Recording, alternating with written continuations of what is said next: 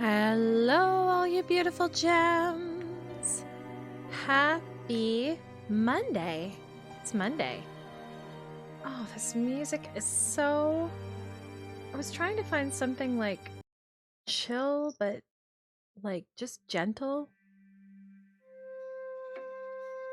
I don't know. Not this. Not like this. How's everyone doing? Are y'all cozy? Is everyone cozy? I wanted to check something. Allergy to all the heck. Oh, Shalaris.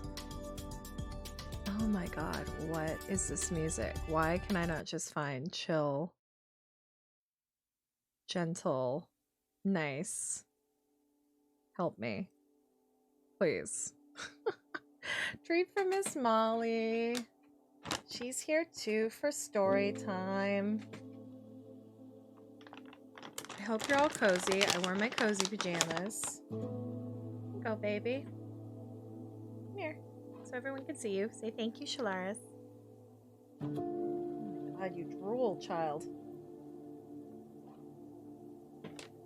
I'll put on a little cat cam for us, shall I? Oh, my phone's charged. This is fine. This might work. Let's just see, shall we? How was everybody's weekend? No, this is not gonna work. If I can do this.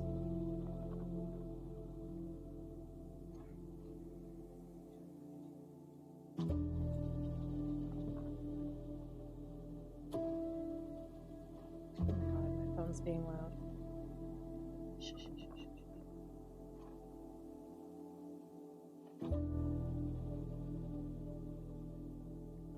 Trying to see if there's a place that I could set my phone that would still allow you all to see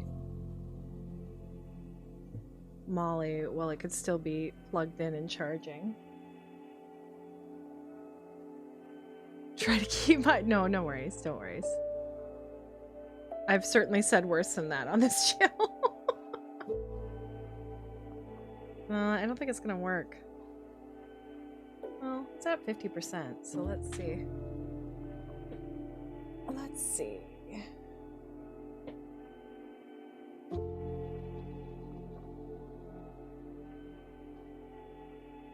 Might die through it, but that's okay. Where's my cat cam? There it is. I actually don't know if I have cat cam on the storytime screen. Let's check.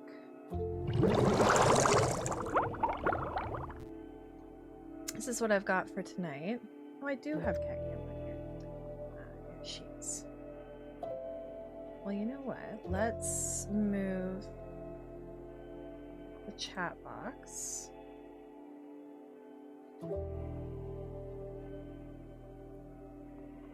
Up here, and we'll put cat cam. We'll put Molly down on the couch here so she can she can be down there.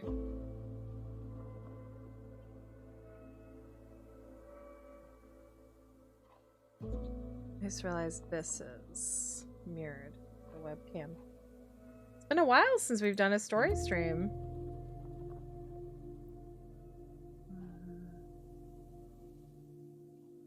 Should be like that. Right? I think so. So, tonight, so earlier this month, we had a Discord movie watch party. I was not aware it was a book either, because what happened is we unlocked the story stream situation and the Discord movie night. And then I was looking through my books because we've been reading through these children's classic collection, right? We've read Alice in Wonderland, Wizard of Oz, The Railway Children, Peter Pan. What else? Is that all of them? I think that might be all of them. But so I was looking through, and I try to look for sort of the thinner books that I could get done in one stream. And Bedknobs and Broomsticks was there, and I was like, one, I didn't know it was a book. Sarah! It's my 9th month being subbed. Alistair was my first gifted sub. I've been watching for a lot longer, but I have a streak of 9 months, even though I mostly lurk, but I love your stream, so happy 9 months. Sarah, it's so good to see you. You're very welcome on behalf of Alistair, but I'm very happy you're here. And I'm so glad you love my streams. Anyways, so when I saw Bedknobs and Broomsticks, I was like, what if we watch Bedknobs and Broomsticks for our movie stream, our Discord movie night, and then we could read it for our story stream. So that's what I wanted to do. So that's why we're here. And that's why I chose this like cozy cottage. Ooh, that's kind of noisy. But I'm also going to turn our music off. So we have this nice ambiance of this cozy little sort of book nook. I felt like this was very, you know, the cottage that the kids come and stay at kind of thing. Hey, Little Gem, first time chatter. Little Gem finally is able to be in chat with us, which is nice. Welcome, welcome in. So, from what I understand, this book is split into two books, I guess. The first one is called The Magic Bedknob, and the second one is called Bonfires and Broomsticks. So I don't know if one is a continuation of the other. I think it must be. And then the movie just combined the two, kind of thing. But we're going to read and see how much we get through tonight. And I'm excited. Can I be a VIP? Let's see how long you're here for. We'll just see. All right, so, I'll show you guys. There's our cover. And the book is called Bedknobs and Broomsticks. So, I don't know. I'm curious to see how it goes. I set up Cat Cam and then she's just gone. Never fails. Okay. So here we go. The Magic Bedknob. And just so y'all know, I try to keep up with chat while I'm reading, but I also try and find little breaks to kind of react to chat. So if I don't answer you right away, that's what I'm just trying to wait for, like either the end of a chapter or something like that. Okay? So I hope you're cozy. I hope you're ready for a bedtime story. So this is called The Magic Bedknob. And the first chapter is How They Met Her. Once upon a time, there were 3 children, and their names were Carrie, Charles, and Paul. Carrie was about your age, Charles a little younger, and Paul was only 6. One summer they were sent to Bedfordshire to stay with an aunt. She was an old aunt, and she lived in an old square house which lay in a garden where no flowers grew. There were lawns and shrubs and cedars, but no flowers, which made the garden seem grave and sad. The children were shy of the house, with its big hall and wide stairways.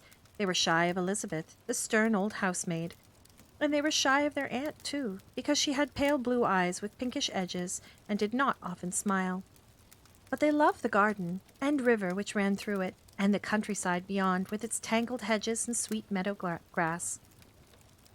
They were out all day. They played in the barns, they played by the river, and they played in the lanes and on the hills. They were punctual for meals because they were visitors and good children at heart.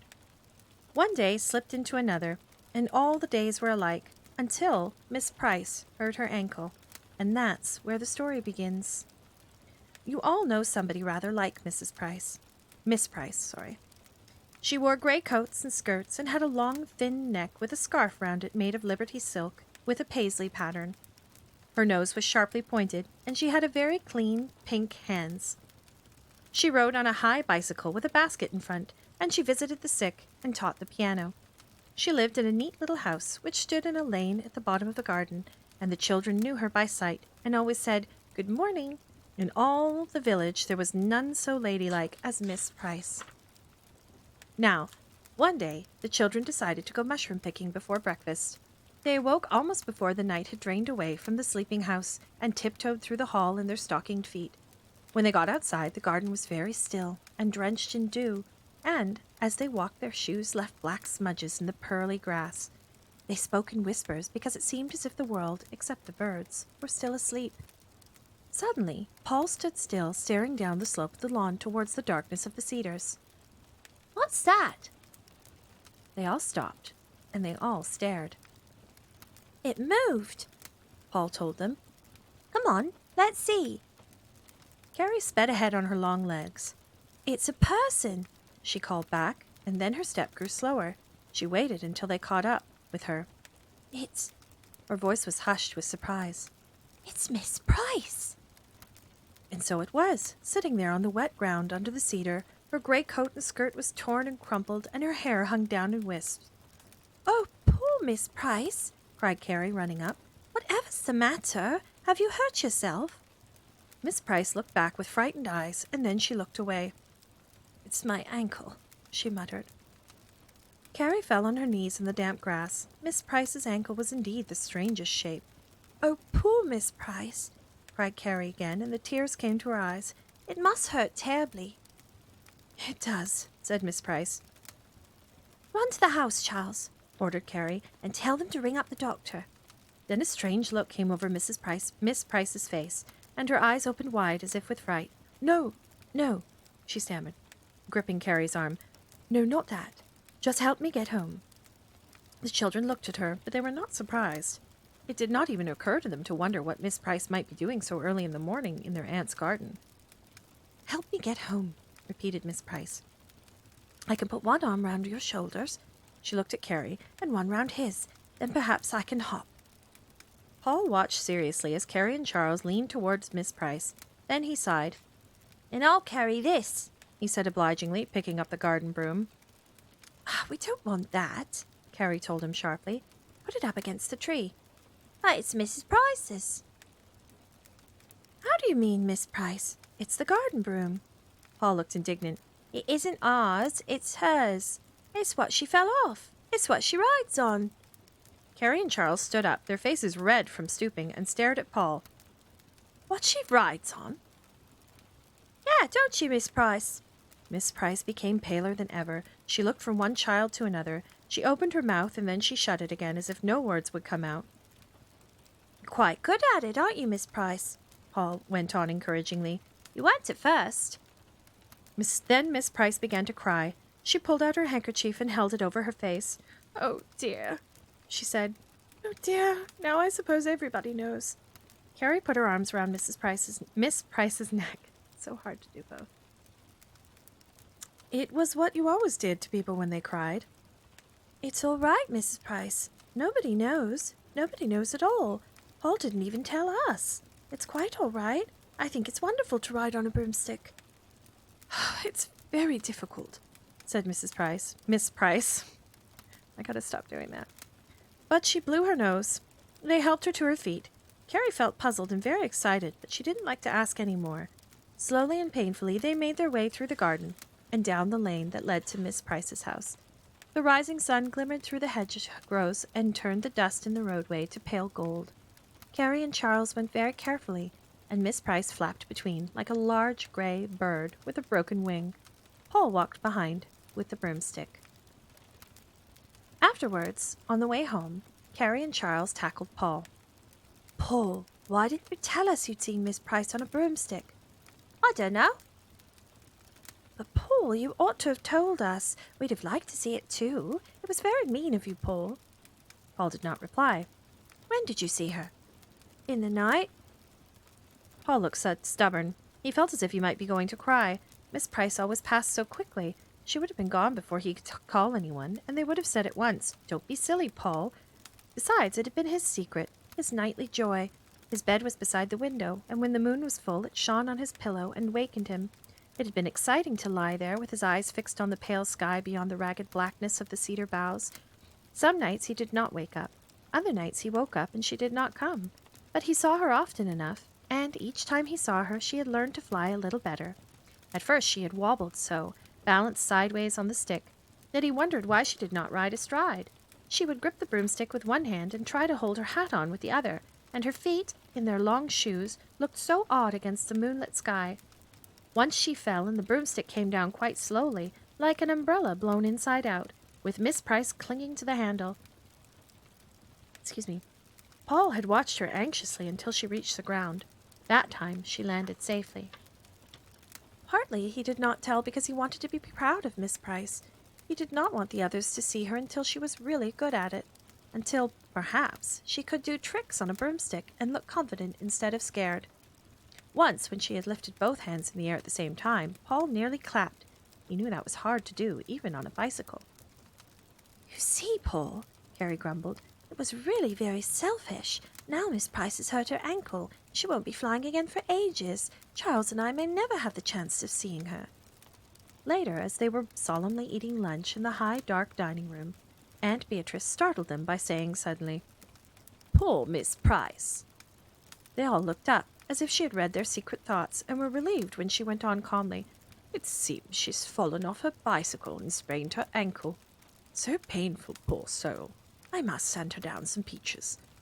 Paul sat with his spoon halfway to his mouth, and his eyes moved round from Charles to Carrie. Carrie cleared her throat. "Aunt Beatrice," she said, "could we take the peaches to Mrs. Price?" "That's very thoughtful of you, Carrie. I don't see why not, if you know where she lives." Paul seemed about to burst into speech, but was silenced by a kick from Charles. Aggrievedly, he swallowed his last mouthful of rice pudding. "Yes, Aunt Beatrice, we do know where she lives." It was about 4 o'clock in the afternoon when the children knocked at Miss Price's neat front door. The path on which they stood was gaily bordered with flowers, and through the half-open windows of the sitting room, Miss Price's dimity curtains fluttered in the breeze.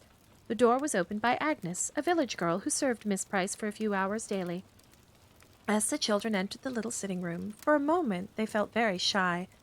There lay Miss Price on the sofa, her bandaged foot raised up on pillows. She still looked pale, but now her hair was tidy and her white blouse spotlessly neat. "Oh, what lovely peaches! Thank you, my dears, and thank your aunt. Very kind of her, I'm sure. Sit down, sit down." The children sat down gingerly on the little spindly chairs. "Agnes is making us some tea. You must stay and keep me company. Harry, can you open that card table?" The children bustled around and helped to set the room for tea. A little table near Miss Price for the tea tray, and a white cloth on the card table for the scones, the bread and butter, the quince jelly, and the ginger cake. They enjoyed their tea, and when it was over, they helped Agnes to clear away. Then Miss Price showed Charles and Carrie how to play backgammon, and lent Paul a large book full of pictures called Paradise Lost. Paul liked the book very much. He liked the smell of it and the gilt-edged pages. When they had finished the game of backgammon, and it seemed that it must be nearly time to go home, Carrie took the courage in both hands. "Miss Price," she said hesitatingly, "if it isn't rude to ask, are you a witch?" There was silence for a moment, and Carrie could feel her heart beating. Paul looked up from his book. Very carefully, Miss Price closed the backgammon board and laid it on the little table beside the sofa. She took up her knitting and unfolded it. "Well," she said slowly, "I am, and I'm not." Paul sat back on his heels. "You mean you are sort of?" he suggested. Miss Price threw him a glance. "I mean, Paul," she said quietly, "that I am studying to be a witch." She knitted a few stitches, pursing up her mouth. "Oh, Miss Price!" cried Carrie warmly. "How terribly clever of you!" It was the best thing she could have said. Miss Price flushed, but she looked pleased. "How did you first think of it, Miss Price?" "Well, ever since I was a girl, I've had a bit of a gift for witchcraft. But somehow, what with piano lessons and looking after my mother, I never seem to have the time to take it up seriously." Paul was staring at Miss Price as if to drink in every detail of her appearance. "I don't think you're a wicked witch," he said at last. Miss Price dropped her eyes unhappily. "I know, Paul," she admitted in a low voice. "You're quite right. I started too late in life. That's the whole trouble." Is being wicked the hardest part? Asked Carrie. It is for me, Miss Price told her rather sadly. But there are people who have a natural gift for it. Paul has, said Charles. Paul came nearer and sat down on a chair. He was still staring at Miss Price as if he longed to ask her something. After a minute, he found courage. Could you do just a little bit of magic for us now? Oh, Paul, exclaimed Carrie. Don't worry, Miss Price. She can't do magic with a sprained ankle. Yes, she could, said Paul hotly. Oh, dear, sorry. Oh, that just caught my throat a little bit. So sorry.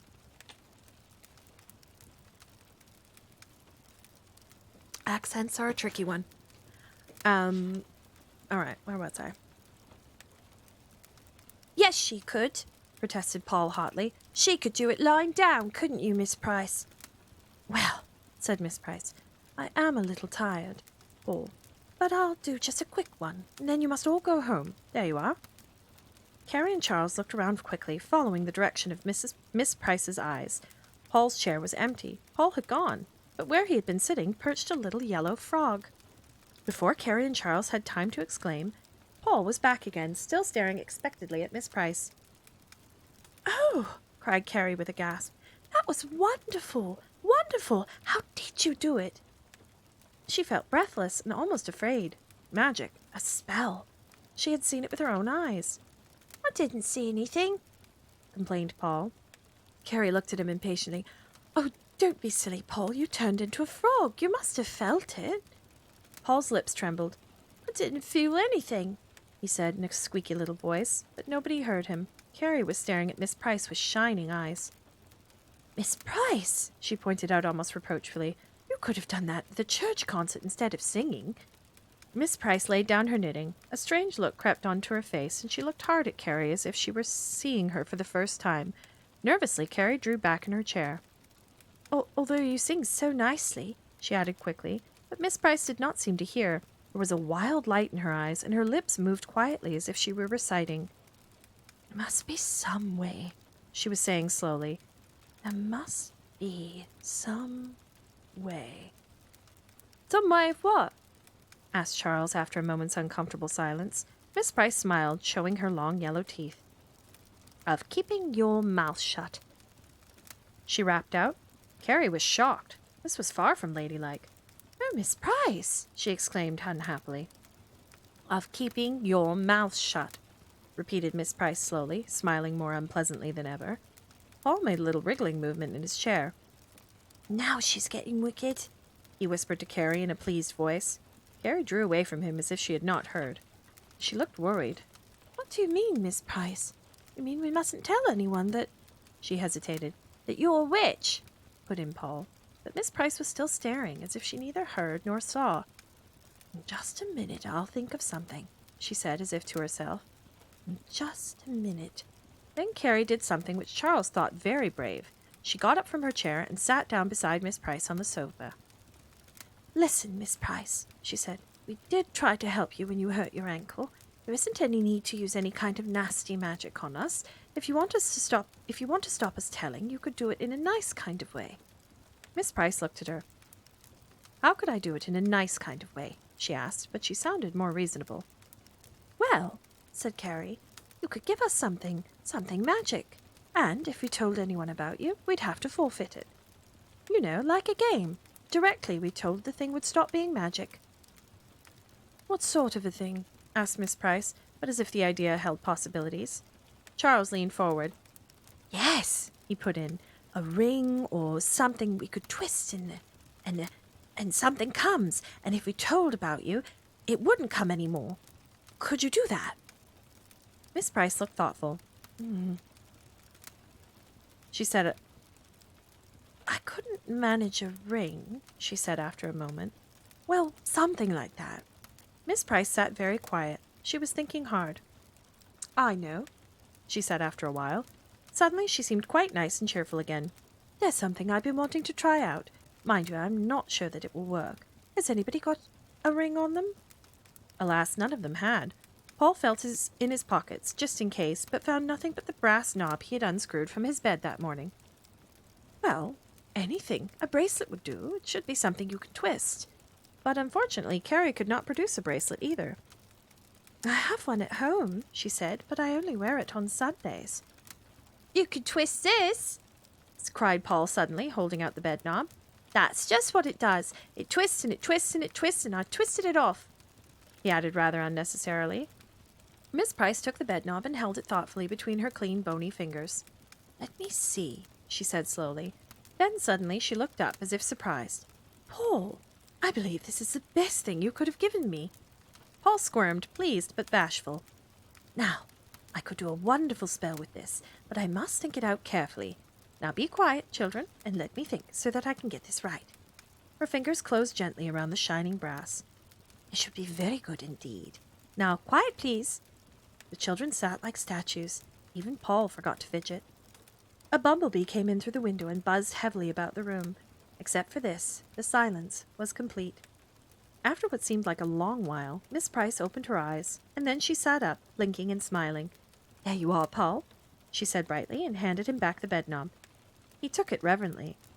Is it done? He asked in an awe-stricken voice. It looked just the same to him. Yes, it's quite done, Miss Price told him, and it's a very good spell indeed. This is something you'll enjoy, only don't get yourself into trouble. Carrie and Charles were looking enviously at Paul.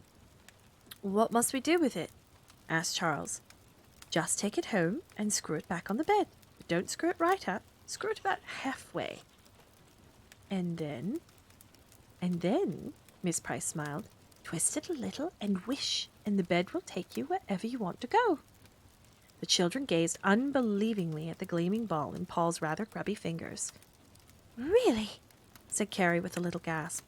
Miss Price was still smiling. She seemed very pleased with herself. Well, try it. Oh, Miss Price, breathed Carrie, still gazing at the knob. Thank you. Don't thank me, said Mrs. Price, taking up her knitting again. Remember the conditions. One word about me and the spell is broken. Oh, Miss Price, said Carrie again. She was quite overcome. Well, now, off you go. It's getting late. As I say, don't get yourselves into trouble and don't go gallivanting around all night. There should be moderation in all things, even in magic. The next chapter is called A False Start.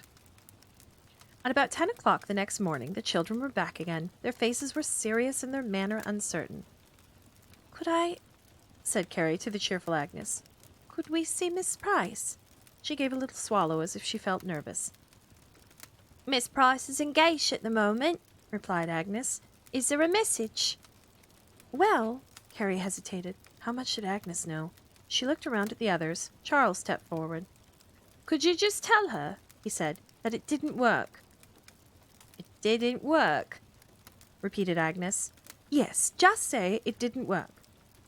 It didn't work, repeated Agnes to herself, as if memorizing the message. She disappeared down the passage, leaving the front door open. They heard her knock. Then, after a minute, Agnes returned.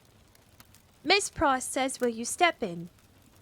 They were shown once more into the sitting room. Each chose a chair and sat on the edge of it. I bet she'll be angry, whispered Paul, breaking the silence. Shush, said Carrie. She looked a little pale. Suddenly the door opened and Miss Price limped in. Her foot was bandaged and she wore a carpet slipper, but she was able to walk without a stick. She looked round from face to face. It didn't work, she said slowly. No, replied Carrie, clasping her hand together in her lap. Miss Price sat down in the center of the sofa. They all stared at each other in silence. Are you sure you did it right? Yes, just what you said. We half screwed it on, then turned it a little and wished. And what happened? Nothing, said Carrie. Paul's eyes, round with accusation, were fixed on Miss Price's face. I can't understand it, said Miss Price. After a moment she thought a while. Have you got it with you? She asked. Yes, Carrie had it, in a checked sponge bag. Miss Price drew out the golden ball and gazed at it nonplussed. Didn't the bed move at all? Only by Paul bouncing on it. It's rusty here at the bottom, said Miss Price. It was always like that, Carrie told her. Well, I don't know. Miss Price stood up, gingerly putting her strained foot to the floor. I'll take it along and test it. She made a move towards the door. Could we watch you? Miss Price turned back slowly. The circle of eager eyes seemed to hold her. They saw her hesitate. Please, Miss Price, urged Carrie. No one has seen my workroom, said Miss Price. Not even Agnes. Carrie was going to say, but we're in on the secret, but she thought better of it and kept quite quiet. Their longing eyes spoke for all of them. Well, I'll just send Agnes off for the groceries, and then I'll see. She went out, and it seemed an eternity before she called them. Eagerly, they ran out into the passage. Miss Price was putting on a white boiler suit. In her hand was a key. They followed her down 2 or 3 steps into a short, dark passage. They heard the key turn into a well-oiled lock. Miss Price went in first, then stood inside. Quietly, she said, beckoning them in, and careful what you touch. The room must at one time have been a larder. There were marble slabs and wooden shelves above the slabs. The first thing Carrie noticed were the glass jars, each with its typewritten label. Miss Price, a spot of proud pink in each cheek, ran a hand along the rows. Toads, hares, feet, bats' wings. Oh dear. She picked up an empty jar in which a few damp balls still clung. I'm out of newt's eyes. She peered into the jar before she stood it back upon the shelf. Then, taking up a pencil, she made a note on a memo pad which hung upon the wall. They're almost impossible to get nowadays, she said with a sigh. But we mustn't grumble. This is my little filing cabinet where I record results, successful and unsuccessful too, I'm afraid. My notebooks. Carrie, leaning forward, saw these were stout exercise books, neatly labeled. Spells, charms, incantations, she read aloud. And I don't suppose any of you know, said Miss Price brightly, the difference between a spell and a charm. I thought they were the same thing, said Charles. Aha, replied Miss Price darkly, but her face was alight with hidden knowledge. I only wish a spell were as easy as a charm. She lifted a spotless piece of butter muslin, and the children peered, not without a shudder, at what appeared to be a greenish slab of meat. It lay symmetrically in a gleaming porcelain dish, and smelt faintly of chemicals. What is it? asked Carrie. Miss Price eyed the dish dubiously. It's poisoned dragon's liver, she said uncertainly. Oh, said Carrie politely. Paul pushed up close. Did you poison a dragon, Miss Price, or just the liver? He added. Well, admitted the truthful Miss Price. As a matter of fact, it came ready prepared. It's part of the equipment. It all looks very hygienic, ventured Carrie timidly. My dear Carrie, said Miss Price reprovingly, we have progressed a little since the Middle Ages. Method and prophylactics have revolutionized modern witchcraft. Carrie felt Miss Price was quoting from a book, and she longed to know a little more. Could I just see Lesson 1? She asked. Miss Price glanced quickly at a pile of folders on an upper shelf, and then she shook her head. I'm sorry, Carrie. This course is absolutely confidential. Any infringement of this regulation, she quoted, entails a fine of not less than £200 and condemns the offender to chronic progressive recurring attacks of cosmic creepus. Paul looked pensive. It's cheaper to spit in a bus, he announced after some seconds of silent thought. Gradually, the children discovered other treasures, a chart on which the signs of the zodiac were nicely touched up by Miss Price in watercolor, a sheep's skull, a chocolate box full of dried mints, herbs in bunches, a pot of growing hemlock and one of witch's bane, a small stuffed alligator which hung by 2 wires from the ceiling. What are the alligators used for, Miss Price? asked Paul. Again, Miss Price's long training in truthfulness overcame her longing to impress. Nothing much, she said. They're out of date now. I like to have it there for the look of it. Does look nice, Paul agreed rather enviously. He stuck his hands in his pockets.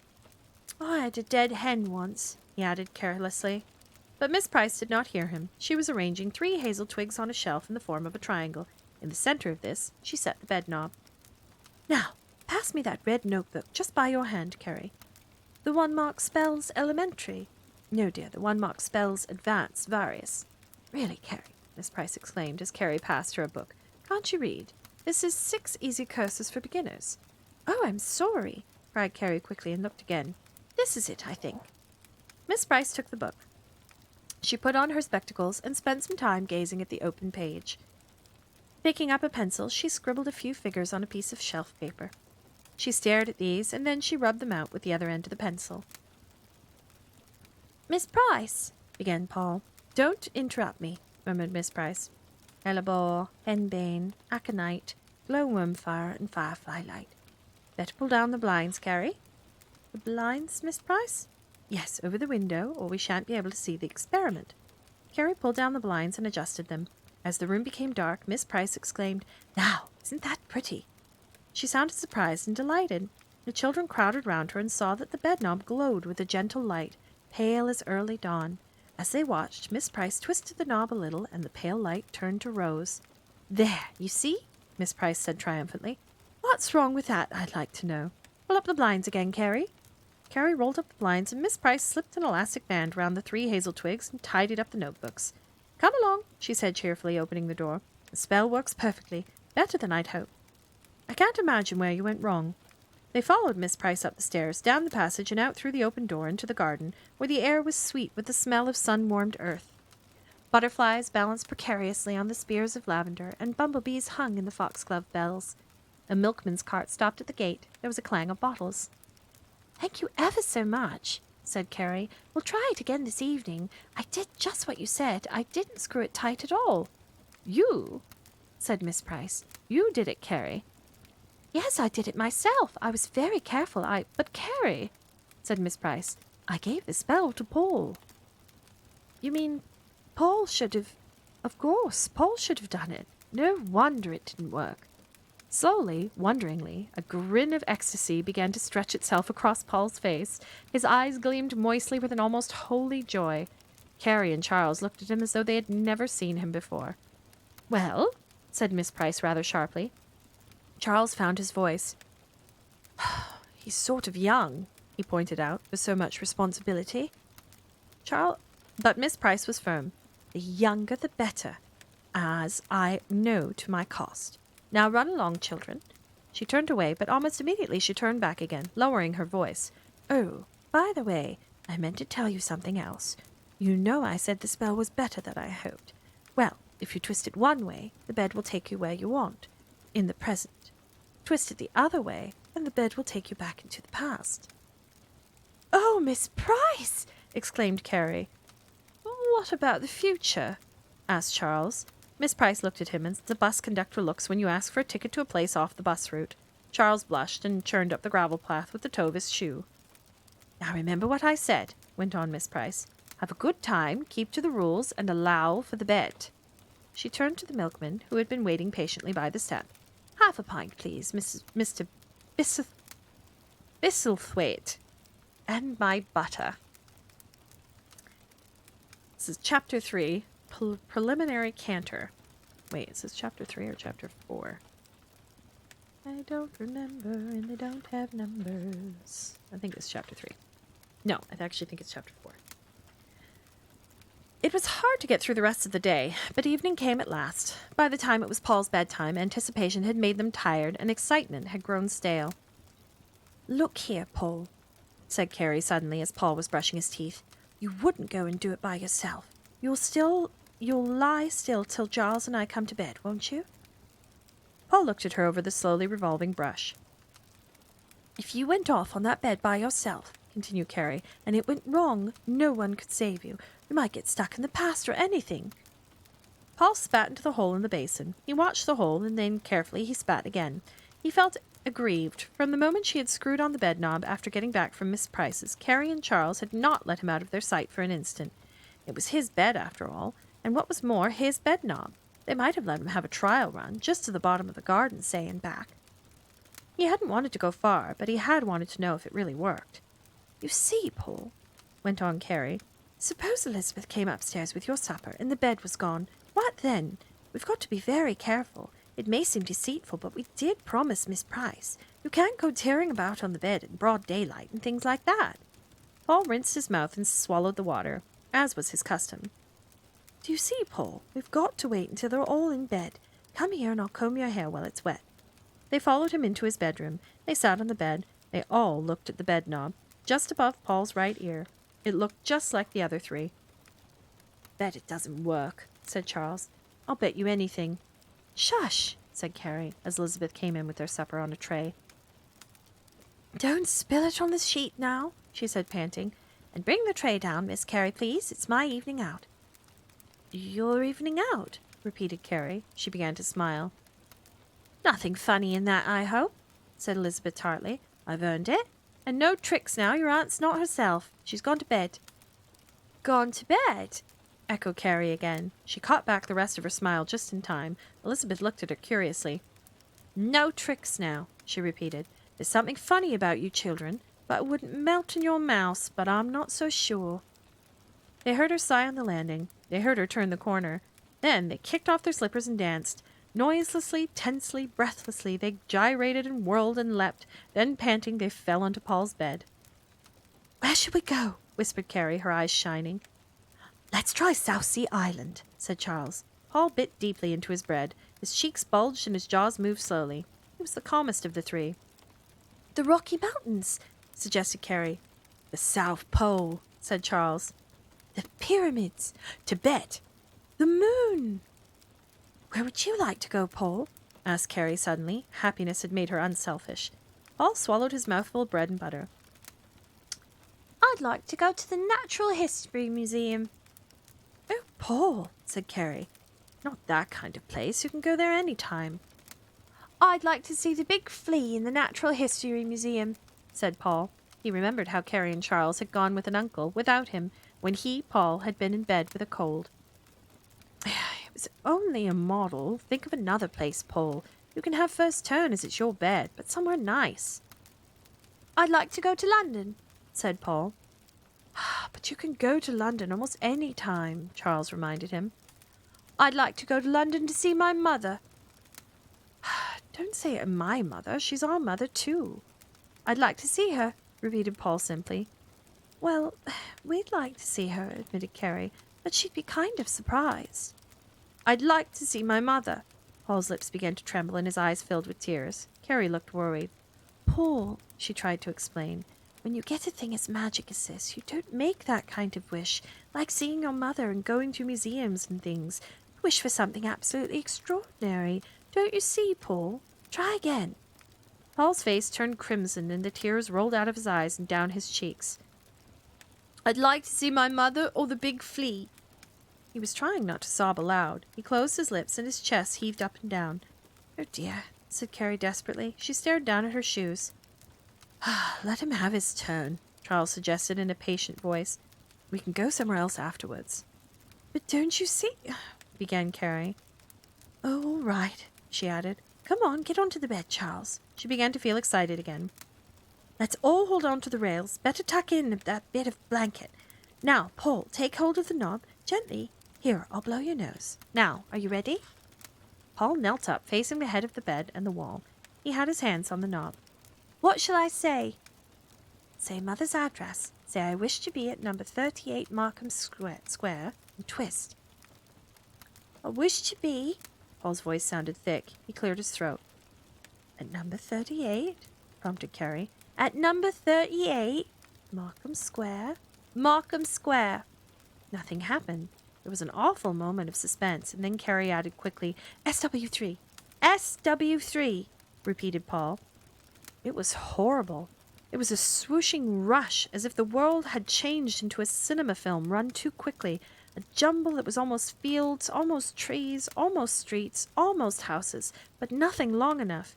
The bed rocked, they clung to the railings, the bedclothes whipped around, Carrie and Charles, who clung to the foot, blinding them, choking them, a great seasick lurch, then bang, bump, clang, and a sliding scrape. They had arrived. They felt shaken and breathless. Slowly, Carrie unwound a blanket from her neck and head. Her mouth was full of fluff. The eiderdown was blown tight round Charles and hung through the brass rails of the bed. Paul was still kneeling on the pillow. His face was scarlet and his hair was blown upright. Gosh, said Charles after a moment. He looked about him. They were indeed in Markham Square. The bed had come to rest neatly along the pavement, overlapping the curb. There was number 38 with its black front door, its checkered steps, and the area railing. Charles felt extraordinarily conspicuous. The bed was so very much a bed, and the street so very much a street. And there was Paul, crossing the pavement in his bare feet to ring the front doorbell. Paul, in his pajamas and with such untidy hair, standing on Mother's front steps in broad daylight, a warm, rich evening light, but nonetheless broad daylight. Charles prayed for the door to open quickly. He was by nature extremely retiring. extremely retiring. A red bus rolled by at the end of the square. For the moment, the pavement was empty. "Ring again," he cried fervently. Paul rang again. They heard the echo of the bell in the basement, a polite, regretful, empty sound. The dark windows stared blankly. "Is no one at home?" said Carrie when they had waited a minute or two longer. She uncurled her legs. "Mother must have gone out to dinner," she announced, standing up. "Well, we'll have to wait. Let's tidy the bed." As they made the bed, drawing up the blankets, turning back the sheets, plumping up the pillows, Charles marveled at Carrie and Paul's lack of concern. Didn't they think it odd, he wondered, to be making a bed there in a London street? He glanced longingly towards the area steps. "Shall we try the back door?" he suggested. Anything to be away from the bed and down below the level of the pavement. He couldn't go far because he hadn't any shoes on. They crept down the area steps. They rattled and pulled at the tradesman's door. It was locked. They peered in at the kitchen window. A cup and saucer lay on the drying board. The rest of the kitchen was curiously tidy and deathly still. The window was fastened. Even breaking it would have done no good. It was barred against burglars. "We must just sit on the bed and wait," sighed Carrie. "Not on the bed," said Charles hastily. "Let's stay down here where no one can see us," he added. They all squeezed together on the bottom step, facing the dustbin. The area smelt of wet tea leaves, and the step was cold. "I don't call this much of an adventure," said Charles. "Nor do I," agreed Carrie. "It was Paul's idea." It grew darker. Looking upwards, they saw that the light was draining quickly from the street above. There was mist in the air. They began to hear passers-by. The footsteps always paused at number 38, and the children, listening, realized how much grown-ups think alike. They nearly all said with deep surprise, "How funny! A bed!" or "A bed! How funny!" Always they heard the words bed, bed, bed, bed, and footsteps. Once Charles spoke for them, and he heard the footsteps pause. He said aloud, "How funny! A bed!" It was almost dark then, and a form peered down at them over the area railing. "Come, children," muttered a voice as if explaining to a second person. As the footsteps died away, Charles called after them, "And a bed!" "Don't, Charles. It's rude. You'll get us into trouble." It became quite dark, a darkness laced with mist. "River fog," said Charles, "and if you ask me, I think Mother's gone away for the weekend." Paul was already asleep against Carrie's shoulder. Carrie had a sudden brainwave. "I know!" she exclaimed. "Let's get into the bed. It's quite dark now, and if it's foggy enough, no one will see us." They went up the steps again and crossed the pavement. Oh, it was good to crawl under the blankets and pull up the eiderdown. Above them, the sky looked grayish between the steep black roofs. The stars had disappeared. "I honestly don't call this much of an adventure," whispered Charles. "I know," Carrie replied, "but it's the first time. We'll get better at it." Between them, Paul breathed deeply, exuding a pleasant warmth. Carrie must have been asleep for some time when the shock came. At first, shaken out of a dream, she lay quite still, damp darkness. Her legs felt pinioned. Where was she? Then she remembered. "Please!" she cried in an agonized squeak. The fog had deepened. She could see nothing. There was a hoarse gasp. "Well, I'll be—" "Please!" cried Carrie again, interrupting. "Please get off my foot!" A light flashed on, a terrified, dazzling circle shining straight in their eyes. As it did, it felt like a searchlight. The gruff voice said again, "Well, I'll be blowed! Kids!" The weight lifted itself, and thankfully Carrie curled back her legs, blinking at the glare. She knew suddenly, without being able to see a thing, that behind that light was a policeman. She felt a policeman, large and tall and fat and creaking. He switched off his torch. "Kids!" he said again in a surprised voice. Then he became stern. "Can't have this, you know," he breathed heavily. "Can't have beds like this in the street. Danger to the public. Caught me on the shin, this bed did. A street's no place for beds. Where's your mother?" "I don't know," said Carrie in a low voice. "Speak up," said the policeman. "What's your name?" "Carrie Wilson." On went the light again, and out came a notebook. Again the policeman sat down. The bed creaked, but Carrie's toes were out of reach. "Address?" Charles sat up sleepily. "What?" he said. Carrie had a sudden vision of Aunt Beatrice's face, the tight lips, the pink-rimmed eyes. She thought of her mother, worried, upset, letters, policemen, complaints, fines, prison. "Look," said Carrie, "I'm terribly sorry we hurt your shin. If you just move, we'll take the bed away, and then you won't be troubled any more. We'll take it right away, really." "This here's an iron bed," said the policeman. "This here bed's good and heavy." "We can take it," urged Carrie. "We brought it here. We have a way of taking it." "I don't see no way of taking this bed anywhere. Not in this fog." "If you just move a moment," said Carrie, "we'll show you." "Not so fast, miss." The policeman was getting into his stride. "I'm not moving anywhere just at present. Where did you bring this here bed from?" Carrie hesitated. Trouble. That was what they were heading for.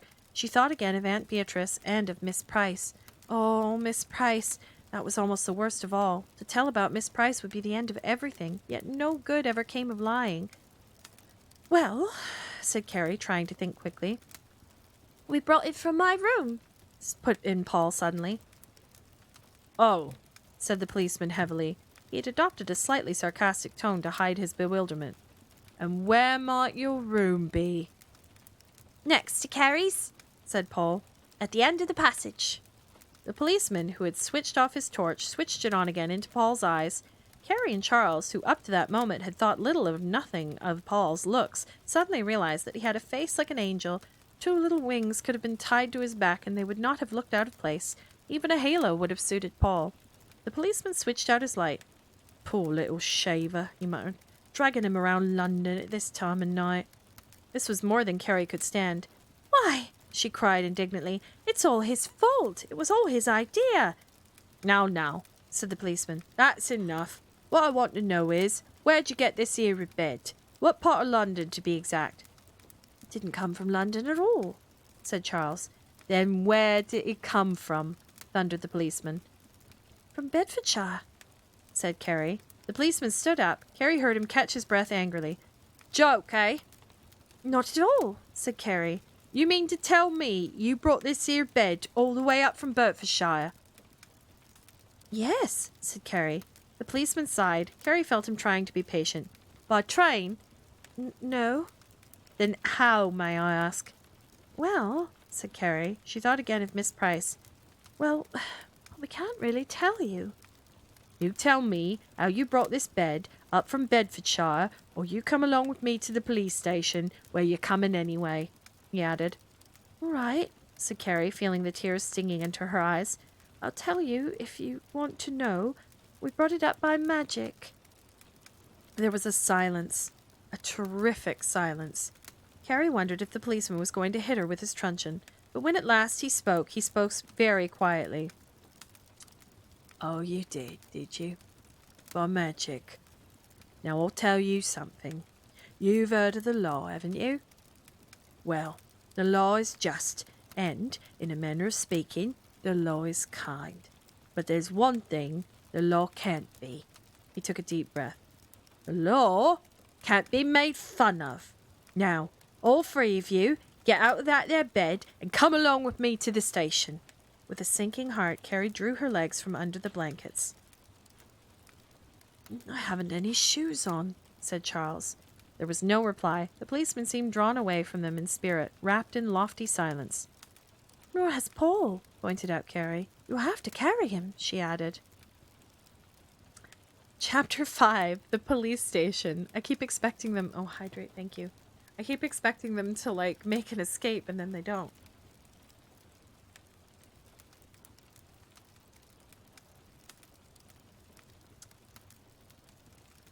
Chapter 5, the police station. It was not a long walk, but it was a trying one for Charles and his stocking feet. Never before had he realized quite how many different kinds of surface to make a London street. Paul rode majestically in the policeman's arms, sharing the policeman's vast aloofness. Carrie walked in dark depression. Every step they took away from the bed decreased their chances of escape. "Prison, oh," she thought in desperation. "Why didn't I tell Paul to wish the bed away with us, policeman and all? But that might have been even more complicated." Arriving back at Aunt Beatrice's with a policeman, trying to smuggle a policeman out of Paul's bedroom, to smuggle a policeman out of the house, and he wasn't at all the kind of policeman who would lend himself to being smuggled anywhere. There was, Carrie realized unhappily, practically no reliable method of getting rid of unwanted policemen. Bad as it was, this possibility was the lesser of the 2 evils. They were in the police station almost before they knew it. There was a long counter, a green-shaded light, and a gray-haired policeman without a hat. He had a tired, thin face, a soldier's face. Carrie felt herself trembling. "Well, Sergeant," said the grey-haired officer wearily. I thought we were through for tonight. Well, sir, these here children, sir, thought I'd better bring 'em along, out the street with a bed, sir. Obstructing traffic, public nuisance, as it were. The inspector was reaching for his cap, which hung on the peg. Well, take their names and addresses and get a hold of the parents. He paused and turned slowly. Out in the street with a what? With a bed, sir. A bed? Yes, sir. An iron bed, like, with knobs on. The inspector looked wonderingly at Carrie. Suddenly, Carrie knew she liked his face. She liked the screwed-up look of his eyes and the tired lines of his mouth. She wished terribly that he had not been brought before him as... She wished terribly that she had not been brought before him as a criminal. He looked at all three of them for a moment longer. Then he addressed the sergeant. Where's the bed now? There in the street, sir. Markham Square. Better send the band to collect the bed, he sighed, and hand these children over to Miss Watkins till you get a hold of their parents. I'm dead beat, Sergeant. Court at 9:30. Don't forget. I'll need you and Sergeant Coles. Yes, sir. Good night, sir. As the inspector passed on his way to the door, he glanced again at the children. He would have talked to us, Carrie thought, if he hadn't been so tired. She felt very frightened. If only someone had scolded them, she would have felt less frightened. She felt as if something bigger than a person had got hold of them, something enormous, something of which the policemen themselves stood in awe. She guessed it was the law that could not be made fun of. The sergeant was speaking into a telephone, which hung from a bracket on the wall. Yes, 3 of 'em. No, just overnight. No, he's gone off. Dead beat he was. Cup of tea? Not if you got it made, I wouldn't. Right-yo. He brought out his notebook and wrote down their mother's address. Why? He said after some minutes of silent and ponderous calculation. It was right by your own house. Mother's away, said Carrie quickly, hoping to stop him ringing up. Did you say you brought the bed up from Bedfordshire? We did, said Carrie. The house is locked up. The policeman was busy writing. Right. By your own house, he murmured. That's different. Well, he said, closing his notebook, come along with me for the time being. He took the children down a passage out of a back door and into a pitch-dark courtyard. Mind where you tread, he told them. Paul took Carrie's hand. Are we going to prison? He whispered. I don't know, Carrie whispered back. I think so. How many years? Said Paul. Will they keep us in prison? I don't know, said Carrie. Not many. Come on, said the sergeant. They felt he was holding a door open. They squeezed past his stomach into another passage. They were indoors again. The sergeant switched on a light. Miss Watkins, he called. Miss Watkins was a bustling kind of woman. A cross, Carrie thought, between a cloakroom attendant and a nurse. She wore a white apron and a red woolen cardigan over it. She took them into a room in which there was a bed like the hospital bed. Like a hospital bed, thought Carrie.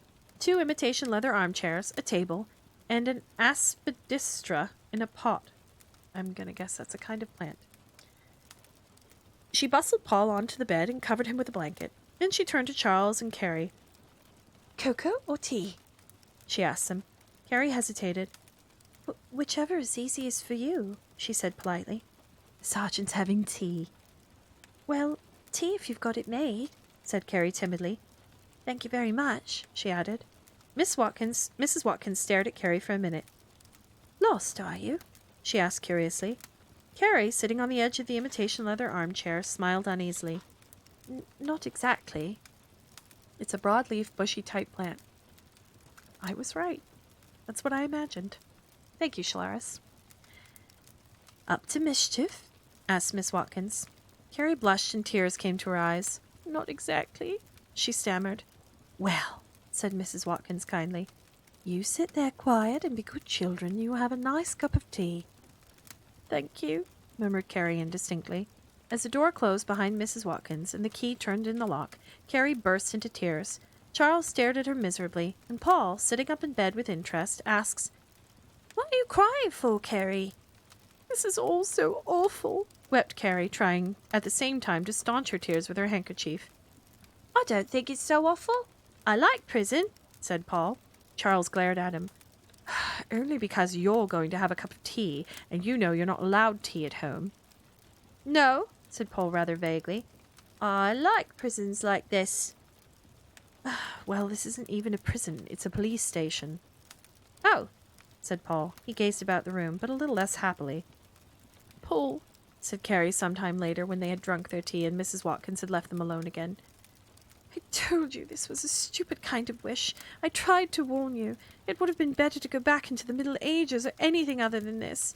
This is worse than anything that has ever happened to us. We've lost the bed. The police will ring up Mother. Mother will be terribly worried. The law may get her too. Aunt Beatrice will know. They'll make us explain everything. Miss Price will get into trouble. We shall have broken our promise. It will be the end of magic, and nobody will ever trust us again. Paul looked grave. Do you see, Paul? Carrie's voice sounded as if she were going to cry again.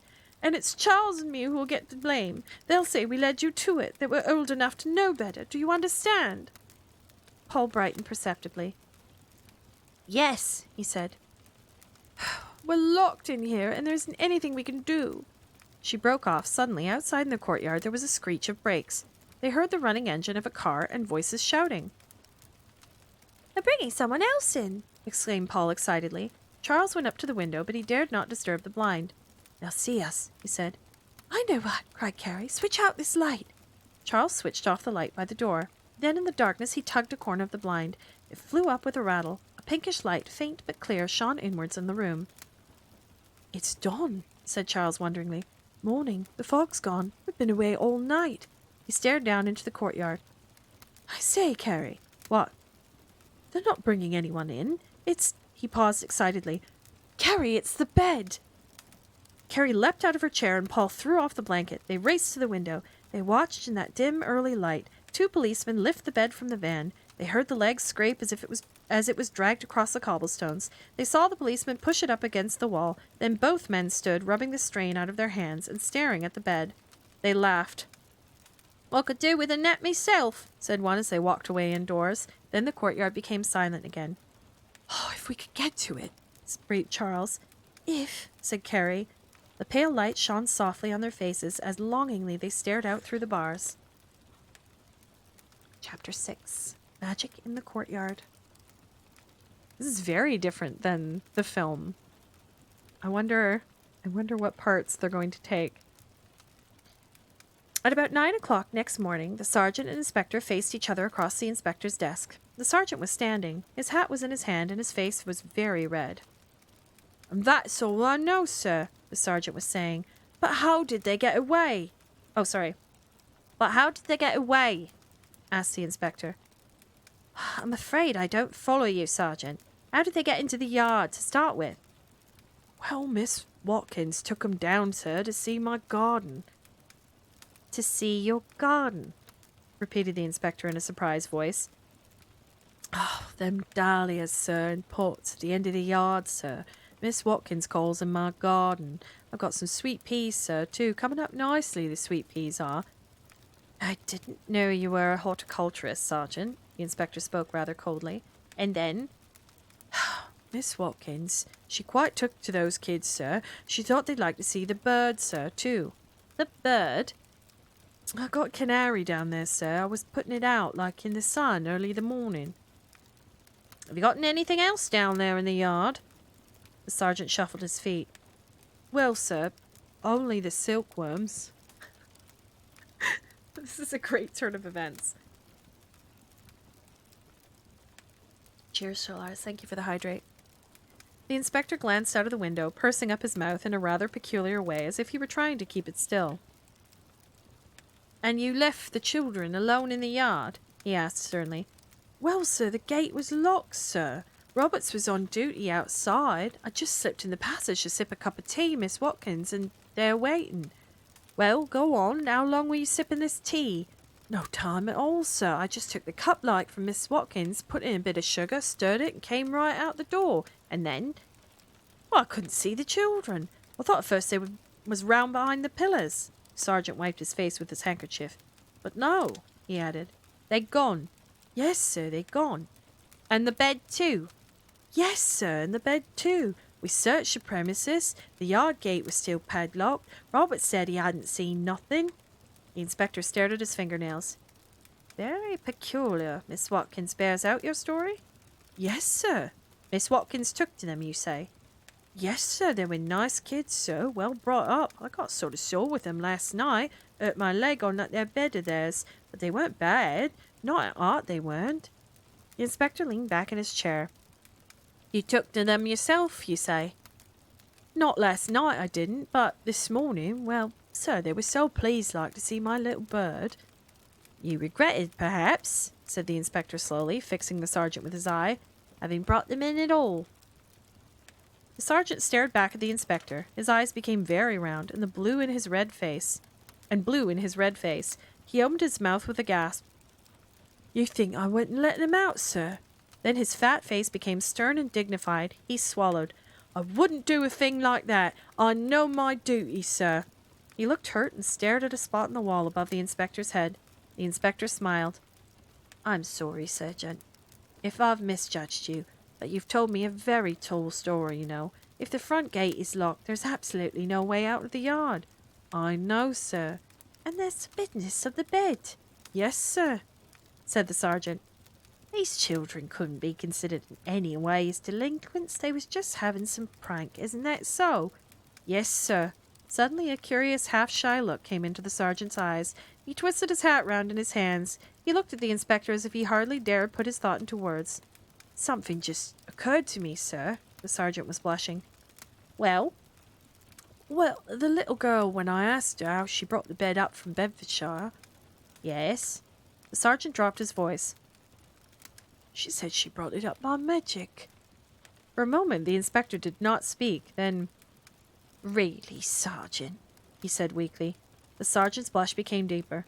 Oh, no, sir, he said humbly. Really, Sergeant, went on the inspector, standing up and beginning to gather together the papers he would need in court. You're a grown man now. You must curb these fancies. That's the end of that chapter. Chapter 7, Carrie has an idea. We're about, not quite halfway. It was with the feeling of great relief. You know what? Just going to double check something. Because I think Molly is not coming back.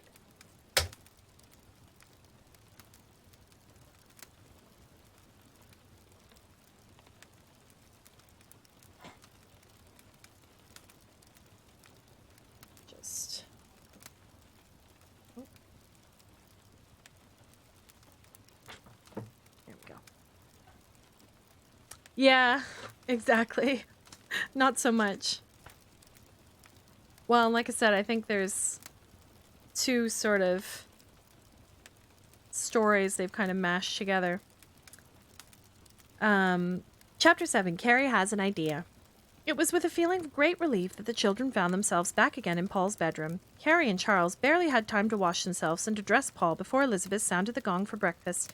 Paul nearly fell asleep over his porridge, and Carrie and Charles felt guilty when later on Elizabeth thanked them for having made the beds they hadn't slept in. Their adventure did not seem like a dream, but it seemed as if they had been away for much longer than one night, and all of them felt very sleepy. Let's go down and see Miss Price this morning, suggested Carrie. And this afternoon, let's go up to the hayloft and sleep till tea time. They found Miss Price kneeling at her flower border, planting. Hey, FCT, how's it going? Welcome in. We're just reading a little bit of Bedknobs and Broomsticks. Oh my goodness.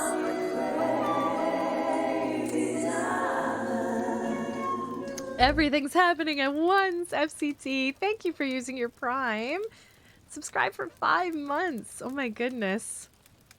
Thank you so much. I appreciate all your support. Yeah, we're just on, we're about a third of the way through Bedknobs and Broomsticks, our little story stream. How are you tonight?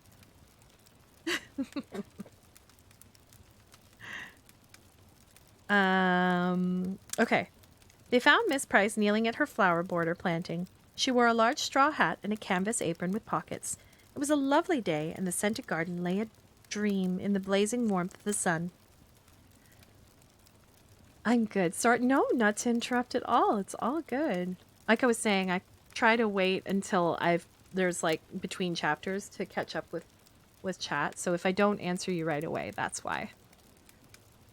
But cozy on up if you'd like to join us for a little reading. Well, said Miss Price, sitting back and staring anxiously at their flushed, perspiring faces. Did it work?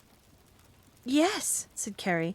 It worked like magic. I mean, like a charm. Oh, Miss Price, it did work. She flung herself down on the grass beside Miss Price. Did you enjoy yourselves? Asked Miss Price rather anxiously. Paul looks as though he can hardly keep his eyes open. Carrie pulled up a little tuft of the sweet-smelling lawn. Well, we didn't exactly enjoy ourselves, she admitted, and tried to push the tuft back again. You didn't, exclaimed Miss Price. She looked worried. Then out came the whole story. The children often interrupted each other, and sometimes they spoke in chorus. But gradually Miss Price pieced the pattern together. She became graver and graver as they described their adventures with the law, and looked aghast when she heard they had actually been taken to the police station. She looked sad when Charles told her how the prison van had brought the bed into the yard and how they had stared at it through the barred window, but she brightened considerably when they got to the bit about the sergeant's garden. Carrie copied Mrs. Watkins' voice, saying, "Well, pop down and look at the bird then, but don't you touch them dahlias." They didn't have to describe the rest. Miss Price knew too well what would happen once they were in reach of the bed. "Did anyone see you go?" she asked. "No," said Carrie. "That's when the sergeant went inside for his cup of tea."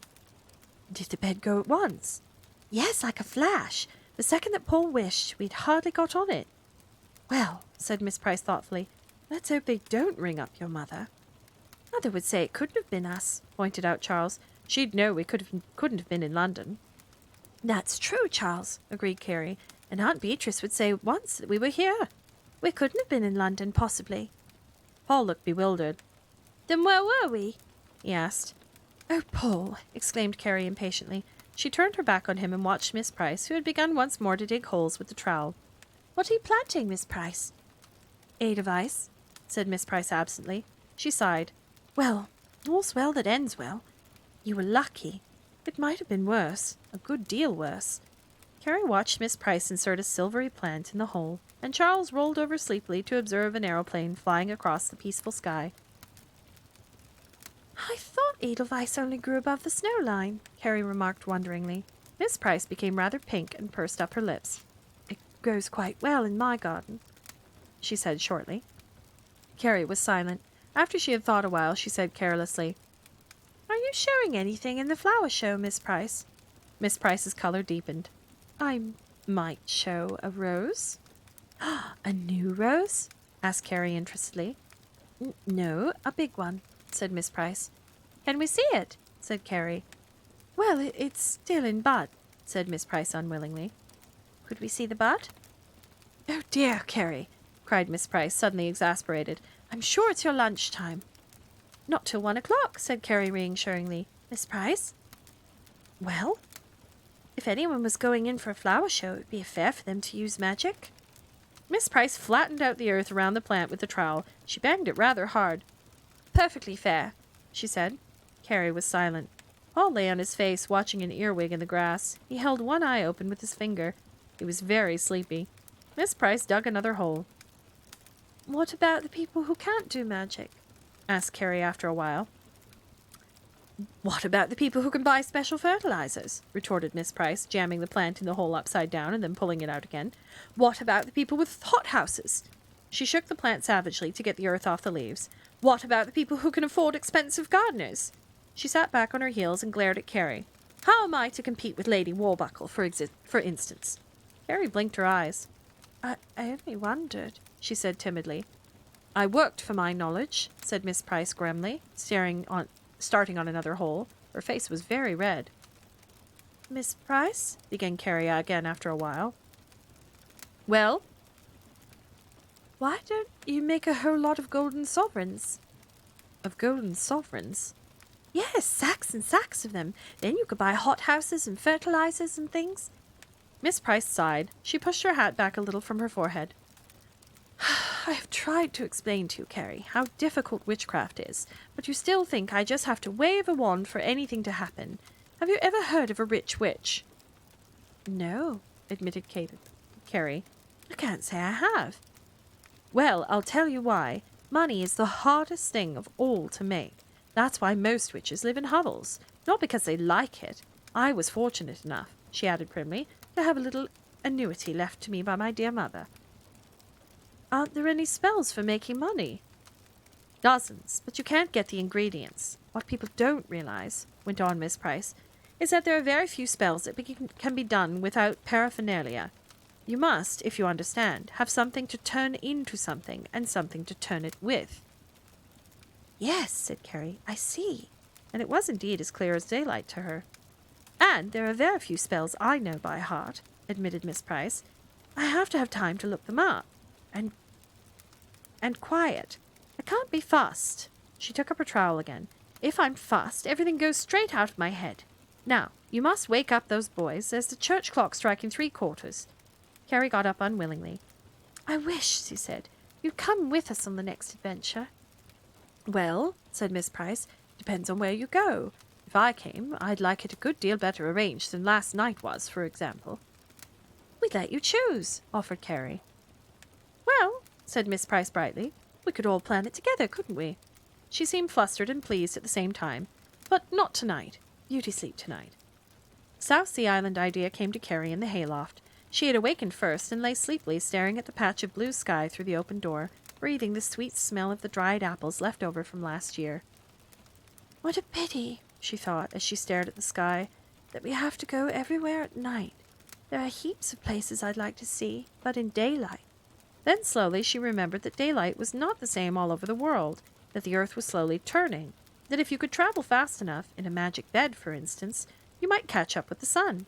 The idea gradually took shape and became such an unbearably exciting possibility that she had to wake Charles. They discussed it at long length, all that evening between tea and bedtime, and the very next morning they tackled Miss Price. Apart from liking her, Carrie thought she might perhaps feel safer if Miss Price came along too. A little extra magic couldn't come amiss in the police station episode, had its frightening moments. Miss Price was a little alarmed at first at the distance. Oh, I can't go gadding about the Pacific at my age, Carrie. I'm like what I'm used to. You'd better go by yourselves. Oh, do come, Miss Price, Carrie begged her. You needn't gad about. You can just sit in the sun and rest your ankle. It would do you good. Oh, it would be wonderful, Miss Price. Just think, bananas, bread, fruit, pineapples, mangoes. Could come on the broomstick. The broomstick can only do about 5 miles at a stretch, objected Miss Price, but her eyes lit up at the thought of the breadfruit cutting in the pot. Then you can come with us on the bed. There's heaps of room. Do, Miss Price. Paul was a footnote. Granted, the kids were kind of a footnote in the movie. Yeah, exactly.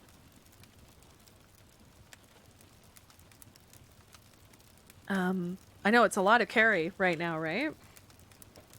Even Charles doesn't have much to say. It's all Carrie and Miss Price. Miss Price wavered. It would be a change, she admitted. Couldn't we go tonight? Tonight? Miss Price looked startled. Well, why not? We slept last night. Miss Price succumbed. Well, she said hesitatingly, if you slept last night. Paul was a little mystified by the South Sea Island idea, but when Carrie and Charles had explained to him the wonders of the coral reef, he too became agreeable, but insisted on being allowed to take his bucket and spade. Miss Price got out an atlas and an encyclopedia, and they searched for islands whose dawn would correspond with sunset in England, where European night became Pacific day. They did sums and calculations on the backs of envelopes, and at last they decided on an island called Uepe. It was not marked on the map, but it was mentioned in the encyclopedia as an island yet to be explored. It had been cited among others mentioned from the sailing ship Lucia Cavorta in 1809, and was spoken of by this name by natives on the island of Panu, 450 miles distant, and was said to be uninhabited. Oh, we'll have the whole place to ourselves, exclaimed Carrie delightedly. We could even rename it. As it would hardly be possible for Miss Price to sneak into Aunt Beatrice's house so late in the evening and make her way up to Paul's bedroom, it was decided that Miss Price was to come to the window on her broomstick at dusk, and that the children would let her in. Charles mended Paul's spade for him, and they also found a butterfly net, which might do for shrimping or anything.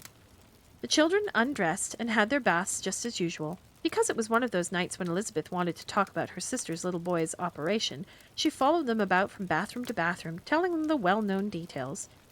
They knew that later, when she served Aunt Beatrice's dinner, she would sigh and say that she was worn out getting those children to bed. But she went at last, stumping down the stairs, and Carrie and Charles slipped from their room into Paul's. Paul was asleep, so they sat on his bed and talked in whispers until it began to grow dark. Then they went to the window and watched for Miss Price.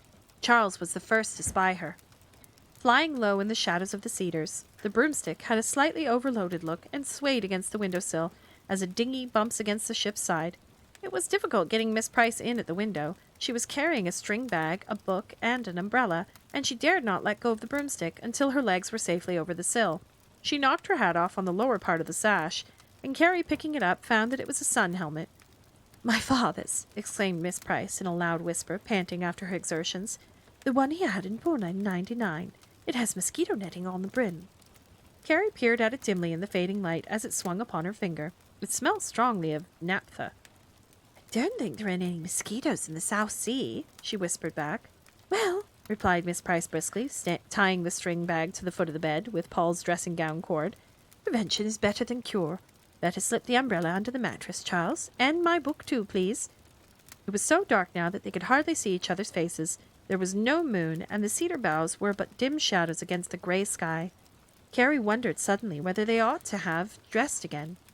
She hadn't thought of it somehow. Now it seemed too late. The dark room was full of bustle. Paul was walking as Charles heaved in as the mattress to stow away the book of the umbrella. What do you want?" he asked sleepily. Carrie flew to his side. "Put your dressing gown on," she whispered. "It's time to go." "To go where?" asked Paul in his normal voice. "Shush!" whispered Carrie. "To the South Sea Island. The coral reef, do you remember?" "But it's so dark," objected Paul. "It will be daylight there." She was putting his arms around the sleeves of his dressing gown. "There's a good boy," she praised him.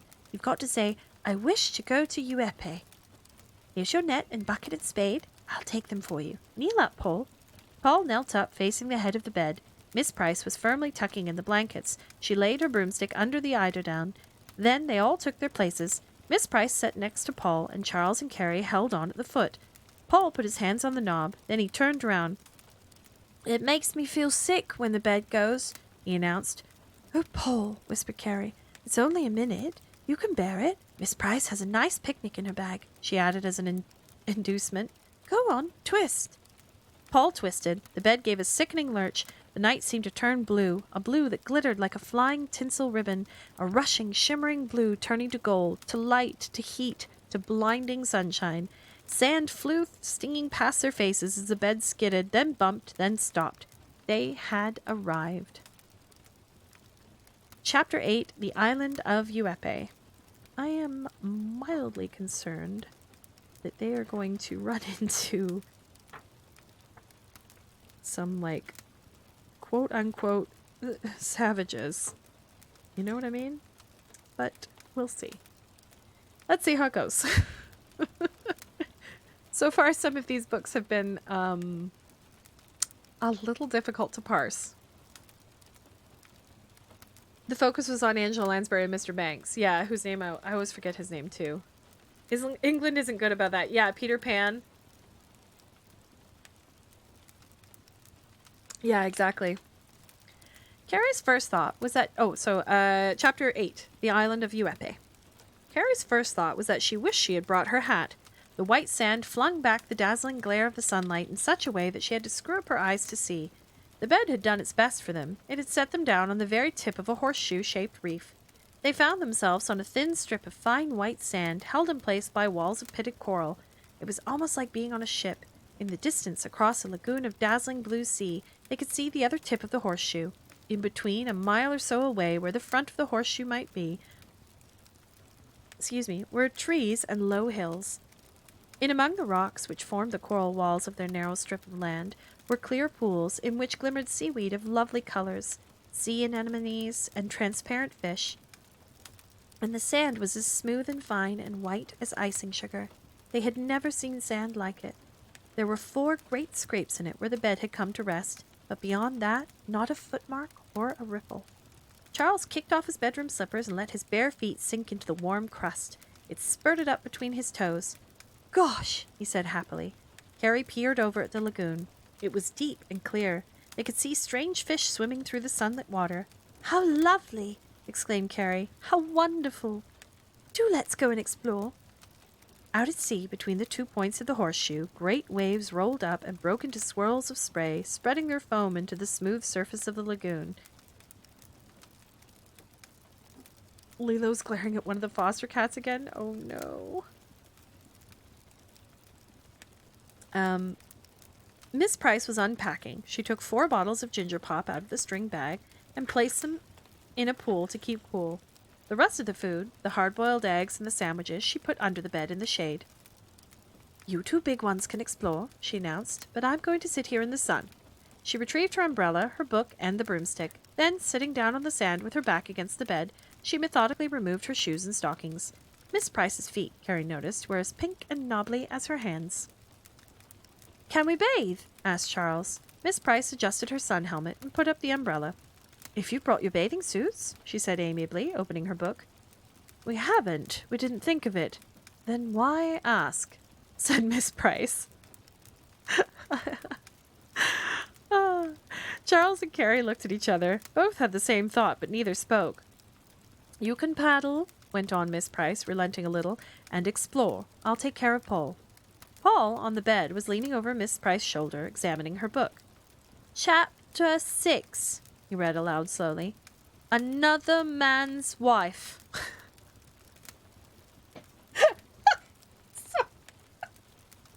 Amazing. What a thing to put in a book. Miss Price shut the book on her finger. And you, Paul, she said rather sharply, can take your bucket and spade and build sandcastles. I'd like to explore, said Paul. No, you stay here and play by me. Jump down and I'll roll up your pajama legs. In the end, it was agreed that Carrie and Charles should go off by themselves, each with a bottle of ginger pop, a hard-boiled egg, and a sandwich, and that they should all meet by the bed in about an hour before sunset. And don't be late, Miss Price warned them. There's no twilight on these islands. Carrie and Charles raced down the strip of sand towards the mainland. On one side of them lay the still lagoon. On the other, the breakers bore on the coral rocks. And as they ran, the children breathed the heavy smell of spray. A faint breeze ran up their pajama legs and down their sleeves, in airy coolness on their skin. Isn't it gorgeous? Cried Carrie, increasing her speed. I'll say, Charles shouted back. The main beach, when they had reached it, was fascinating. They found queer things among the flotsam and jetsam. Bits of old spars, a bottle, shark's eggs. The trees came down amongst, almost to the water's edge. A huge turtle scuttled by them into the sea, almost before they realized what it was. There were land crabs among the stones. Under the trees as they went inland, the ground was smooth, a mixture of earth and sand. They found fallen coconuts and broke them on stones. They nearly went wild with delight when they found their first breadfruit tree. They had read so much about breadfruit. I don't think it's a bit like bread, said Charles as he tasted it. It's more like spongy custard. They found... What is breadfruit? What is a breadfruit tree? I'm looking it up. Breadfruit tree. Bet you it's got a different name. Breadfruit tree. Breadfruit is a species of flowering tree in the mulberry and jackfruit family, believed to be domesticated descendants of Artocarpus. Originating in New Guinea, the Maluku Islands, and the Philippines, it was initially spread to Oceania via the Austronesian expansion. Huh. Wonder what it tastes like. Breadfruit has many uses. Of course, people eat the fruit and seeds, but they are also used uncooked for livestock feed. The tree is also important for shade and provides support for crops such as yam. What is breadfruit and how do you eat it? Breadfruit contains considerable amounts of starch and is seldom eaten raw. It may be roasted, baked, boiled, fried, or dried and ground into flour. What does breadfruit taste like? Breadfruit can be eaten at any stage of ripeness, but most people go for the mature but still firm breadfruit, which tastes like a potato. Just eating raw potato. You've tried it? Creamy custard? This says it tastes like a potato. Oh, I see. When small and green, it's similar to artichoke. When fully ripe, it's like sweet, soft bread. Huh. I see. Spongy custard, yeah. Okay. They found a freshwater stream, and following it up through the rocks and creepers, they came to a silent pool. It was a lovely pool, where the roots of trees writhed down into the clear water, and in the middle of it was a smooth and sunlit rock. "For diving," said Charles. They were hot and tired, so, in spite of Miss Price, they threw off their pajamas and bathed. Once in the water, it was almost impossible to leave it. They dived and swam and sunbathed. They ate their sandwiches and drank their ginger pop. It tasted odd after so much coconut milk. Carrie's plaits had come undone, and her wet hair streaked about her like a mermaid's. They dozed a bit on the rock and talked, and then they swam again. "This can be our place for always," said Carrie. "Our secret island. I never want to go anywhere else." There was no hurry to explore it all. They could come back again and again. They could build a house here, bring books, bring cooking things. When at last they dressed, the sun was lower in the sky, and the shadows had crept across the pool. Only in one corner gleamed a patch of golden light. They felt tired as they made their way once more towards the beach, climbing from rock to rock along the bed of the stream. Strange birds flew in and out among the dimness of the trees, and once they heard a hollow, almost human call. Carrie shivered a little in her thin pajamas. Her skin tingled from the sun and water, and her legs felt scratched. When they came out of the shadows of the trees, the beach was no longer white, but warm gold in the deep glow of the setting sun. "I think we're a bit late," said Carrie. They shaded their eyes with their hands and looked across the lagoon towards the place where they had left the bed. "There it is," said Carrie, almost with relief. "But I don't see—" She hesitated. "Can you see Miss Price and Paul?" Charles strained his eyes. "No, not unless they're tucked up in bed," he added. "Then they did go exploring after all," said Carrie. "We're back first anyways, even if we're late. Come on." "Wait a minute," said Charles. He was staring across the lagoon. His face looked odd and blank. "I say, Carrie." "What?" "The water's coming up over the bar of that sand." This is what, as soon as they said they were on, like, the end of the horseshoe, I was like, isn't the tide gonna come in? "What?" said Carrie again.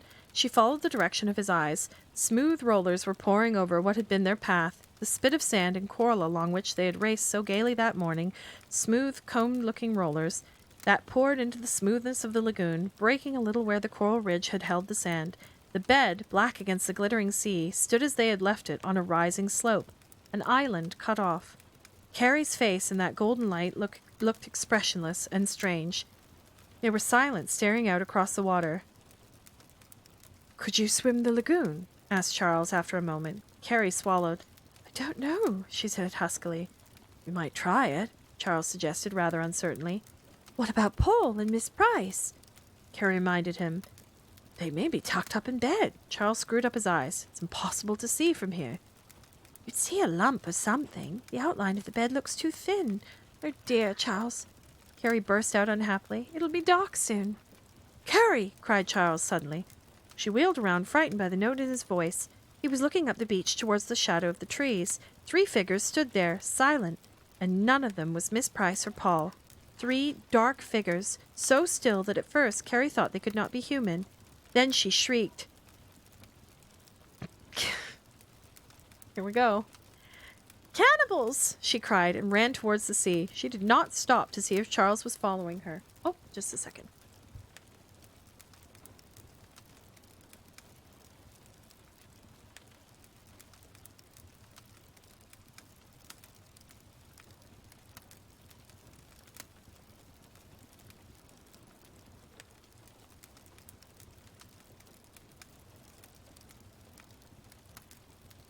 Hi, Wonder Dane. Yes, yes, yes. You defeated me in chess. Congratulations. I've literally been playing. I've been playing ever since. I've been playing all the bots. Just practicing. You take care and have a good sleep. It's late for you. She cried and ran towards the sea. She did not stop to see if Charles was following her. She ran without thinking, without hearing, and almost without seeing, as a rabbit runs from the hunter or the cook from a mouse. They caught her at the water's edge. She felt their breath on the back of her neck, and then they gripped her by the arms. She screamed and kicked and bit and wriggled. There was nothing ladylike about Carrie for quite 5 minutes. Then, all at once, she gave in. Sobbing and panting, she let them carry her up the beach, head downwards. In spite of her terror, she tried to look around for Charles. They had got him, too, in the same position. "Charles! Charles!" she cried. He did not, or could not, reply. The man who had caught her made for the woods, and at each stride he took, her head bumped dizzily against his spine. He smelt of coconut oil and wore a belt of threaded teeth, which, after a while, she took hold of to steady herself. A little as she hung down his back, she could see the legs of Charles' captor and glimpses of the third man who ran along beside them. It was very dark in the woods, and after a while she heard the faint sound of drums. Are they really gonna... Is this really gonna... Am I reading this? Of one thing we may be certain. Carrie thought very little of the men who had described the island as being uninhabited. "People should be careful," she almost sobbed, pressing her face against the oily back to keep it out of the way of scratchy creepers. "What they write in encyclopedias." "Charles!" she called once when it had grown too dark to see. "I'm here," he shouted back in a panting, suffocated voice. After a while, as the throb of the drums grew closer, she heard another sound, the chant of human voices. "I'm not going to do that." Then she saw a gleam of light. It shone on the boles of trees and the fronds of creepers. It became stronger and brighter until at last they found themselves in an open, firelit space where shadows moved and danced and the earth vibrated to their dancing. The voices chanted.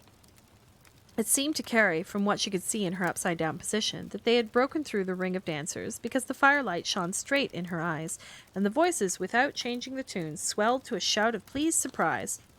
Bump! Her captor let her drop on her head as if she were a sack of potatoes. Dizzily, she rolled into a sitting position and looked around for Charles. He crawled up to her, his forehead was bleeding, and he looked quite stunned.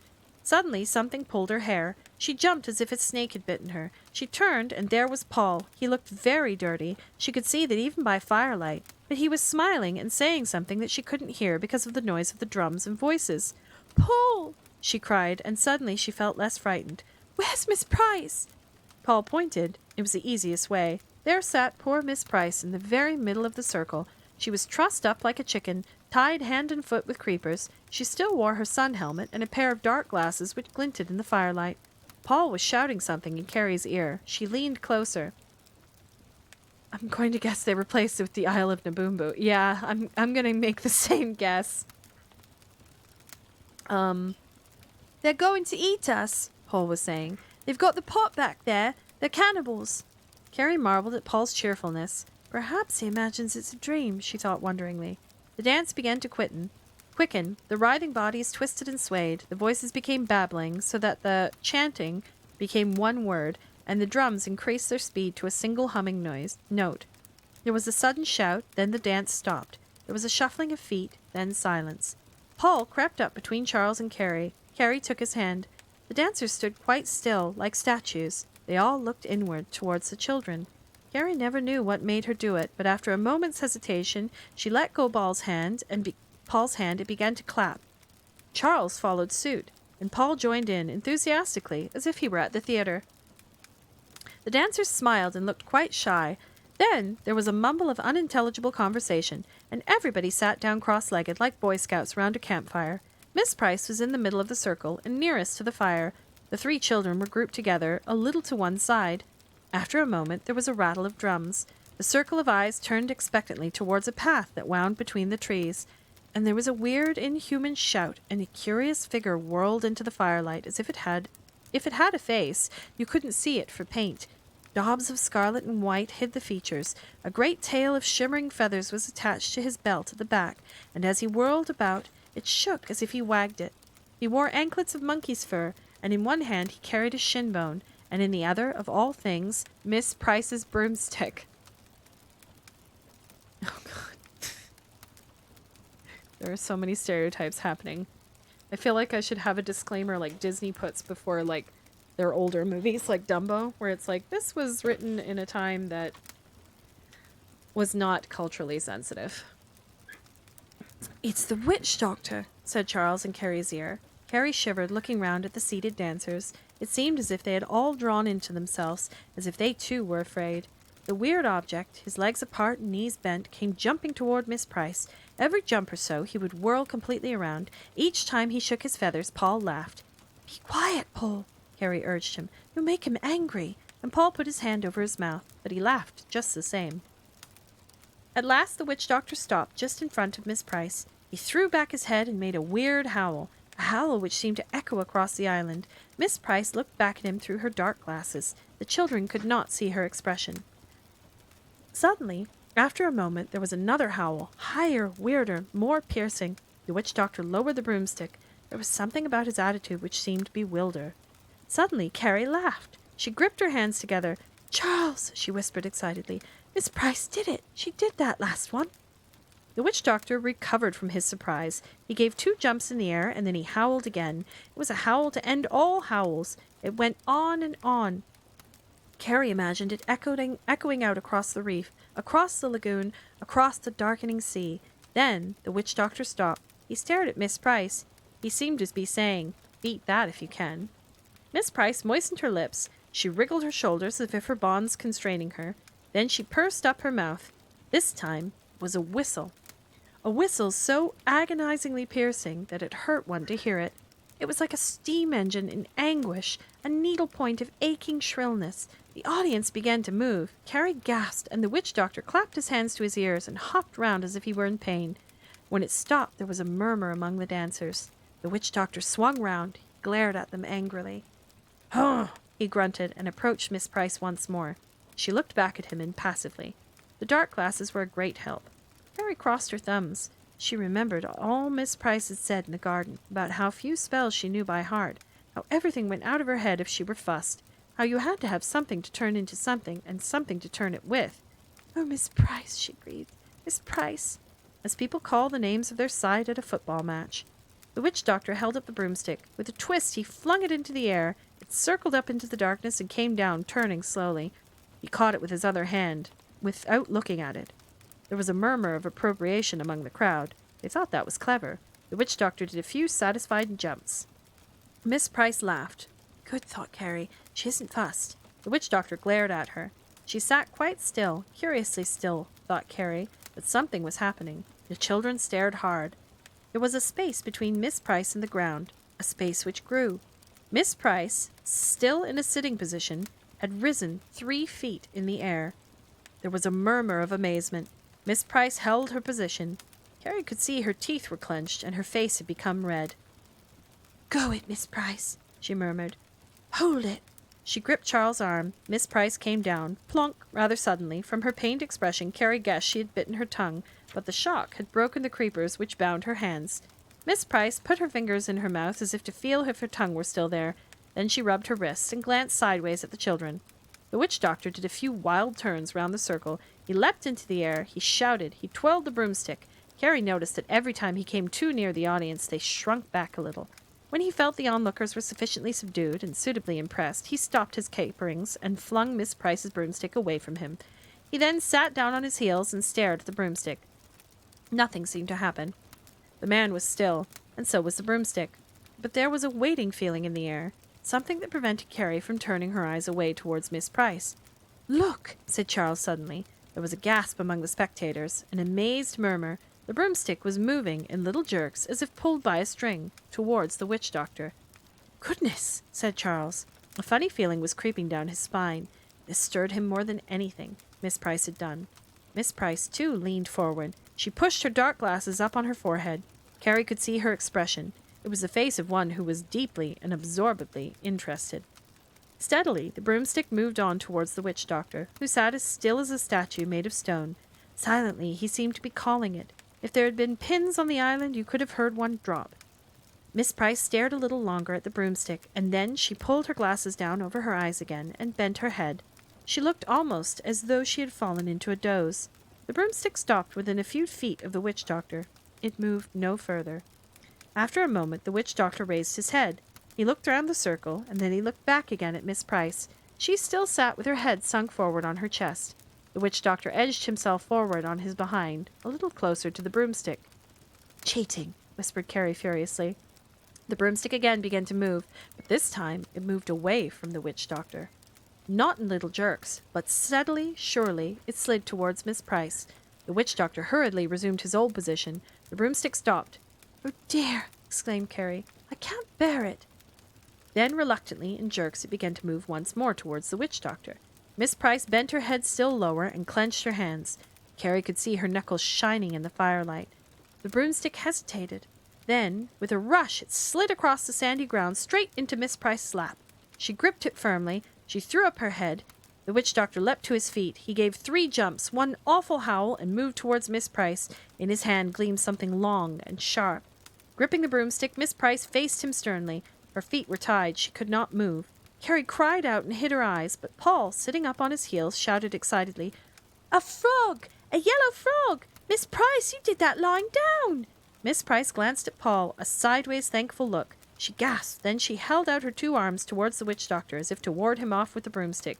He stopped, with knees bent, about to jump. Then he seemed to shrink and dwindle. He sank downward into his legs as if the heat of the fire was melting him. The children held their breaths as they watched. Every part of him was shrinking at the same time. It reminded Carrie of what happened to a lead soldier when you threw it on the fire. But instead of a blob of silver, the witch doctor melted into a minute blob of gold, a tiny yellowish object, barely distinguishable upon the sandy ground. "You see?" screamed Paul. "She did it! She couldn't do it quickly, but she did it!" Carrie leaned forward, trying to see better. Suddenly, the blob jumped. Carrie shrieked. Paul laughed. He was very excited. "It's only a frog," he crowed. "A tuppenny! Ha! Penny little frog! A silly little frog!" Carrie slapped him. "Be quiet," she hissed. "We're not safe yet." There was a strange silence among the dancers. They seemed afraid. Afraid of the frog. Afraid of Miss Price. Afraid even of the children. "Carrie!" called Miss Price. She was untying the creepers which bound her feet. Carrie ran to her. Charles and Paul followed. "You'll all have to hold on to the broomstick. It will be hard, but it won't be for long. We must get to the bed. When I shriek, you must all shriek, and that will help the broomstick to rise." 4 people on a broomstick," gasped Carrie. "I know, it's dangerous, but it's our only hope. Paul can come on my knee, but you and Charles must just hang on. Now don't forget, when I shriek, you all shriek." Miss Price took Paul on her knee. She gripped the tip of the broomstick with both hands. Carrie and Paul took hold of the wood. Miss Price shut her eyes in a moment as if she were trying to recall the spell. The frog had disappeared, but the dancers watching them suspiciously suddenly began to move forward. Hurriedly, Miss Price garbled her verse. "Frogs spawn, toads eye, newts swim, bats fly." And as she said fly, her voice rose into a resounding shriek. The children joined in. The broomstick rose a little off the ground. Carrie and Charles were hanging by their hands. "Bats fly!" shrieked Miss Price again as a hint to the broomstick. It made a valiant effort. It wobbled slowly upwards. The natives ran forward. Knives flashed, but Carrie and Charles were just out of reach, dangling. Then Carrie saw a man was fitting an arrow into a bow. "Fly!" shrieked Miss Price again. "For goodness sake!" added Charles. His pajama trousers were slipping off. He felt very vulnerable. Whether or not this unexpected addition to the spell acted as a spur it is hard to say, but the broomstick gave a sudden leap forward and upwards. The circle of firelight and the gesticulating dancers dropped away below them, and they were above the moonlit trees, and there ahead lay the glimmer of the sea. The broomstick swayed and plunged, but kept its course, making for the point of the reef. Carrie and Charles hung on for dear life. Their arms felt numb and almost pulled from their sockets, and a cold wind whistled through their night clothes. Above the lagoon, the broomstick swerved sickeningly. It began to circle downwards. Carrie and Charles floated up sideways as the broomstick dived. Carrie strained her eyes. She could only see breakers and spray and moonlit waters. Was the bed submerged? "Oh!" she cried as the broomstick gathered speed, making straight for the waves. Then suddenly she saw the bed. It was not yet under water. It stood just where they had left it on the rising strip of sand. But as they landed, she saw a great wave swell up, gathering height and curl. "Wish, Paul, wish!" shrieked Carrie madly. Then the wave broke over them. Gasping, spluttering, soaked to the skin, they clung to the slippery bed rails. Paul must have wished. The bed rolled and lurched, then spun into space. The darkness thinned as they whistled through it. A pale light grew round them, deepening to gold and rose and blue and yellow. Flowers, twisted into nosegays and tied with blue ribbon. Carrie stared, and then she recognized the pattern. It was the early sunlight shining on Paul's wallpaper. That was a long chapter. Now we're about halfway through.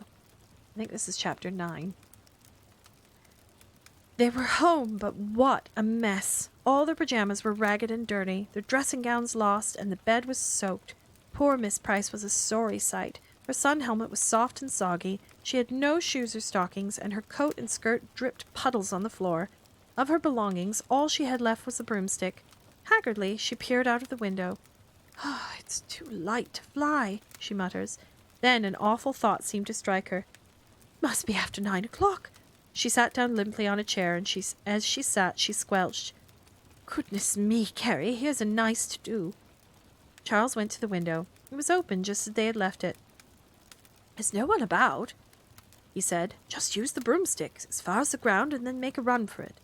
Miss Price stared at him blankly. "Oh dear," she exclaimed. "This is terrible."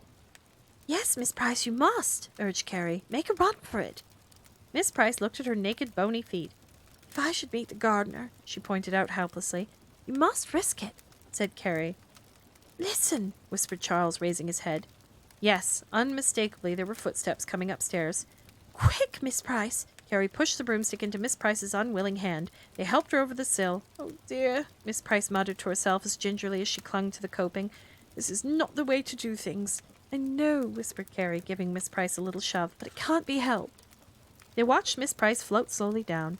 Then they watched her pick up her skirts and the broomstick and make for the shelter of the bushes. They drew a sharp breath of relief as she reached cover, and then they turned to face the eyes of Elizabeth. "Breakfast," said Elizabeth, standing in the doorway, "has been on the table. This half hour—" She paused. Then her mouth fell open. She was staring at the floor. Carrie, looking downward, saw a large black puddle spreading slowly from the bed towards Elizabeth's feet.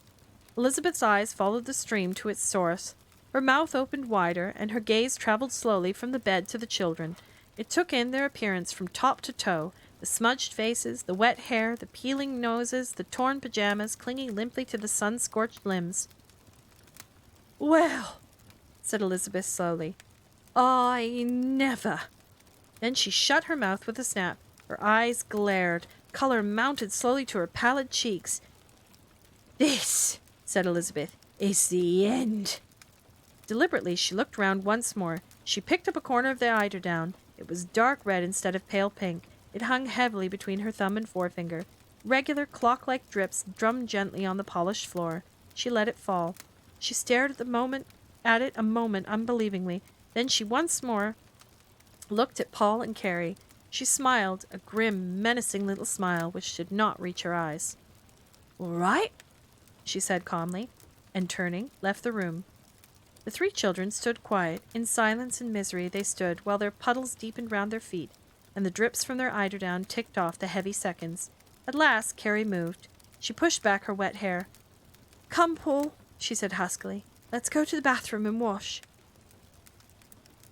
"What I don't understand," said Aunt Beatrice for the first time, "is from where you got the water. The bathroom's right down the passage. There isn't a jug." Children gazed back at her. They were in the study. Aunt Beatrice sat at her desk, turning a little sideways so that she could face them as they stood in a row on the carpet. There was a closed look in their faces, though their eyes were round and candid.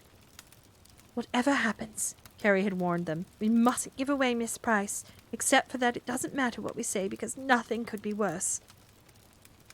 Carrie cleared her throat. She did not reply, but stood staring unwaveringly at her aunt's face. "The charitable attitude to adopt, Carrie," said Aunt Beatrice in her precise, cutting voice, "is that you are not quite right in your head. This story about a South Sea Island cannibal's lagoon, if it were necessary to lie, a child of 3 could do better." Carrie swallowed. "A magic bed," Aunt Beatrice smiled acidly. "It might interest you to know, Carrie, that I bought that bed myself in 1903. Quite new, from Baring and Willows. A most reputable firm," she added, "and not given to innovations." Carrie changed her weight from her left foot to her right. "What I still don't understand," reiterated Aunt Beatrice, "is from where you got the water." "From the sea," said Paul suddenly. "Harry told you." Aunt Beatrice raised her almost hairless eyebrows. She picked up her pen and turned back to her desk. Her thin smile was far from reassuring. No matter, she said. I have wired your mother, and Elizabeth is packing your things. The last service Elizabeth will perform for me. After all these years, she has given me notice. But it's true, Aunt Beatrice, Carrie burst out. It was the sea. You can prove it.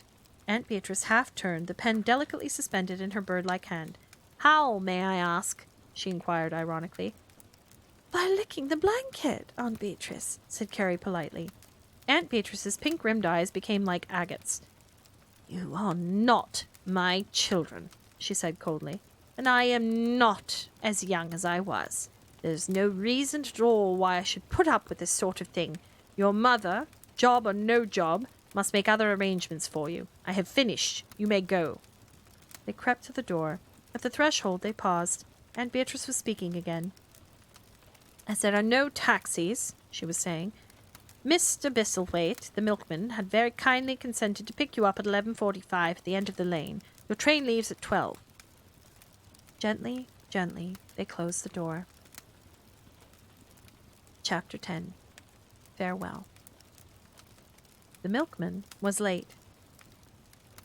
Perhaps, said Carrie as they stood in the grass by the side of the lane, we could just run in and say goodbye to Miss Price.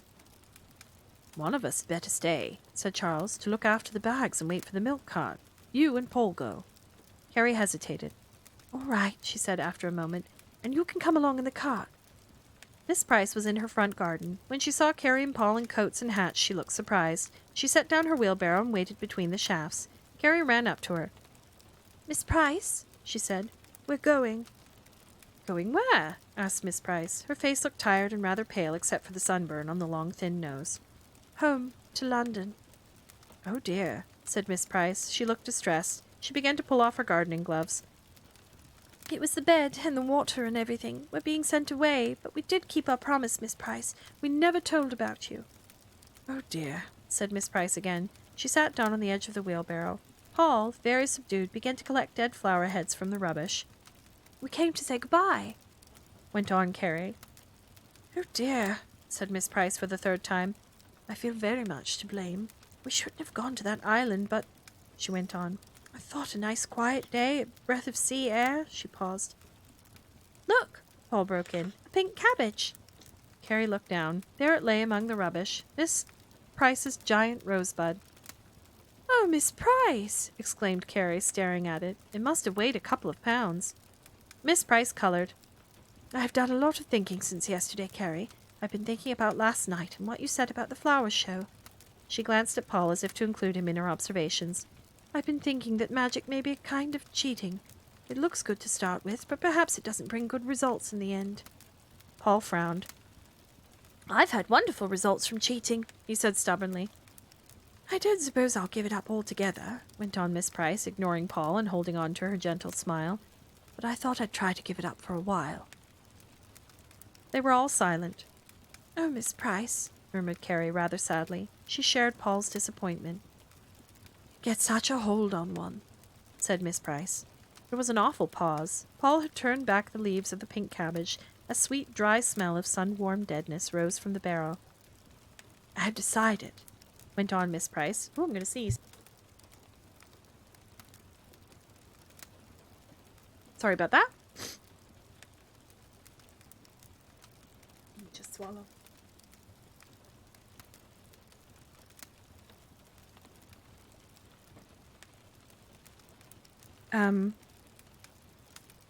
It gets such a hold on one.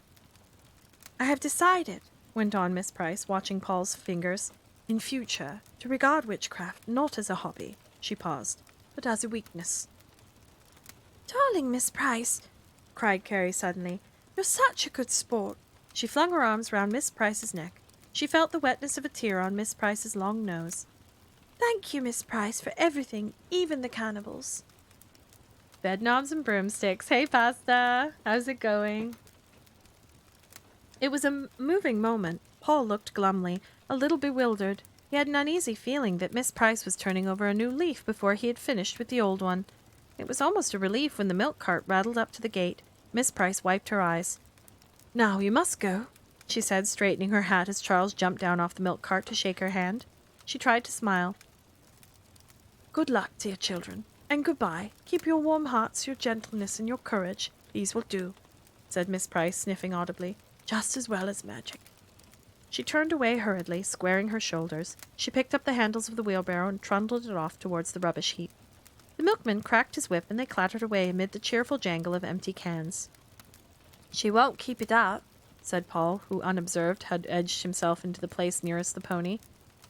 In the train, Charles frowned through the window. Carrie had told him of the conversation with Miss Price.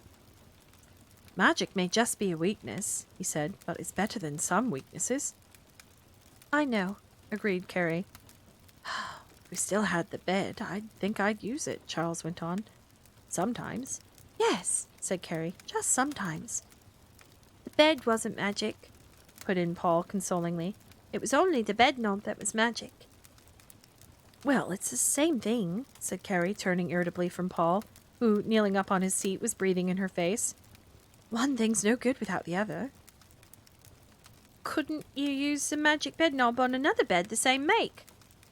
Oh, I don't know, Paul. Carrie edged away from him, closer to the window. What's the good of talking about it if we haven't got either? Do sit down properly. Paul meekly put his legs down so that they dangled just above the floor. He leaned back, sucking his cheeks in. One hand was in his pocket, fidgeting. He looked worried. But, he protested after some moments of silent thought, I did bring the bedknob. That's the end of that chapter. Going all right? Just relaxing? Did you have some soup? So now that's sort of the end of that adventure. And now we move on to Bonfires and Broomsticks, second half of the book. So I don't know. I think it's the same children. So the first chapter is called Lost and Found. There was a knock at the door, and two children, partly dressed, ran headlong down the stairs and into the hall. The girl, who had only to tie the tapes of her blouse, reached the front door first. The boy, struggling into a grey woolen pullover, saw her seize the folded newspaper and run with it into the dining room. She slammed the dining room door in his face and held the knob. There was a struggle, a bit of kicking on the wood, and a voice from upstairs saying, "Children, quiet, please." "It's come," called the boy, pushing against the door with his weight until it opened slowly. "The Times have come with our advertisement." He put his foot in the crack of the door, but Carrie won't let me see it. "Won't I?" said the girl. She stepped back, suddenly releasing the door, and her brother fell into the room. "Oh, come on, Carrie," he said in an injured voice. "I wrote half of it." Carrie spread out the newspaper on the hearthrug. The table was laid for breakfast. "Mother wrote it," she said. Both children went down on their knees. "Look, Charles, look. Personal column. Here it is." Carrie was practically upside down, her nose almost touching the newsprint. "Lady," Carrie read aloud, "engaged in work of national importance, seeks summer home for 3 children, aged 8, 11, and 12. 7 guineas weekly inclusive. Reply box 0014, The Times." She gazed at the page, drunk with the pride of part authorship. "It looks lovely," she said. Charles moved Carrie's plates, which lay snake-like on the paper. "Let's see some of the others. Pale hands, my heart is singing. Pat." "Singing what?" "Pat." "Pat?" "Pat's the name. Mink coat, scarcely worn." "Look," interrupted Carrie. "Here's one like ours, the other way round. Lady," she read, "with small house in country, willingly accommodate 2 London children as paying guests.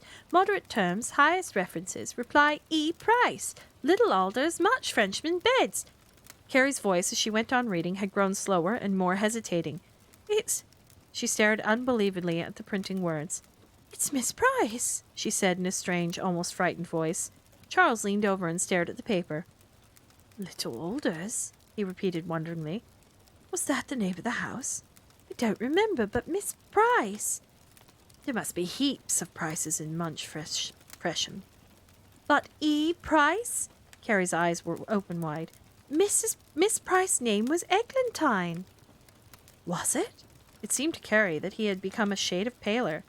"Yes, Eglantine Price," she repeated firmly. They stared at each other without speaking. Then once more they leaned over the paper. It only says 2 children, Charles pointed out. Oh, Paul can sleep anywhere. She knew it was us, don't you think? Miss Price, said Charles. He began to smile. Carrie, just think, Miss Price. I know, said Carrie. Her eyes were shining. I never thought we'd see her again after Aunt Beatrice died. Nor I, said Carrie. Mother may not let us go. Oh, but she will. She'd much rather we went to someone we knew. Yes, and she knows much Frenchmen through staying with Aunt Beatrice and things, and we could say Miss Price was a friend of Aunt Beatrice's. Well, she was. Not a friend. Yes, she was. Do you remember Aunt Beatrice sending her down some peaches when she fell off her... Carrie hesitated. Her bicycle? Wasn't a bicycle. I know it wasn't, but we promised not to say. We promised not to tell. Well, we haven't. We haven't even talked about it. We did it first. Not lately we haven't, and we never did to Paul. You know, Carrie. What? Sometimes I felt as if it was something we'd made up, like those games you play. Well, it must be over 2 years ago now. It is real. She put her finger on the paper. Here's Miss Price again to prove it. It's just that things you can't talk about don't seem real after a bit. I wonder if Paul... She jumped up and ran to the door. Paul, she called. come on down. Paul came down with his jersey unbuttoned and without a shoe. Carrie buttoned up his jersey. Where's your other shoe? Oh, never mind. I say, Paul, do you remember Miss Price? Miss Price? Yes, you remember. That summer we were staying with Aunt Beatrice. Miss Price was that tall, thin lady who had a house near the bottom of the garden, who wore grey coats and skirts and rode on a high bicycle. A high bicycle? Well, higher than they are now. Oh, you must remember her. No, I don't. I don't remember high bicycles. Oh, you must remember, Paul. Think, it was you who first discovered her. Oh, don't be an ass, Paul, said Charles. You saw her riding a broomstick. Oh, her! Exclaimed Paul. Was she Miss Price? Yes, of course she was, and we found her with a sprained ankle that she got from falling off the broomstick, and we took her home. And she turned you into a frog. Me? Said Paul, amazed. Yes, only for a few seconds. She was studying to be a witch, you must remember. Oh, said Paul. Did she give us the magic bed? Magic bed knob, yes. Now do you remember? Yes, I remember. She had a stuffed crocodile. Yes, and a workroom full of things in jars where she did spells. Yes, said Paul thoughtfully. Miss Price, she was a nice lady. Do you remember why she gave us the magic bed knob? For fun? Suggested Paul. No, it wasn't fun at all. It was to keep us quiet so we wouldn't tell anyone that she was studying to be a witch. If we told anyone, the bed knob would stop being magic. That's why Charles and I have never talked about it to you. We wanted you to forget. The bed flew, said Paul. Yes, in a way. We had to twist the knob and wish, and the bed would take us to wherever we wanted to go. You were the only one who could work it. Oh, said Paul. He began to smile. You needn't look like that. It was perfectly easy. It's just that it happened to be your bed knob. Oh, said Paul again. I mean, said Carrie, irritated, that it was off your bed. It was Aunt Beatrice's bed, really. You unscrewed the bed knob. And in my dream, said Paul slowly, we wished to go to prison. Oh, don't be so silly, Paul. It wasn't a dream. We wouldn't all three dream the same dream. Why not? People don't. You each have your own dreams. Did we really wish to go to prison? We didn't wish to go to prison. We got there by mistake, and it was a police station, not prison. But that's not important. What I wanted to know was, then we went to a cannibal island. Yes, but that's not important. What I wanted to ask you, and the bed got wet. Oh, Paul, do listen. Carrie gave him a push so that he sat down suddenly in an armchair. She knelt down in front of him. Now, Paul, do pay attention. The point is this. We are going to stay with Miss Price for the whole summer. In her house? Asked Paul. Well, it isn't certain yet, put in Charles. Yes, it's certain. I know we'll go. The question is, Paul, said Carrie, looking very serious, what have you done with the bed knob? Paul looked blank. You had it, went on Carrie. It's been about the house for ages. You had it in your pocket in the train when we were coming home from the Munch Freshman. I remember saying, what's the good of magic bed knob without a magic bed? Well, what good is it? Asked Charles. It might fit another bed of the same make. Where would you get another bed of the same make? I don't know, Charles, replied Carrie patiently. I only ask you, is it sensible or reasonable to go stay the whole summer with Miss Price without a magic bed knob? Well, where is it, Paul? Asked Charles, convinced. Paul's lip trembled. I don't know, he said. Carrie became sterner. You must know. Think. Paul's face became red. His eyes filled with tears. I don't know, he wailed. Shush, don't make such a row. Come on, think. A row, sorry, not a row. I don't know, roared Paul, trying to escape from the chair. Carrie held him by his knees. Think, she insisted. Paul broke from her grasp with a bellow and rushed for the door.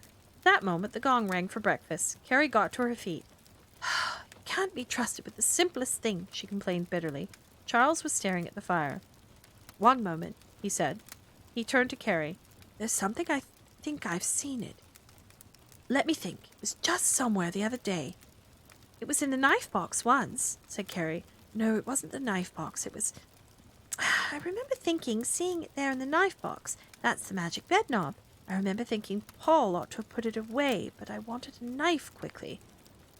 Was it in the tool drawer? Said Charles. Yes, but it isn't now. It was in the tool drawer for ages and ages after they cleaned out the nursery cupboards. I know! Cried Charles suddenly. He ran out of the room, and Carrie heard him clatter down the basement stairs. Just as Carrie was about to follow him, the children's mother came down to breakfast. What's the matter with Paul? She asked as she began to serve the porridge. Oh, I don't know, said Carrie. He'd only got one shoe on. Mrs. Wilson frowned at the porridge as she shook it from the spoon. I think you've been teasing him, she said. He's so silly, exclaimed Carrie. So were you, darling, at Paul's age? Oh, Mummy, exclaimed Carrie, scandalized.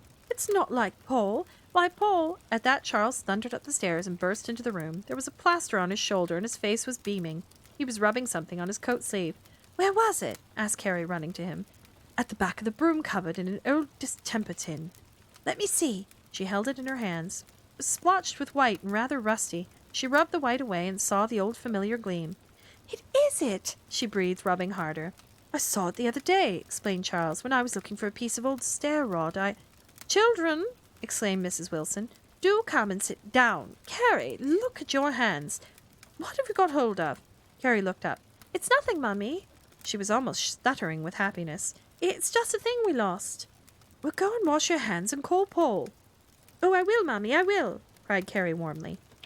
Charles helped himself to sugar and milk. Then he glanced sideways at his mother.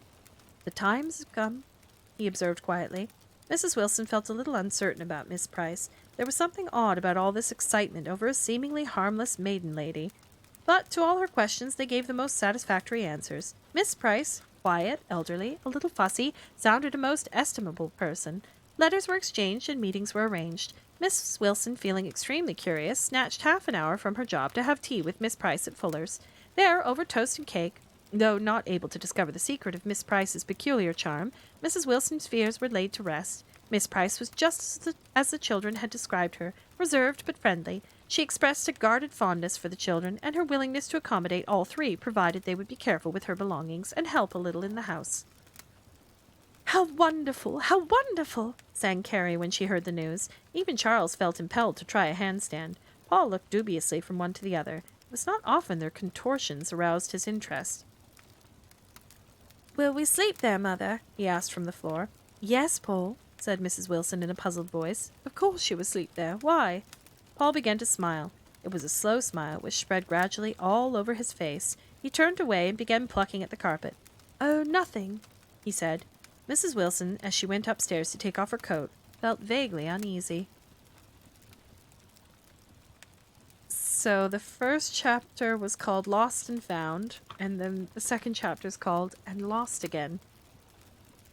When they arrived at the station, it looked at first as though there was no one to meet them. Then Carrie saw the milk cart on the far side of the level crossing. "Come on," she said. "There's Mr. Bistlethwaite." She was surprised when the name came so easily to her tongue. Mr. Bistlethwaite, the milkman, of course. "She ordered an extra 2 pints," Mr. Bistlethwaite told them as they climbed on the cart, "and she said it was you. Growed, hadn't he?" he added, nodding at Paul. "We all have," said Carrie. The train had gone and the station was quiet. Grass by the roadside smelt of clover, and high up in the sky a lark sang. "Oh, it's lovely to be back in the country." Clop, clop, clop went the pony. The scent of horse mingled with the scent of fields, and deep country stillness spread away on all sides. "There's the Tinker's Hill," said Charles. "Tinker's Hill? How oddly these names came back. And the Romans' remains. Look, Paul, the grass-covered sort of wall. That was a Roman fortress once." Paul gazed at the hazy green of the rounded hillside.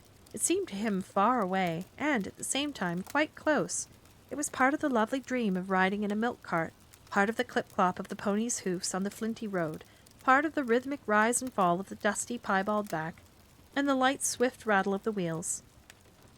"Mrs. Price's house is there, Paul," said Carrie, "under that hill. You can't see it yet. Oh, you see that lane? That goes to the Body-something farm." "Low Botty Farm," said Mr. Bistlethwaite. "Low Body Farm. And there's Far Wood." "Look, Paul," broke in Charles. "You see those cedars? Those dark trees just beyond the church spire?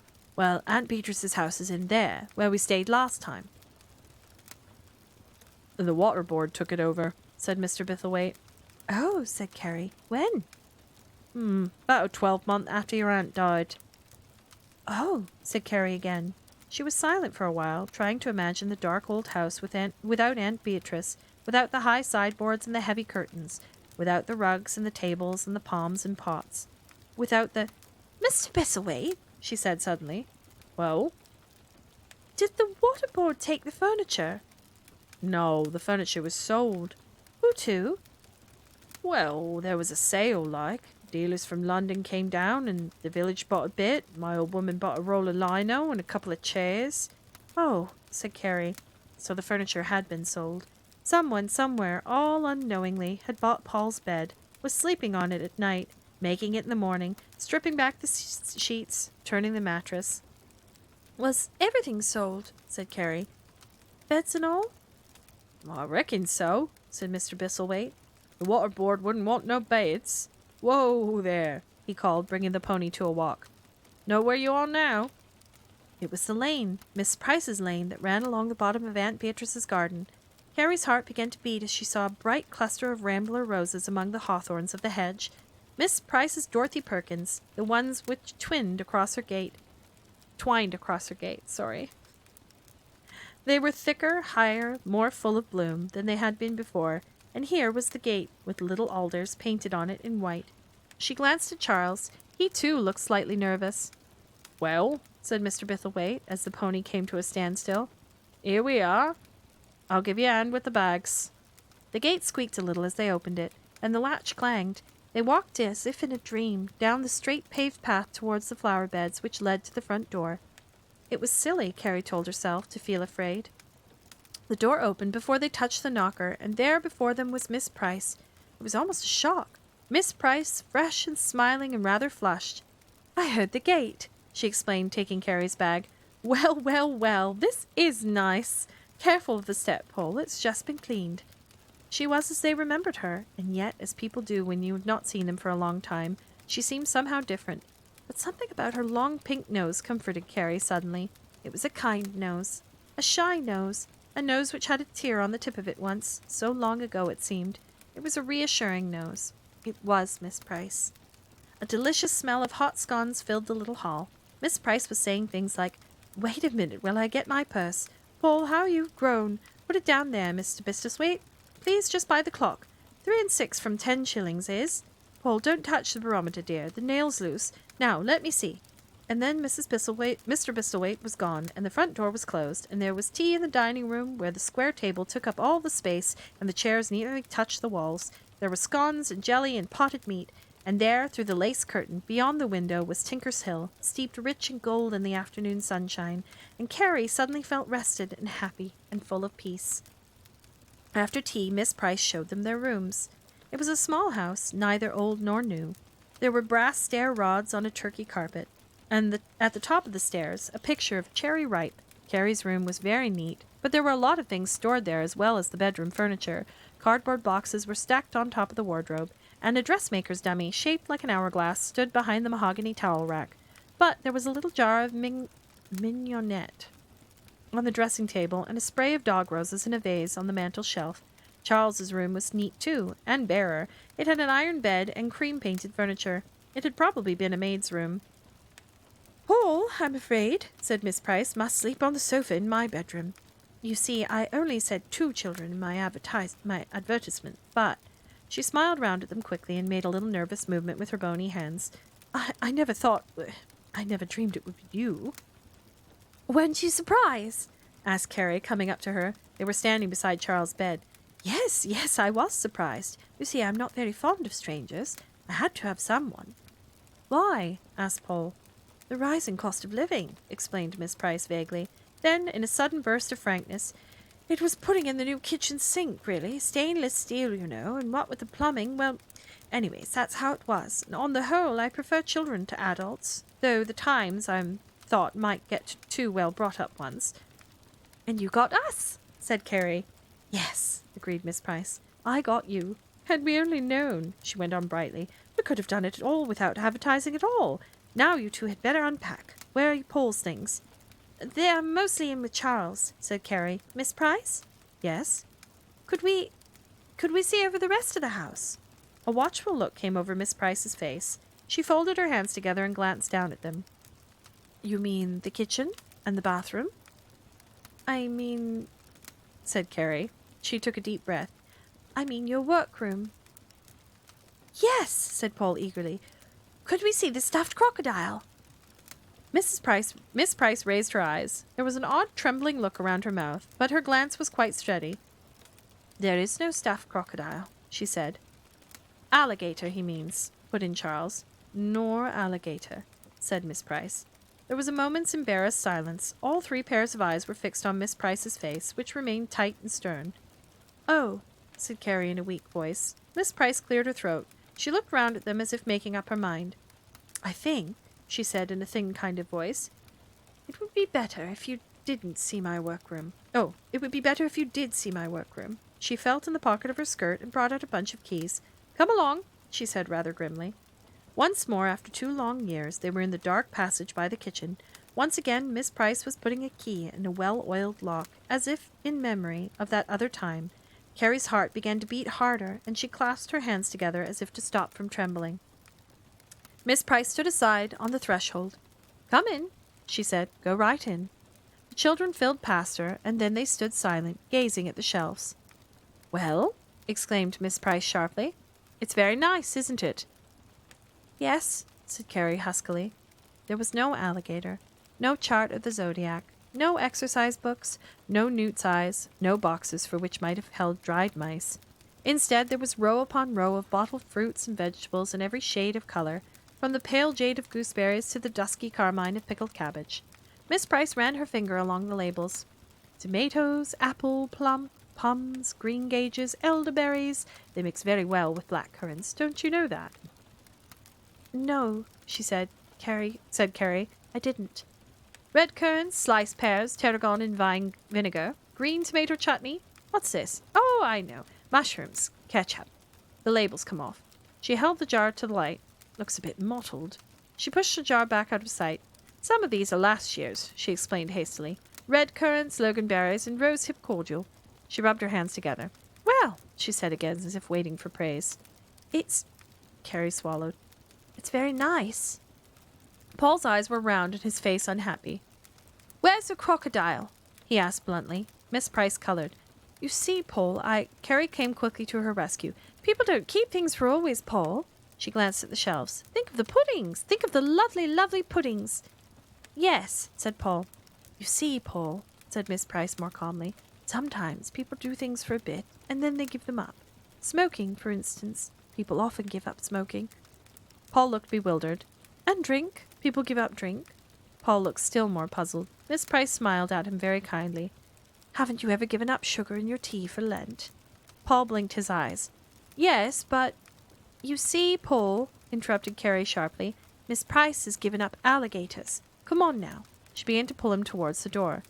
Forever? Persisted Paul. Miss Price nodded her head. Forever and ever, she said. Or just for Lent, put in Paul. Miss Price glanced at him swiftly. It was a strange look, almost startled. She seemed struck by a sudden idea. Lent is over, she said, but seemed to hesitate. Then once more she became firm. No, she went on, forever and ever. If we do things, it shouldn't be by halves. But anything's all right, said Charles, in moderation. Not magic, said Miss Price. You once said even magic. Did I? Asked Miss Price. Did I really say that? Yes, you did. I remember quite well. Did I really? Said Miss Price pensively. Well, anyway, she added quickly, come along now. It's nearly Paul's bedtime. Careful of the step. Charles wandered out into the garden, while Carrie bathed Paul. He leaned over the back fence and stared at Tinker's Hill. So she had given up magic. That was what came of looking forward to something too much. A feeling of flatness and disappointment. Finding the bedknob, which at the time had almost seemed a sign, now only added to the sense of loss. He thought of Cornwall and of mackerel fishing, of rocks and coves and beaches at low tide. Oh well, he told himself, we're in the country anyways. There would be walks and explorations, and there was always the river. There might even be a boat. And then he felt something move under his shoe. It was a mole, diving upwards through the soft earth and hitting the exact spot where he had placed his foot. In a minute he was on his knees, pulling up the coarse sods of grass which grew down there beside the fence. He dug with his hands into the soft earth, throwing it aside as a dog does, and did not notice Carrie until she stood behind him. What are you doing? Digging for a mole. He sat back on his heels. I say, Carrie. He looked up at her face and paused. What's the matter? Carrie's expression was odd. She looked half afraid. I want you to come and look at something, she said. Let me just finish this. You'll never catch it now. She paused. This is important. What is it? Asked Charles, getting half getting up. Come and see. Can't you tell me what it is? Carrie turned away and began walking towards the house. Charles followed her. As they reached the front door, he said, You might tell me. Carrie turned right around, putting her finger to her lips. Shh, she said. Where's Miss Price? Asked Charles in a loud whisper. Shh, said Carrie again. She's in the kitchen, making macaroni cheese. Come on. He followed her up the stairs. It's in here, said Carrie, where Paul sleeps. She threw open a door. It was Miss Price's bedroom. Very clean, very neat, very fragrant. A large photograph of a military gentleman hung over the mantel. There were silver brushes on all the dressing table and a porcelain tree for rings. Paul was tucked up in a bed on the sofa, a small Victorian couch with a curved back which just fitted him. Well, it's all right, said Charles, staring at Paul, who looked unusually clean and round-eyed. What's all right? Asked Carrie. Paul's bed. I wasn't looking at Paul's bed, said Carrie. Charles followed the direction of her eyes. Miss Price's bed had a white embroidered spread, and a black silk nightdress case lay on the pillow. It was an exciting nightdress case, closely related to a tea cozy, trimmed with satin blobs like colored fruit. Ah, you are dense, said Carrie. The bed itself. Charles stared. It was a very ordinary brass bed, a bed like 100 others. But where it is at its head there should have been a second bed knob. The right-hand post ended in a piece of rusty screw. Yes, said Charles. He sat down rather suddenly on the foot of Paul's sofa. It is, do you think? Asked Carrie anxiously. Charles cleared his throat. Yes, he said soberly. Yes, it must be. There are hundreds of beds like that. She may have had it for years. She may have bought it at the same time as Aunt Beatrice bought hers. Yes, said Charles. He seemed dazed. But the screw... I think it is. It must be. She must have bought it at the sale. He turned to Carrie. You can easily tell. Go and get the bed knob. That's just it, said Carrie. The bed knob's gone. Gone? Yes, when I'd finished bathing Paul, Miss Price had done the unpacking. I've been through everything. You can look yourself. It's gone. She's taken it, said Charles. Yes, she's taken it. Oh, gosh, said Charles. There was a world of disillusion and sadness in his voice. Paul lay staring at them glumly over his neatly turned down sheet. Is this chapter 3 or chapter 4? Sorry, just a second.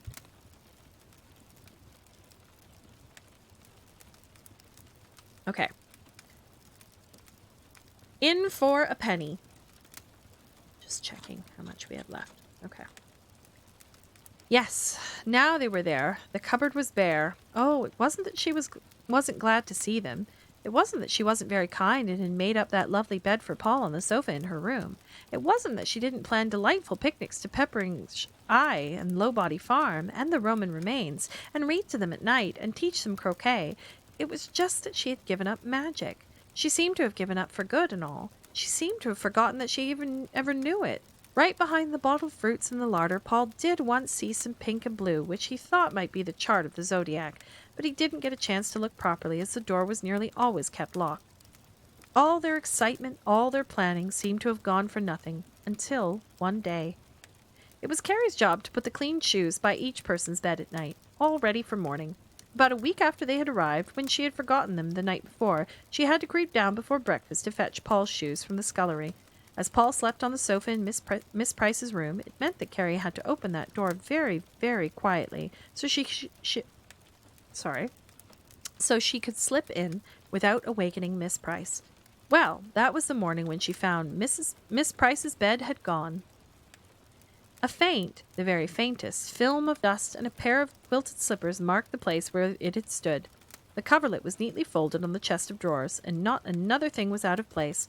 Paul's clothes lay tidily upon his chair. His sofa stood in its usual corner, but Paul himself was nowhere to be seen. Carrie ran down to the passage to call Charles, and he came with her, slowly and sleepily, to see the empty room. They talked it over, and they could hardly believe it. "I told you it was the bed," Charles reminded Carrie. "I knew it by that piece of rusty screw." "But behind our backs!" exclaimed Carrie. "To have pretended to have given up magic, and then to go and do a thing like this, behind our backs!" As Carrie dressed, she grew angrier and angrier. She cleaned her teeth so viciously that she made the gums bleed. She nearly exploded when she heard the bump in Miss Price's room, and Paul's cheerful voice asking if there were raspberries for breakfast. But barely had she and Charles sat down at the table when Miss Price appeared, followed by Paul.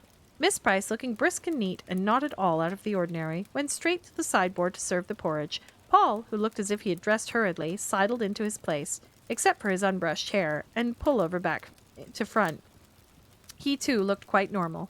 When Miss Price came to the table with the porridge, there was a look of exhilaration about her as if she had had a cold bath. "A lovely day," she said cheerfully as she poured out the coffee. She smiled round the table at the children. "What are we going to do with it?" Carrie's face became wooden. "We haven't thought," she said coldly. "What about a picnic lunch on the Roman remains?" suggested Miss Price, undaunted. "I don't think people should picnic on Roman remains," said Carrie. Miss Price gave her a curious look, and then she turned to Charles. "Have you any suggestions, Charles?" "What is Paul going to do?" asked Charles suspiciously. Miss Price looked a little taken aback. "Why, go with you, unless perhaps you go to the Roman remains. That is a little far." "I think," said Charles, "we should go somewhere where Paul can come too." Miss Price looked surprised. "Well, of course, that would be nicer. I just thought that sometimes you and Carrie like to do things on your own." "No," said Carrie firmly. "We like Paul all with us, always." Miss Price looked really surprised at this, and so did Paul. He sat with his porridge spoon aslant, dripping milk down the front of his jersey. "Paul," said Miss Price sharply. Paul came to and swallowed the porridge, and Miss Price wiped off the drips. "Well, children," said Miss Price at the end of breakfast, "you must make your own plans. I have my music lessons, and I shall be free by lunchtime. Go to the bathroom, please, Paul." Carrie and Charles went out to the garden to wait for Paul. He emerged with a burst almost immediately, his voice raised in a tuneless rendering of "Hark the Herald Angels Sing." Quickly and silently, Charles and Carrie took him each by an arm and pulled him through the hedge into the meadow. They walked him out of earshot of the house, and then they sat him down in the long grass, still holding him. "Paul," said Carrie sternly in a fair imitation of Aunt Beatrice's voice, "it's no good hedging. Charles and I know all." Paul looked bewildered and tried to pull his arm free. "You and Miss Price," went on Carrie, "have been off on the bed. It's no good lying. Charles and I saw." Paul looked unperturbed. "Did you see us go?" he asked. "Never mind," said Carrie darkly. Paul, sensing their mood, sat still. He just looked bored, like a pony tied to a stall. "Well," said Carrie, "what have you to say?" It seemed Paul had nothing to say. He fidgeted with his feet and did not look even interested. "Have you been often?" "No," said Paul, making a not very determined effort to pull his wrist free. "We were only trying it." "Is this the first time you tried it?" "Yes." "Did it work all right?" asked Charles. He sounded more friendly suddenly. "Yes." Carrie let go Paul's wrist. "Where did you go, Paul?" Paul smiled. "Tell us, Paul," urged Carrie. "We're sure to find out." "Yes," said Paul. "All right. You must answer yes or no, and you can say sort of." "Was it the Western Hemisphere?" asked Charles. "No," said Paul. "Was it the Eastern Hemisphere?" asked Carrie. No, said Paul. Then it wasn't in the world, exclaimed Charles. Yes, it was in the world, said Paul. Well, then it must have been in the western or the eastern hemisphere. No, said Paul, it wasn't anywhere like that. He doesn't know what hemispheres mean, Charles suggested. Paul looked stubborn. Yes, I know what it means. What does it mean? Well, it means it doesn't mean Blowditch. Is that where you went? Yes. You only went as far as Blowditch? Yes. Why, you could walk there, explained Charles. It was only to see if it worked, exclaimed Paul. Did you ask Miss Price if you could try it? No, she asked me, she said. Let's give it a little twist. I don't suppose it still works. Spells don't wear out, said Carrie. How do you know? Asked Charles. Well, it stands to reason, replied Carrie. They were silent a while. Then Carrie said tolerantly, I can understand how it happened, but I don't think it's at all fair, and I never have thought it fair that Paul was the only one who could work it. Well, it was his knob, said Charles. We mustn't grumble. There are people who would give anything for a magic bed knob, whoever had to work it. Yes, agreed Carrie. I know, but as they've had a turn, I think we ought to have a turn too. Miss Price can do as she likes for herself, but we never said we'd give up magic. I don't see how we could manage it, said Charles. Not with the bed in Miss Price's room. Carrie tossed back her plates. I shall just go to Miss Price in a straightforward way and ask her right out. Charles, slightly awed, was silent. And there's another thing, Carrie went on. Do you remember that when Miss Price gave us the spell, she said that if we turned the knob backwards, the bed would take us into the past? Well, I think she ought to let us have one go at the past. After that, we could give it up for a bit, she added, though I don't see what all this giving up on magic does for anybody. You'd think it might be used for defense or something. Carrie! Exclaimed Charles, deeply shocked. Carrie was a little subdued, broke off a stalk of sorrel and chewed it pensively. I suppose you're right, she admitted after a moment. She had sudden visions of dragons breathing fire and mustard gas and whole armies turning into white mice. It would be terrible, unthinkable to have one's brother, say, invalid out of the army as a white mouse, kept for the rest of his life in his cage in the drawing-room table, and where would you pin the medal on a mouse? You see, said Charles, Miss Price is quite right in some ways. You can overdo things. I know, Carrie admitted, but I don't see how it would hurt anybody if we just had a little trip into the past. Well, there's no harm in asking, said Charles. They courted Miss Price after supper. She listened to their argument. She saw the justice of what they said, but she threw up her hands and said, Oh dear, oh dear. They tried to reassure her. They were very reasonable and very moderate. Just one more go, Miss Price, and after that we'll give it up. It's a pity to waste the past. I don't like it, Miss Price kept saying. I don't like it. If you were stuck or anything, I couldn't get you out. I've burnt the books. Oh, no, cried Carrie aghast. Yes, I burnt them, cried poor Miss Price. They were very confidential. Can't you remember anything by heart? Nothing to speak of. One or two little things. Oh dear, this is all my fault.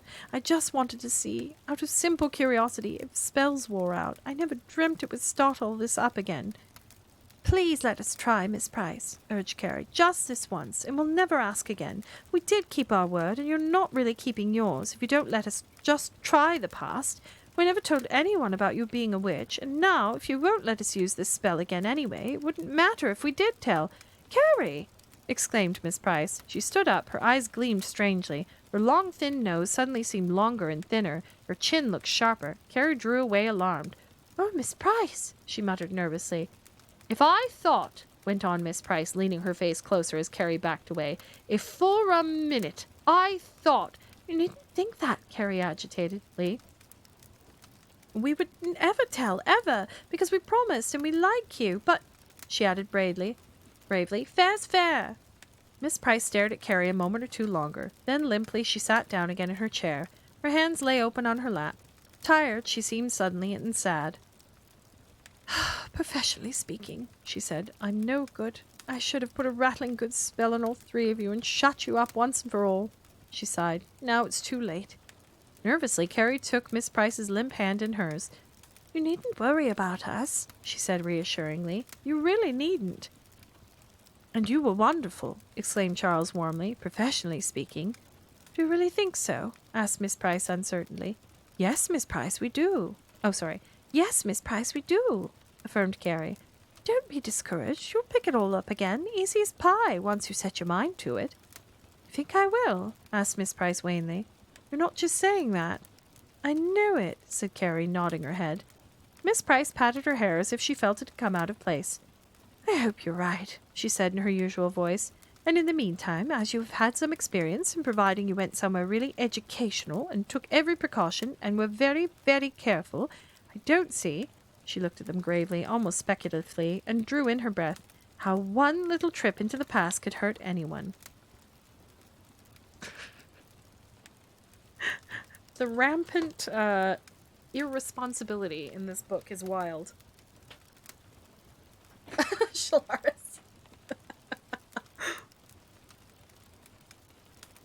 They definitely had to change a lot about this story. I'm amazed at how different it is.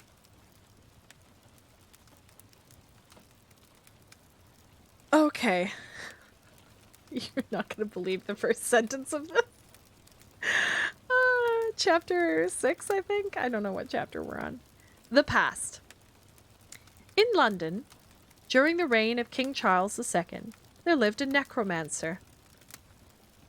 And then in brackets, there are 6 stars, asterisks, and it says, these 6 stars are to give you time to ask what is a necromancer. Now you know, we will go on. Timey-wimey, wibbly-wobbly, not a good idea. A necromancer? What is happening? Okay. He lived in a little house in Cripplegate in the largest room at the top of a narrow flight of stairs. He was a very nervous man and disliked the light of day. There were 2 good reasons for this. I will tell you the first. When he was a boy, he had been apprenticed to another necromancer, an old man from whom he had inherited the business. The old necromancer, in private life, was fat and jolly, but in the presence of his clients he became solemn as an owl, and clothed his fat whiteness in a long dark robe edged with fur, so that he could fill them with respect and awe. Without his smile, and in his long dark robe, he looked as important as a major and as gloomy as a lawyer's clerk.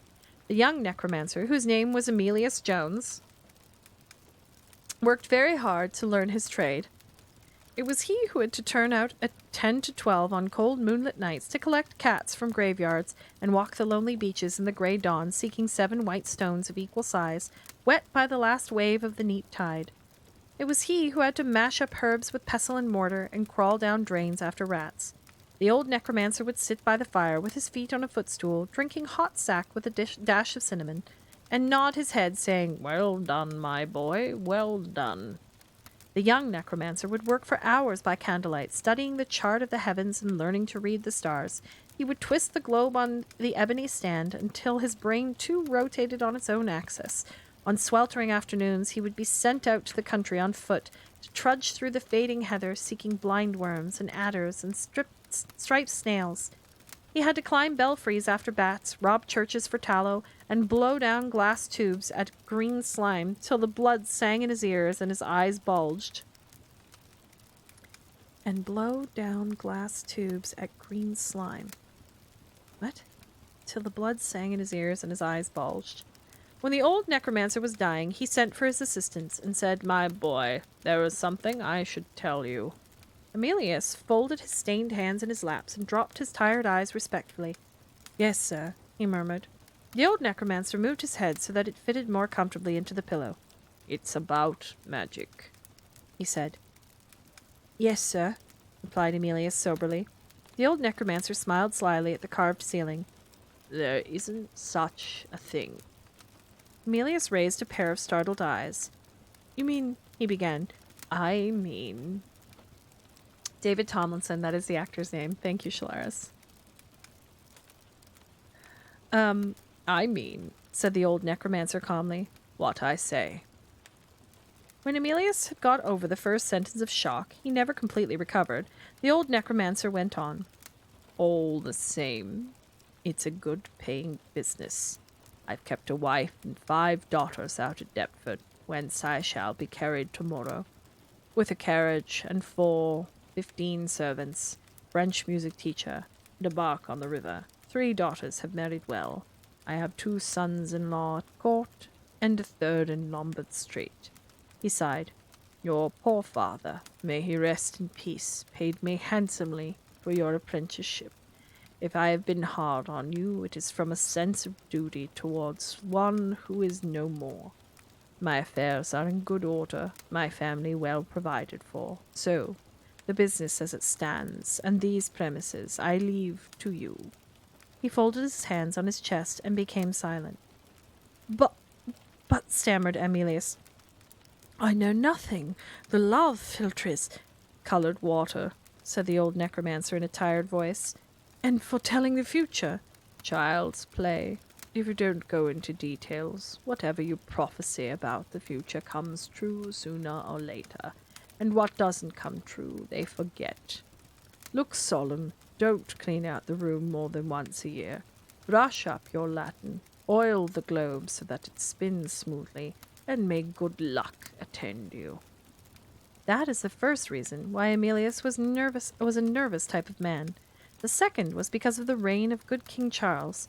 It was still the fashion to send witches, sorcerers, and all those who were reputed to work magic to the gallows, and Emilius, if he made a slip or an enemy, might at any moment be delivered by an unsatisfied client to a very tight and uncomfortable end. In the movie, he was Emilius Brown. Yep, that's right. He would have got out of the business if he dared, but all the money of his patrimony had been dispensed in learning magic, and he was not a strong enough character to start afresh. In the year 1666, Emilius, at 35, had become old before his time. Old and thin and terribly nervous. He would jump if a mouse squeaked, turn pale at a moonbeam, tremble at his servant's knock. If he heard a footstep on the stairs, he would immediately begin a little spell, something he knew by heart, so that his clients might be impressed as they entered by his practice of magic. He had also to be ready to sit down at the clavichord in case it was a king's man come to spy upon him, and pretend he was a dreamy musician who had inherited the necromancer's lodgings. One evening, hearing footsteps in the narrow hall below the stairs, he leapt up from the chair where he had been dozing by the fire. These late August nights held the first chill of autumn, trod on the cat, which let out an unearthly screech, and seized a couple of dried frogs and a bunch of henbane. He lit a wick which floated in a bowl of oil, sprinkled it with yellow powder so it burned with a blue flame, and hurriedly with trembling hands rushed off a little spell, with one eye on the clavichord and the other on the door, and all his body poised for instant flight. Oh! Hi, drones! How are you? Welcome in, raiders! Happy Monday! Drone Seed Raid! Hi, Mad Megs. How's it going? We are reading the second story that is in Bedknobs and Broomsticks, which I'm sorry, I'm only calling you Dean Snort from now. Classic. Oh no! Welcome in, Dean Snort. Oh my god, Dean Snort. Dean Snort. For those who are new, my name is Aquagem. I am a freelance artist and variety streamer. Tonight is a bonus stream that we unlocked through a charity event we did back around Christmas. And no, I am wrong. We unlocked this on our 12-hour stream in January. It was a sub goal. My apologies. So every once in a while I do story streams where I read books. So recently we had a movie night in the Discord. And because I discovered I owned the book, because we've been reading through these children classics collection. I owned the book Bedknobs and Broomsticks, which I did not know was a book. We decided on the movie night to watch the old Disney movie starring Angela Lansbury and, what's his name? We just said it. Tomlinson? David Tomlinson. Bedknobs and Broomsticks. So we've discovered that the book is quite different. Extremely different so far. Other than the names of the characters. Pretty much. But, what were you up to in your stream, Drones? I hope you had a good stream and a good night. And if you need to get a stretch, drink of water, something to eat. Playing a lovely chill game called Islanders. So I wanted to bring my already sleepy chat by for the restful vibes. Very nice. Well, feel free to pull up a couch cushion. Get cozy. Get yourself a nice warm drink. We've actually just started. They've convinced Miss Price to let them take the bed into the past, because in this book, if you turn it one way, it can take you anywhere in the world. if you turn the knob the other way, it will take you anywhere in the past. Grab my dinner from the fridge. No worries. Enjoy your dinner. And now we've just discovered Emilius Brown, who was apprenticed under an old necromancer. And he has taken over the necromancy business, but he is a nervous man. Let me just see here. One evening, hearing footsteps in the narrow hall below the stairs, he leapt up from the chair where he had been dozing by the fire. These late August nights held the first chill of autumn, trod on the cat, which let out an unearthly squeal, and seized a couple of dried frogs and a bunch of henbane. He lit a wick which floated in a bowl of oil, sprinkled it with yellow powder so it burned with a blue flame, and hurriedly with trembling hands rushed off a little spell, with one eye on the clavichord and the other on the door, and all his body poised for instant flight. There was a knock, a hesitatingly fumbled knock. "Who's there?" he called, preparing to blow out the blue flame. There was a whisper and some shuffling. Then a voice, clear and treble as a silver bell, said, "3 children who are lost." Emilius was taken aback. He made a movement towards the clavichord, then he came back to the blue flame. Finally, he stood between the two, with one hand carelessly poised upon the globe and the other on a sheet of music. "Enter," he said somberly. The door opened, and there, thrown into relief against the dark passageway, stood 3 children, strangely dressed and dazzlingly fair. They wore long robes after the style of the London apprentice, but tied by silken cords, and their cleanliness in 17th century London seemed not of this world. Their skins shone, and Emilius's quivering nostrils detected a delicate fragrance, as of fresh flowers strangely spiced. Emilius began to tremble. His knees felt unsteady. He wanted to sit down. Instead, he looked unbelievingly towards the paraphernalia of his spell. Could 2 dried frogs and a bunch of henbane do this? He tried to recall the gabble of Latin he had said over them. "We are lost," said the female child in that strange foreign voice, clear-cut as rock crystal. "We saw your light burning. The street door was open, so we came up to ask the way." "Where to?" said Emilius in a trembling voice. "Anywhere," said the female child. "We are quite lost. We don't know where we are." Emilius cleared his throat. "You are in Cripplegate," he managed to say. "Cripplegate," said the female child wonderingly. "In London?" "Yes, in London," whispered Emilius, edging away towards the fireplace. He was terribly afraid. From whence had they come? If they did not know they were in London. The elder male child took a step forward. "Excuse me," he said very civilly. "Could you possibly tell us what century we are in?" Emilius threw up trembling hands before his face, as if to ward off the sight of them. Go back, he implored in a voice broken by emotion. "From whence you came." The female child turned pink and blinked her eyelids. She looked round the dim and cluttered room, with its yellowing parchments, its glass vials, the skull on the table, and the candle-lit clavichord. "I'm sorry," she said, "if we are disturbing you." Emilius ran to the table. He picked up the bowl with oil, the 2 frogs, the twisted henbane, and with an oath he threw them on the fire. They spluttered and then flared up. Emilius rubbed his fingers together as he watched the blaze, as if to rid them of some impurity. Then he turned, and again his eyes widened so that the whites showed. He stared at the children. "Still here!" he exclaimed hoarsely. The female child blinked her eyes faster. "We will go at once," she said, "if you would just tell us first what year it is." "The 27th day of August in the year of our Lord 1666. 1666, repeated the elder male child. King Charles II. "The fire of London will take place in a week's time," said the girl child brightly, as if she were pleased. The elder male child's face lit up too. "Cripplegate," he said excitedly. "This house may be burnt. It will start at the King's Baker's in Pudding Lane and go down Fish Street." Emilius suddenly fell on his knees. He clasped his hands together. His face was anguished. "I implore you," he cried. "Go, go." The girl child looked at him. Suddenly she smiled with kindness, as if she understood his fear. "We won't harm you," she said, coming towards him. "We're only children. Feel my hand." She laid her hand on Emilius's clasped ones. It was warm and soft and human.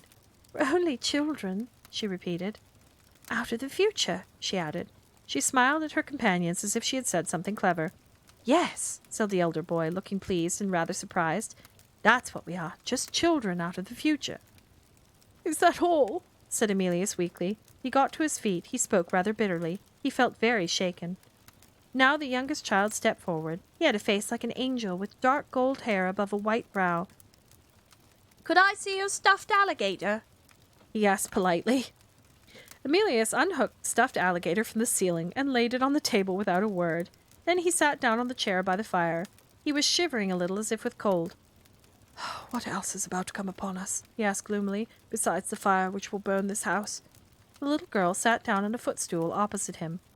We're not awfully good at history, she said in her strange way, but I think your king gets executed. That was Charles I, the elder boy pointed out. Oh, yes, said the little girl. I'm sorry. We could go back and look it all up. Just have to cough. Okay. Do not give yourselves this trouble, said Emilius glumly. There was a short pause. The little girl broke it. Have you had the plague? She asked conversationally. Emilius shuddered. No, thanks be to a merciful providence. Good show, exclaimed the elder boy heartily. The little girl, asking permission, poked the fire to a brighter blaze. Emilius threw on another log. He stared miserably at the broken bowl blackened by burning oil. The old necromancer had doubly deceived him, for he, Emilius, quite by accident, had found a spell that worked. These children seemed comparatively harmless, but another mixture lightly thrown together in the same irresponsible way might produce anything, from a herd of hobgoblins to old Nick himself. And it wasn't as if he knew the antidotes. Whatever came would come to stay. He would never feel safe again. Never more would he dare throw sulphur on the fire with muttered imprecations. Never more would he dare boil soups of frogs, spawn, and digitalis. Never more reel off Latin curses or spin the globes of the heavens into the dizzy whirl of prophecy. His uncertainty would manifest itself before his clients. His practice would fall off. His victims might turn against him. Then he would have to fly, to hide in some filthy hovel or rat-infested cellar, or it might mean prison, the pillory, the horse pond, or the rope. Emilius groaned and dropped his head into his hands. "Don't you feel well?" asked the little girl kindly. Emilius kicked the log farther into the blaze. Then he raised haggard eyes to the little girl's gentle face. "The child," he said wonderingly. "I never knew," he dropped his voice sadly, "what it was to be a child." "Oh, you must have known," exclaimed the elder boy reasonably. "Did you always live in the town?" asked the little girl. "No," said Emilius. "I lived in the country. I should have said," he went on, adventuring into truth, "that I had forgotten what it was to be a child." "Well, you're pretty old," remarked the elder boy consolingly. Emilius looked stung. 35 summers, he exclaimed. "Have you had a sad life?" asked the little girl. Emilius raised his eyes. A sad life. Ah, he thought to himself. That's what it is. I have had a sad life. Suddenly he longed to tell of his life.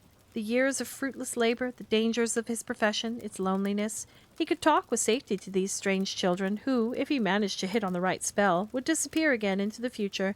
He pulled his fur-trimmed robe up over his knees, away from the fire, showing coarse yellow stockings which hung upon his legs in wrinkles. "There are few lives," he began, rather gloomily, but as if he might be going to warm up later, "sadder than mine." Then, in quaint words and phrases, he told the children of his childhood, the childhood he said he had forgotten, of how he had been sent out at an early age to gather herbs and simples, of the old schoolmaster who taught of him, of May and Maying, of a man who had stood in the stocks for poaching, of being beaten for stealing sugared plums, of how he had hated the 9 times table and had worn a dunce's cap for Latin. Then he went on to his apprenticeship in London, the hardships and the disillusionment, the fear of starting on his own, the terror in which he lived, and of the people who wouldn't pay their bills. As the children listened, the candles grew long shrouds of wax, and the fire died low.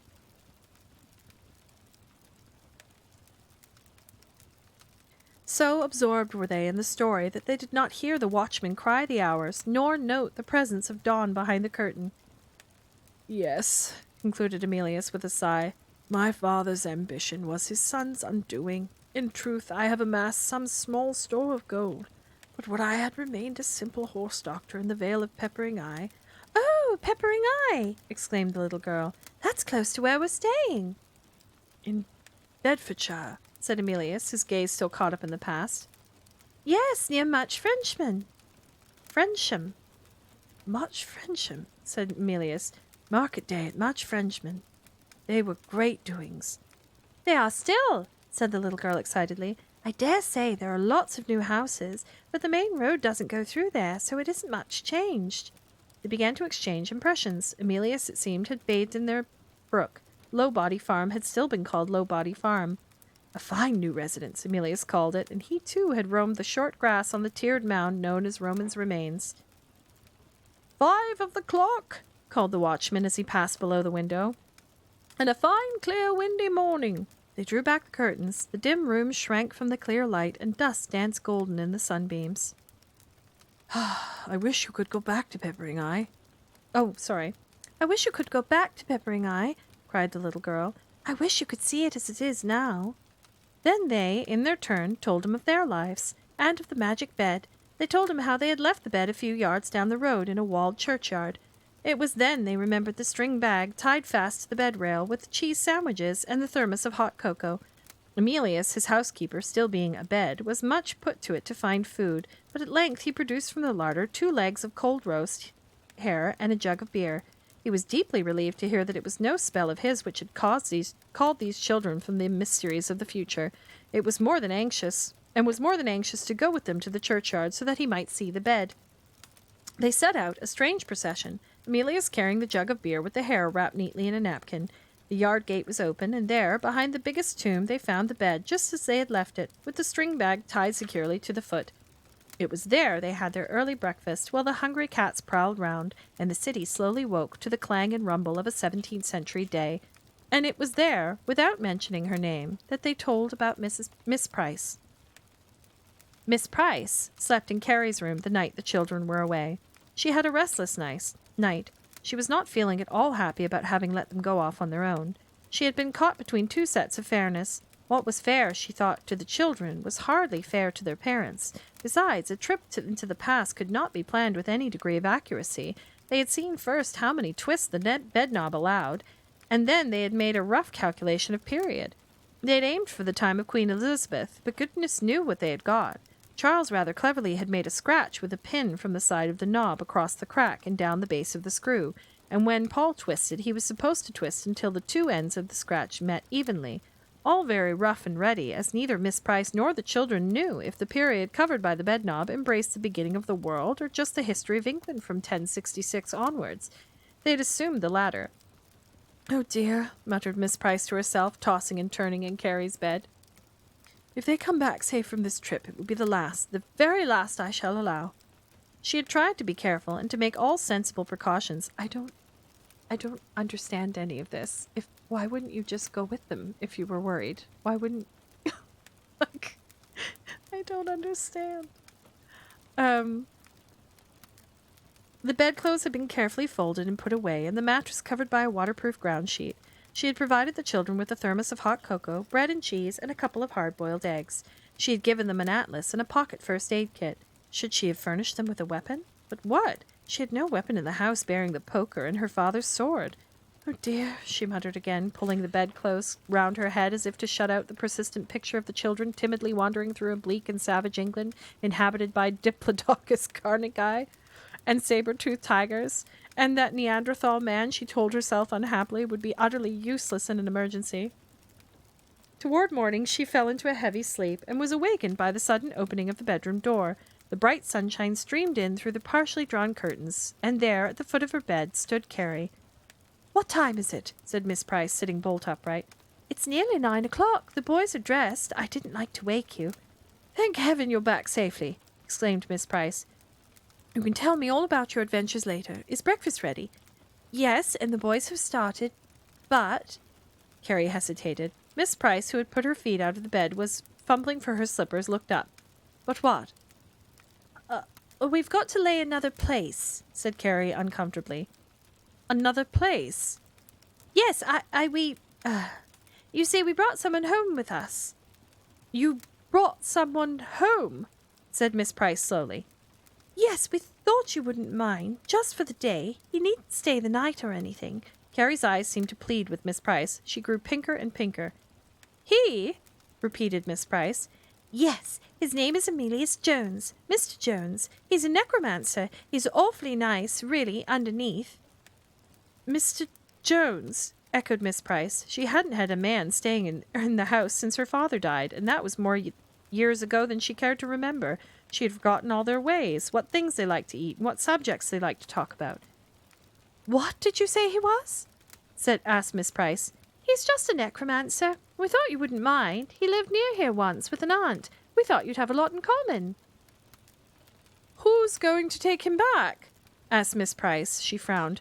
No, Carrie, I do think this is thoughtless of you. I had made up my mind this was the last trip the bed was going to make, and there you go, picking up strange necromancers who you know perfectly well have to be taken home again, which means another journey. She pushed her feet into her bedroom slippers. Where did you say he was? He's in your bedroom, said Carrie, on the bed. Miss Price looked really put out. Oh, dear, she said. Whatever's next? She slipped her arms into her blue flannel dressing gown. How am I to get my clothes, or do my hair, or anything? I really am annoyed, Carrie. She gave a vicious tug as she tied up her dressing gown. You must take him down to breakfast, and I'll have to see about him later. Emilius meekly followed Carrie down the stairs. He looked dazed and gazed wanly about him. As he took his place at the breakfast table, he staggered slightly against Paul, who was halfway through his porridge. Carrie looked worried. Mr. Jones, are you all right?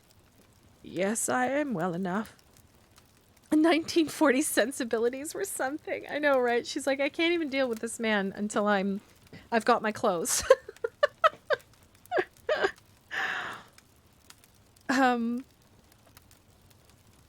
You look so pale. Emilius ran a limp hand across his wind-blown hair. Small wonder, he remarked, smiling faintly. Carrie gazed at him uneasily. She was thinking of Miss Price. Would he, she began to wonder, give the right kind of impression? In the bright light of day, Emilius looked far from clean. His tousled hair hung wispily about his ears, and his pallid skin was grayish. The long, thin hands were stained, she noticed, and the nails were rimmed with black. The velvet of his fur-trimmed robe, though rich, was sadly spattered, and when he moved, he smelled of cottage kitchens. What does that smell like? I thought it was going to say cottage cheese. Cottage kitchens. I'm going to say that about someone I don't like. And he smelled of cottage kitchens. We're talking about the let children do random things that are possibly... I know, like, you sent them to the past by themselves. And how old did they say they were? Like 12, 10, and 8? Mm-hmm. There was no time to do anything about it, however. Miss Price came in almost immediately, looking slightly flustered. She was wearing her best pink blouse, the one she kept for trips to London. Emilius rose to his feet. Long and thin, he towered above the table. Miss Price, in one swift glance, took in his appearance. So this is Mr. Jones, she remarked brightly. Not, it seemed, to anyone in particular. Emilius Jones, your servant, madam. Nay, he bowed deeply. Your slave. How do, put in Miss Price quickly. Humbly content, Emilius persisted, to raise his eyes to one whose subtle craft, maturing slowly through the ages as a plant in the dark earth spends its roots and sucks its sustenance, bringing forth shoot and stem and branching foliage to burst at length into dazzling blossom, blinding in this your 20th century the reverent gaze of one who dared to doubt. Miss Price, blushing slightly, moved to her place behind the teapot. Oh, well, she exclaimed, and gave a little laugh. I wouldn't say that exactly. Do you take milk and sugar? You are bountiful, exclaimed Emilius, gazing at her spellbound. Not at all. Do sit down. Emilius sat down slowly, still gazing. Miss Price, her lips pursed, poured out 2 cups of tea in thoughtful silence. As she passed his cup, she said conversationally, I hear you have an aunt in these parts. And a house, put in Carrie quickly, to establish Emilius as a man of property might help, in Miss Price's eyes. She felt to enhance his status. At least it will be his, on Tinker's Hill. Really? Remarked Miss Price. She sounded dubious. She helped herself to a boiled egg and began to tap it thoughtfully. Is there a house on Tinker's Hill? Yes, indeed, Emilius assured her. A comely, neat house with an apple orchard. Miss Price looked non-committal. Really? She said again, remembering her manners. Porridge, cornflakes, or Rice Krispies? He took porridge. Again there was silence, only comparative. Emilius was a noisy eater, and not, Carrie noted, a very tidy one. When he drank down his tea in a series of gulps, as though it were medicine, thought Carrie, Miss Price tightened her lips and glanced at Paul. "You had better get down, dear," she said. "I haven't finished," complained Paul. "Eat up, then, quickly." Paul, noting nothing loath, gobbled noisily, copying Emilius. Miss Price, averting her face, took a dainty spoonful of boiled egg, which, closing her eyes, she consumed very slowly. "Oh, dear," thought Carrie, who knew this sign. She glanced sideways at Emilius, who, having peeled one egg and eaten it whole, was reaching for another. He picked off the shell abstractedly, deep in thought. Suddenly he gave a large belch. Miss Price opened her eyes, but she did not change her expression. "Some more tea, Mr. Jones?" she asked sweetly. Emilius looked up. "Nay, I am well enough." And as he thought, they seemed puzzled. He added quickly, "But 'tis an excellent infusion, none better, and good, they say, against the falling sickness." "Really?" said Miss Price again, and hesitated. "Some toast and marmalade?" "Marmalade?" "It's a preserve made from oranges." "Ah, yes, indeed," exclaimed Emilius. "I am very partial to it." He took the cut glass dish, and using the jam spoon, quite unhurriedly, he scraped it clean.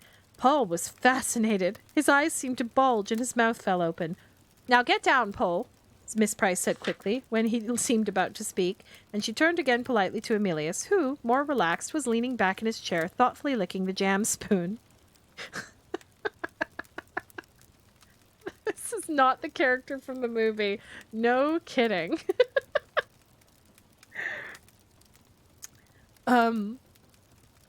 He laid down the spoon at once, all courteous attention.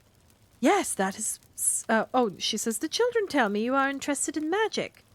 He laid down the spoon at once, all courteous attention. "Yes, that is so. It is, as one might say, my calling." "You practice for money?" Emilius smiled, shrugging slightly. "What else?" Miss Price, quite suddenly, looked pleasantly flustered. I don't know. You see," her face became quite pink. A real professional. I've never actually met one." "No?" "No." Miss Price hesitated, her hands clasped together in her lap. "You see, I mean..." She took a long breath. "This is quite an occasion." Emilius stared. "But you, madam, do you not practice for money?" "I? Oh, dear me, no." She began to pour a second cup of tea.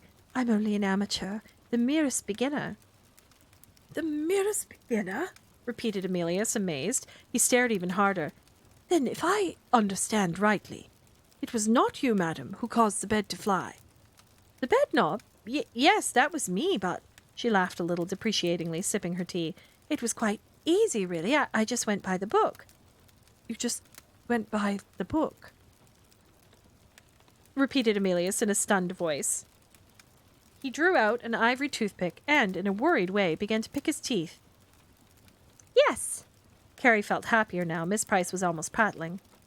I have to measure everything. I can't do a thing out of my head. I'd very much like to invent a spell. That would be so worthwhile, don't you think? But somehow," she shrugged, "you, I dare say," she went on, dropping her voice respectfully, "have invented many." For one panic-stricken moment, Emilius caught Carrie's eye.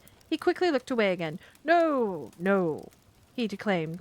Then, seeing Miss Price's expression, he added modestly, None to speak of." He gazed in a hunted way about the room and saw the cottage piano.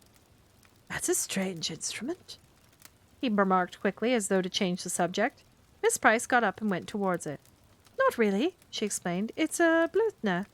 As Emilius came beside her, she raised the lid of the keyboard. "Do you play?" "A little." He sat down on the music stool and struck a few notes, half closing his eyes as though listening to the tone. Then, head nodding and fingers skipping, he swept into a little piece by William Byrd. He played with great feeling and masterly restraint, using the piano as though it were a harpsichord. Miss Price seemed quite impressed. "That was very nice," she admitted guardedly, and then glancing quickly at her watch, she moved away and began to clear the table. "It was lovely," cried Carrie warmly as she jumped up to help. "Do play some more." Emilius turned to look at her, smiled a trifle wanly. "C'est plabat ecus diffesus," he explained, glancing at Miss Price. Miss Price looked back at him, her face expressionless. "Yes, quite," she agreed uncertainly. "Or perhaps," Emilius went on, "one might more truly say, mira nimia oculis inebriant." "Well," said Miss Price, and gave a little laugh. "It's as you like, really." and she clashed the plates together rather noisily, as though to make a distraction. "I think," said Charles uncertainly, aside to Miss Price, "that perhaps he means he's tired." Miss Price blushed warmly, immediately all concern. Oh dear, of course. How stupid of me. Charles, dear, put a chair under the mulberry tree for Mr. Jones. He can rest there quietly." She glanced about the room. And we must find him something to read. Where's the Daily Telegraph?" They could not find the Telegraph, but found instead a book called Little Arthur's History of England. "Couldn't he have this?" Charles urged. "It wouldn't even be better. I mean, it would all be news to Mr. Jones from chapter 7 onwards." Not totally, but the fraud part. Yeah, exactly. Yeah, all show and no substance. They went out through the back way for Emilius to see the kitchen. Surprised and delighted, he admired all the right things in the right way. The electric cooker, the plastic plate rack, the stainless steel sink. He clothed his wonder in odd poetical phrases. Miss Price seemed very pleased. I can't afford a refrigerator, at least not yet," she told him as she ran a loving hand across the gleaming surface of the sink. "But this is rather jolly, don't you think? £43, 7 shillings and 10 pence, excluding the plumbing. But worth it in the end, wouldn't you say? Give me just a second."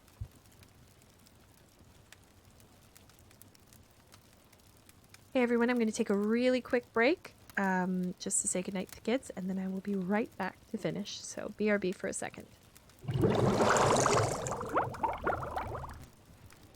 Hey, I'm just leaving. Open doors. No! No! Fine, we can take a hit. We got it. Actually, a weirdly low-key game. Yeah. Both of you. Did you see me floating? Both of you spectate right now. Both of you spectate right now. Okay, I'm spectating. Oh my god, Leslie. I watched him slice you both. I'm going. Where were you? Wow. Sorry, Dwight with the hair.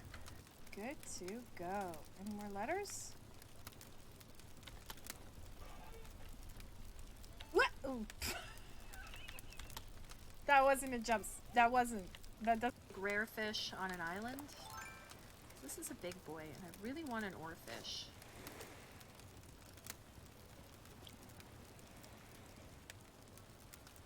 Imagine if this was one, though, and I just said that. It's not. It's a sea bass.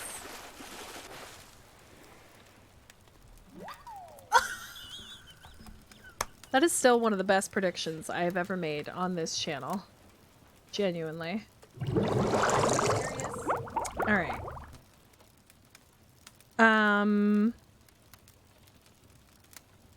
You can hear me, yeah, okay. Making sure. They went out through the back way for Emilius to see the kitchen. Oh yes, he was looking at the sink. £43, 7 shillings and 10 pence, excluding the plumbing. But worth it in the end, wouldn't you say? But it was in the garden that Emilius came into his own. His knowledge of plants astounded even Miss Price, and he told her countless uses for what had seemed the commonest of herbs. Mr. Bistlewaite's boy, who was delivering the milk, broke off his whistling to stare at Emilius. Emilius, his long velvet robe sweeping the lawn, returned the milk boy's stare with somber dignity. The whistling was resumed, and the milk boy clanged down the 2 pints with his usual roughness. Later, leaving Emilius with a history book in the shade of the mulberry tree, reading with much interest of what was to come to pass in his future, Charles and Carrie sought out Miss Price in her bedroom. Miss Price, Whispered Carrie, as if Emilius might hear. do you like him? Miss Price, who was making up the bed, paused, sheet in hand. He has distinction, she admitted guardedly. Think, Miss Price, went on Carrie, of the things you'd have to talk about. You haven't even begun. Miss Price wrinkled her forehead. Yes, she said uncertainly. It's the opportunity of a lifetime, Charles pointed out. Miss Price turned. I have like a cat hair or something on my lip. Okay. Miss Price turned. She sat down suddenly on the edge of the bed. I had better be perfectly frank, she announced firmly. He could only stay on one condition. What condition? They asked excitedly. The tip of Miss Price's nose became rather pink. He must be persuaded to have a good hot bath, and he must have a haircut. Oh, I'm sure he'll do it willingly, said Carrie. And his clothes must go to the cleaners. But what will he wear in the meantime? Miss Price looked thoughtful. It's that old Norfolk suit of my father's, and yes, I've some things in a trunk. Carrie and Miss Price were not present when Charles tackled Emilius under the mulberry tree, but in the still summer air the sound of their voices floated in through the open window. Charles's voice was a burbling monotone, but Emilius was raised. The conversation went on and on. There were a few deep silences. Carrie shut her eyes and crossed her thumbs. The going, she realized, was not easy. At last, though, the mist of leaves, she saw Emilius stand up. As the two figures began to approach the house, Carrie drew back into the room, but not before she heard Emilius's parting shot, delivering in a voice which broke. "So be it," he said. "If it is the custom, but I had an uncle died of the ague through this same cause." Preparing Emilius's bath was something of a ceremony. Miss Price dug out her fluffiest and softest bath towel, and the clean cotton kimono, with an embroidered spray of flowers across the back. Carrie ran the water to a pleasant, even temperature and threw in a handful of bath salts. She spread out the bath mat and closed the window. Emilius was ushered in. The plumbing was explained to him by Charles, and he was asked to put his clothes outside the door.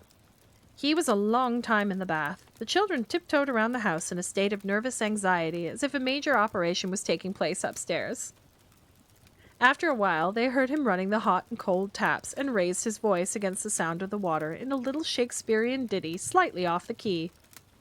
"He's enjoying it," said Charles. Emilius bathed, his soft mouse-colored hair falling carelessly across his brow, looked almost 10 years younger. And there was an old-fashioned distinction about the Norfolk suit. It fitted him quite well. Miss Price's father, Carrie realized, must have been as thin and angular as Miss Price. The buckled shoes, perhaps, were not quite right, but the overall effect was pleasing. He looked rather romantic, or, as Charles put it, like some kind of poet from Oxford. Miss Price examined him with critical eyes, and, on the whole, seemed pleased. With comb and nail scissors, she lightly trimmed the hair behind his ears. "That's better," she said as she brushed him down. Modestly proud, she seemed as though she had invented him. "Now, let me see your nails." Emilius submitted humbly to being turned about, to having his tie knotted and his collar straightened. This was his homage to a master craftswoman, one who would always know best. They arranged to make tea a picnic meal, and to take Emilius across the fields to Pepperidge Eye. It was with no small excitement that they started out on his exposition. Miss Price herself looked strangely moved as Emilius with sparkling eyes named each field or wood. There were few changes. Rush fields, Stummets, Cankerhoe, these had been the same in his day. Blowditch in Emilius's time had been called Bloody Ditch, an echo of past battles, but Farwood was still Farwood. And still, said Carrie, who had walked there often, as far.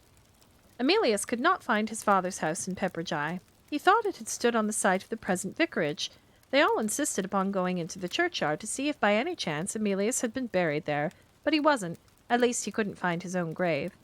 He found, however, the grave of his aunt, Sarah Ann Hobday, and to his surprise, after scraping the lichen from the nearly defaced gravestone, he found that she died on the 27th of August, 1666. The day, was it yesterday, on which the children had appeared in his room. It was like getting a telegram. "Oh dear," said Miss Price, distressed. "I am so sorry. Perhaps we'd better go home." "Nay," said Emilius somberly. "Charon waits for all. Better to live well than to live long. I had not seen her since I was a child." He sighed. "Every light has its shadow." "And it's an ill wind," began Charles eagerly. Miss Price turned sharply. "What can you mean, Charles?" "Nothing," said Charles. He looked a little shamefaced and stooped up to pick a stone. "He's thinking of the house," said Carrie. "Couldn't we go and see it?" "Well, really, Carrie," began Miss Price, and she seemed a little shocked. "I mean, as we're so near, what's the good of going home? We'd only sit and mope. It might cheer him up," she added quickly. "I mean, it's his house now." "Would it yet be there?" asked Emilius. Miss Price looked thoughtful. "I don't see why it shouldn't be." She turned to Emilius. "Do you know the way?" Yes, he knew the way all right. None better. By Tinker's Lane, but this they found had become a cart track and disappeared into a farm. "Trespassers will be prosecuted," said a notice on the gate, and a large black dog rushed out to bark at them. "No matter," Emilius told them, suddenly taking the lead. He led them back to the road, and skirting the farm buildings, he took them through fields and spinneys to the base of the hill beyond. Miss Price became a little fussed and dishevelled. Climbing through the hedges was not her forte. "Are you sure there isn't a bull?" she would ask, perched precariously on the upper rungs of a 5-barred gate. At last they found the track again, a faint depression in the turfy grass. No more hedges. The hills swelled steeply about them. There was chalk and harebells, and an occasional clump of beech trees. They followed the curve of the hill until the last At last the view widened beneath them, and a sweet breeze stole their breath.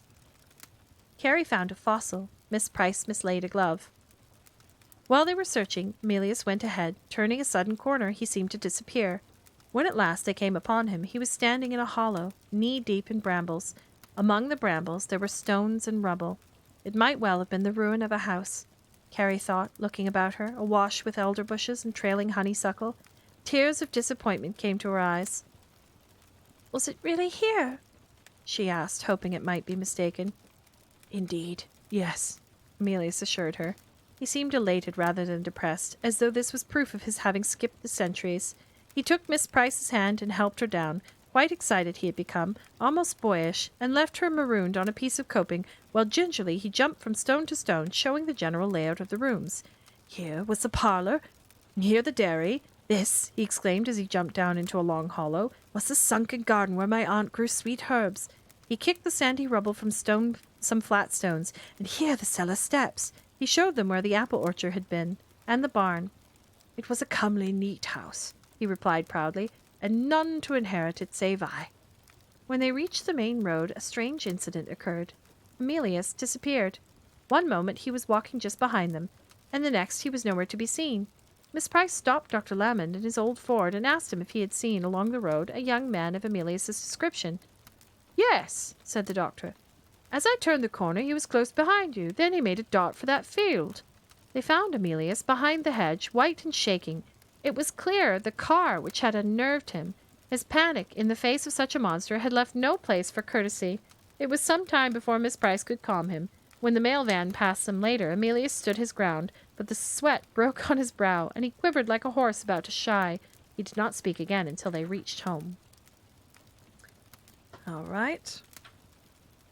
Next chapter. Let me see if this is 1, 2, 3, 4, 5. 5 more chapters. Magic in moderation. Breaking Emilius into 20th century life was not easy, but Miss Price had great patience. He learned to clean his own shoes and to pass the bread and butter at tea. He became more modern in his speech, and once was heard to say, "Okay." They had no sooner got him used to cars when he saw a jeep, and all their good work was undone. Aeroplanes he marveled at, but they did not come close enough to frighten him. But daily, as he learned more of the state of the world, modern inventions, and the march of progress, he clung closer to Miss Price as the one unassailable force in the midst of nightmarish havoc. On warm evenings, after the children were in bed, he would be with Miss Price in the garden, stripping damsons with a rake for bottling, and they would talk about magic.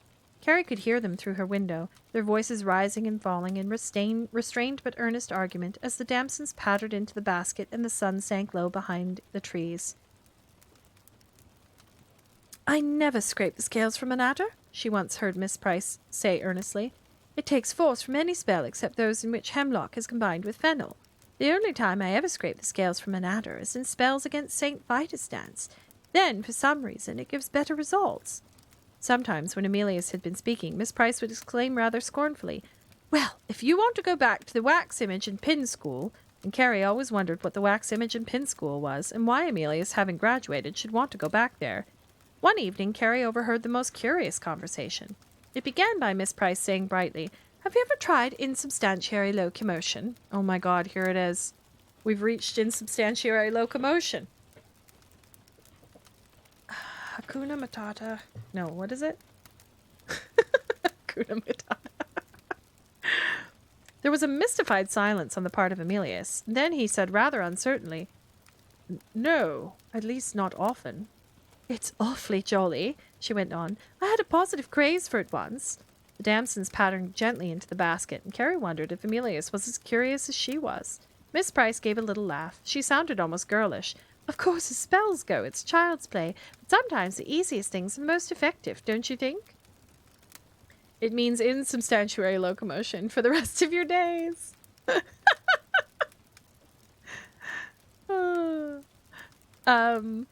Emilius cleared his throat. "I'm not sure that I haven't got it a little muddled in my mind," he ventured guardedly. "I may be confusing it with—" Miss Price laughed quite gaily. "Oh, you couldn't confuse intrasubstantiary locomotion with anything else, she seemed amused. No, admitted Emilius. No, I suppose you couldn't. Unless, said Miss Price, suddenly thoughtful, leaning forward on the rake and gazing earnestly into the middle distance. You mean... yes, put in Emilius hastily. That is what I do mean. What? Asked Miss Price wonderingly. That's what I was confusing it with. With what? With... Emilius hesitated. With what you were going to say. But intrasubstantiary locomotion is quite different. Miss Price sounded surprised and rather puzzled. Oh, yes, admitted Emilius hastily. It's completely different, but all the same. You see, intrasubstantiary locomotion is making a pair of shoes walk without any feet in them. Ah, yes, agreed Emilius, with relief. Shoes, that's it. Or a suit of clothes get up and sit down. Yes, said Emilius, but he sounded a little less sure of himself. Of course, went on Miss Price enthusiastically, the very best results are got from the washing on the line. She laughed delightedly. It's amazing what you can do with washing on the line.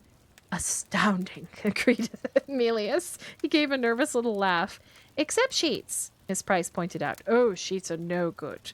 It has to be wearing apparel, something you can make look as if a person were inside it. Naturally, said Emilius rather coldly.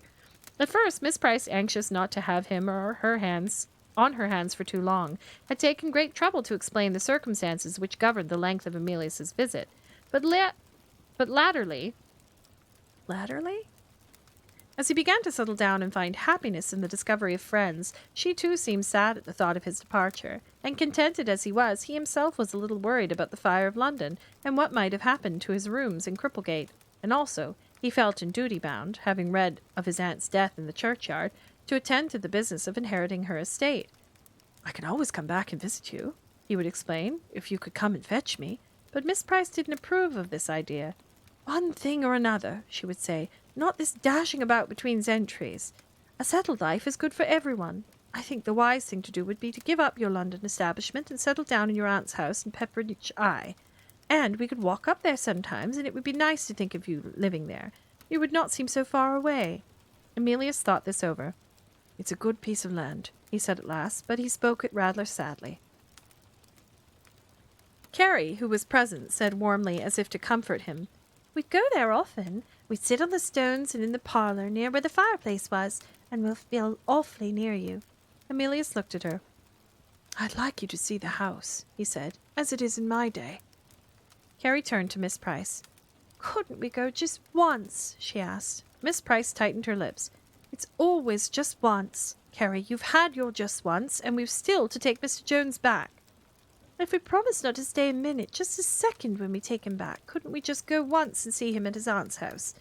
Emilius glanced at Miss Price's face, then sadly down at the lawn.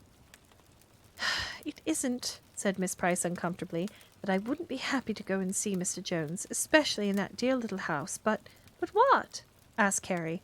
I'm responsible for you children. There seems to be no way of knowing what may happen on these outings. Well, said Carrie reasonably, it's hardly much of an outing just to go and visit Mr. Jones at his quiet little house at Pepperidge Eye, not 2 miles away. I know, Carrie, Miss Price pointed out, but what about that quiet day we planned on the beach? Well, after all that, it was a cannibal island. This is quite different, Mr. Jones, Aunt's dear little house at Pepperidge Eye. If you came just once, said Emilius, say a week after I left, just to see it all, then after that you could just come in spirit. In spirit? Asked Miss Price dubiously. I mean, just take a walk up to where the house was, and we'll think of each other, said Emilius. Miss Price sat silent. They could not read her expression. At last she said rather surprisingly, I don't like flying in the face of nature. Well, Carrie pointed out, isn't the broomstick... No, said Miss Price. That's different. That's accepted. Witches have always flown on broomsticks. She paused. No, I don't quite know how to put it, and I don't really like to mention it, but there's no getting away from the fact that, as far as we're concerned, Mr. Jones is long since dead and buried. Emilius stared glumly at the grass between his feet. He could not deny it. I don't hold it against him, went on Miss Price. We must all come to it sooner or later, but it doesn't seem wise or natural to foster these attachments with one who is no more. They sat silent then, after a bit. Emilius sighed. There is no record of my death in the churchyard, he pointed out. Miss Price pursed up her lips. That proves nothing. We did not look in the annex behind the yew hedge. Don't let's, said Carrie suddenly. Next chapter. Change of mind. But Miss Price stuck to the original plan. When Emilius's clothes arrived from the cleaners, they took him back. They dropped him in Goat Alley at night and did not stay a minute. Miss Price never liked long drawn-out goodbyes, and in her efforts to spare everyone's feelings, she was almost too businesslike. She would not step upstairs to try his cheery cordial. She bundled the children back onto the bed with almost indecent haste, and left Emilius standing sombre and dark-robed in the moonlit street. Embarrassed as she seemed and worried by the whole business, as she was sharp with the children when they got home, and next day flung herself into bottling as though she tried to drown the memory of that sad white face deep in silenced apricot and squashed tomato pulp. She did not in sliced apricot and squashed tomato pulp. She did not join the children on their expeditions, and the bedknob had been hidden away. The happy atmosphere of the little house seemed to have dispersed, and the children wandered into the fields and sat on gates, talking and kicking their heels. They chewed long stalks of grass and quarreled idly, while the end of the holidays loomed in sight and lowered over them. No one even mentioned Emilius until one day at tea, when Miss Price, quite suddenly, brought the subject up herself.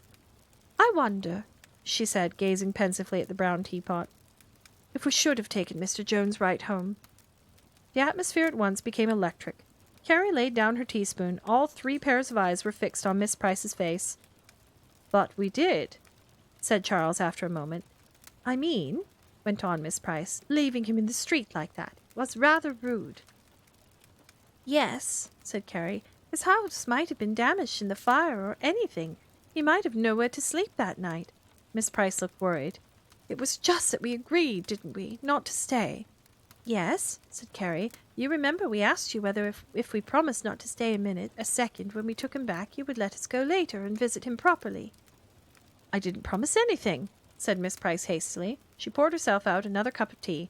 As she stirred it, she said uncertainly, "But I think he's all right, don't you? He could always go down to Pepperidge Eye." "Yes," said Carrie, "I'm sure he'd manage."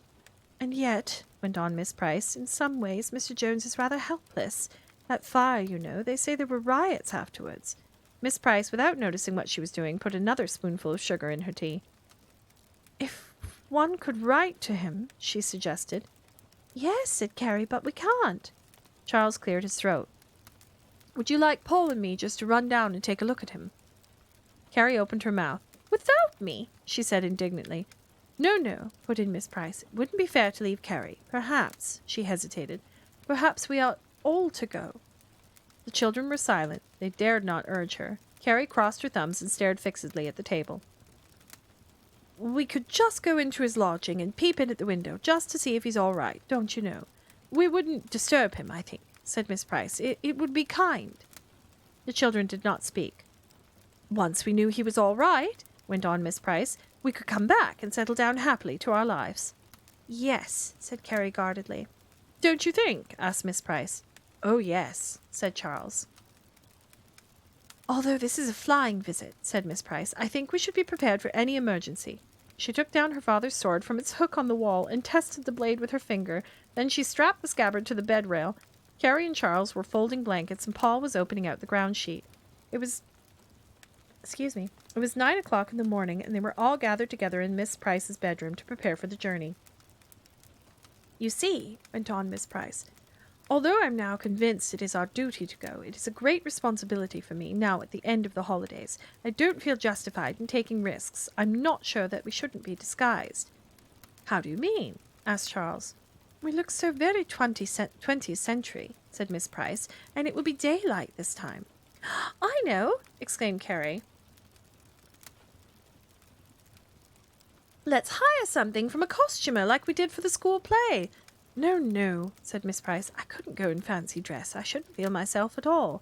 But I have that black cloak. And you children would be all right in long dressing gowns pinned up at the neck." "Oh, Miss Price, that wouldn't look like anything. The costumer would have the exact dress. I have 7 and 6 pence. "It would cost more than 7 and 6 pence, said Miss Price. "And we're only going to stay 10 minutes. Dressing gowns are good enough. You're always apt to overdo things, Carrie, and become fantastic. Now help me turn the mattress." "I should think," said Carrie, taking hold of the mattress, "we should look jolly fantastic walking about London in Charles' second reign wearing 20th century dressing gowns pinned up at the neck." Now, Carrie, that's enough. I have not the remotest intention of walking about London, and you're very lucky to be going at all. This next chapter is called So Near. Emilius opened his eyes, then he closed them again. The light hurt them. It is a dream, he told himself, a nightmare, the worst I have ever had. He felt cold, but too bruised and tired to mind that he felt cold. He just lay there on the stone floor, trying not to wake up. But after a while his eyes seemed to open of their own accord, and he saw the small barred window and the grey sky beyond. He sat up suddenly and then cried out with pain as the movement hurt him. He smelt the wetness of his clothes, and his hands slipped on the floor. Slowly he began... Hello, miss? Thought I heard my cat. Hello? Here she is. Come on.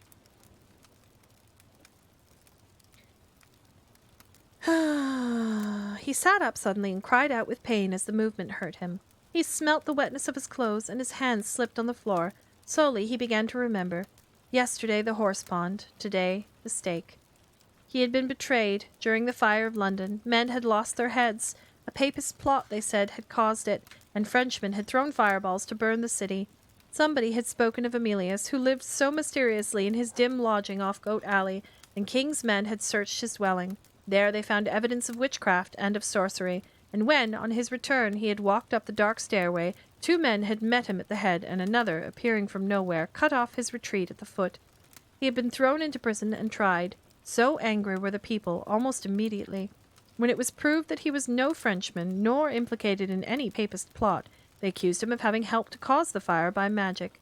It was strange, they said, how he had left the city just before, and returned when danger was over, and that his house, in the midst of such destruction, was barely touched. Ah, the horse pond, that was terror. One little boy he remembered, a little boy with bare feet who had run along beside him ahead of the crowd as they half dragged, half carried him towards the pond, a little brown-faced boy who shouted and jeered, showing his white teeth, and who stopped every few moments to pick a stone up out of the dust. Emilius would try to duck, to shy away from the stone when it came singing through the air. He felt the little boy's laughing, delighted face as part of the pain when the stone cut his cheek or glanced off his head. This got dark. Holy moly.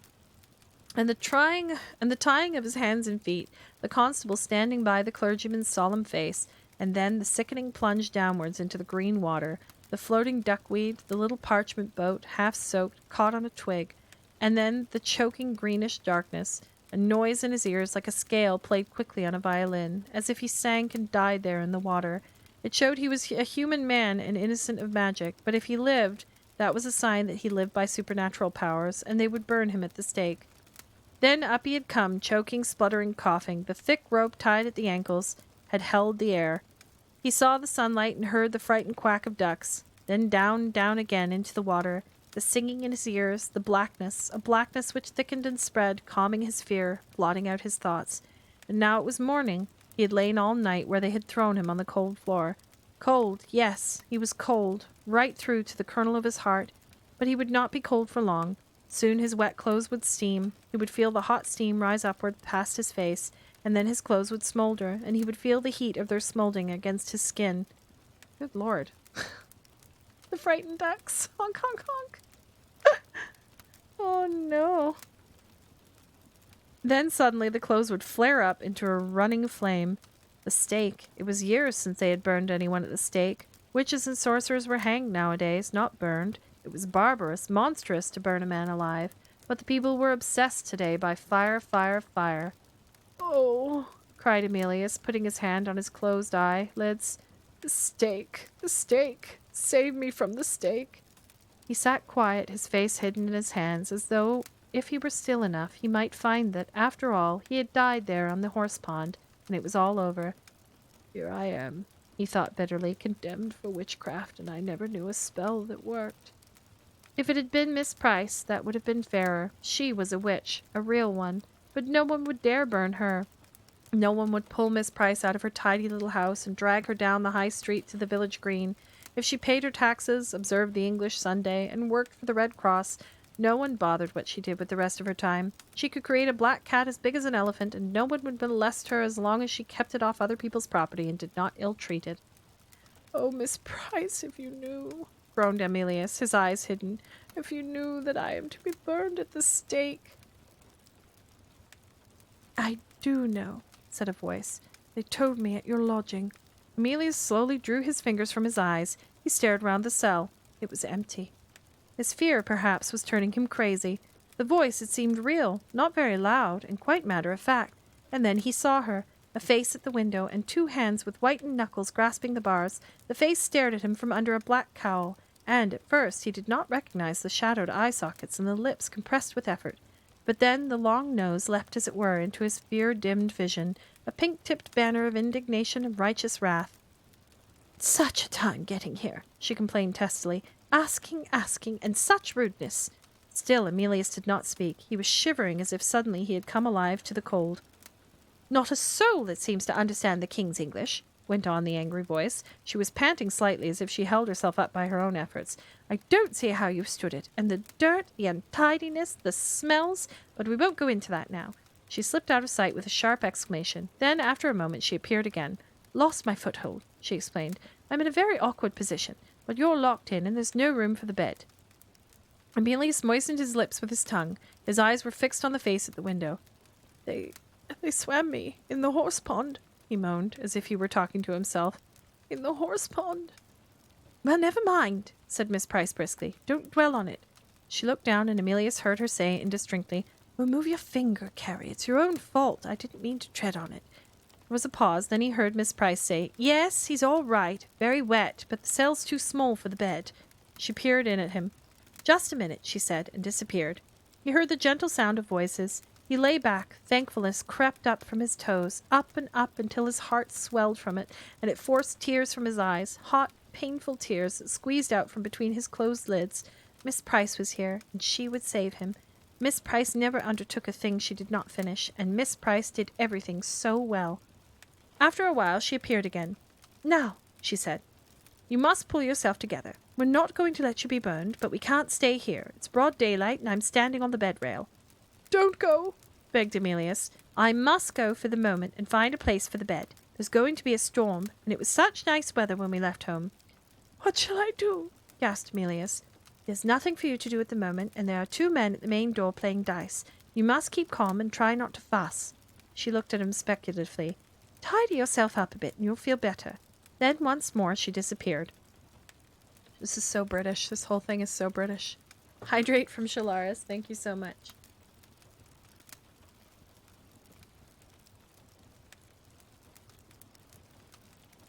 This time she did not come back, and after a while Emilius, because Miss Price had told him to, began picking long strands of green slime off his fur-trimmed robe. He found a water beetle up his sleeve, and his shoes were full of mud. Yes, she would save him, but how? It was not going to be easy. The barred window, sunk deep in the wall, was only a foot square, and the locked door was made out of iron. It's wild, eh? And yet, so far, is the next chapter, and I actually think it's the last chapter. Let me check. Oh, no, there's one more. "She's an awful long time coming," said Carrie. The 3 children sat on the bed in a disused cow byre. The ground was trodden and dusty, and a pile of grayish hay rotted in the corner. Through the broken door they could see the bleak field below a dark and lowering sky. It was a dismal place, but, as Miss Price had pointed out, a secluded one, in which to hide the bed. She had gone off, wrapped in her black cloak, broomstick in one hand and sword in the other. That's pretty great.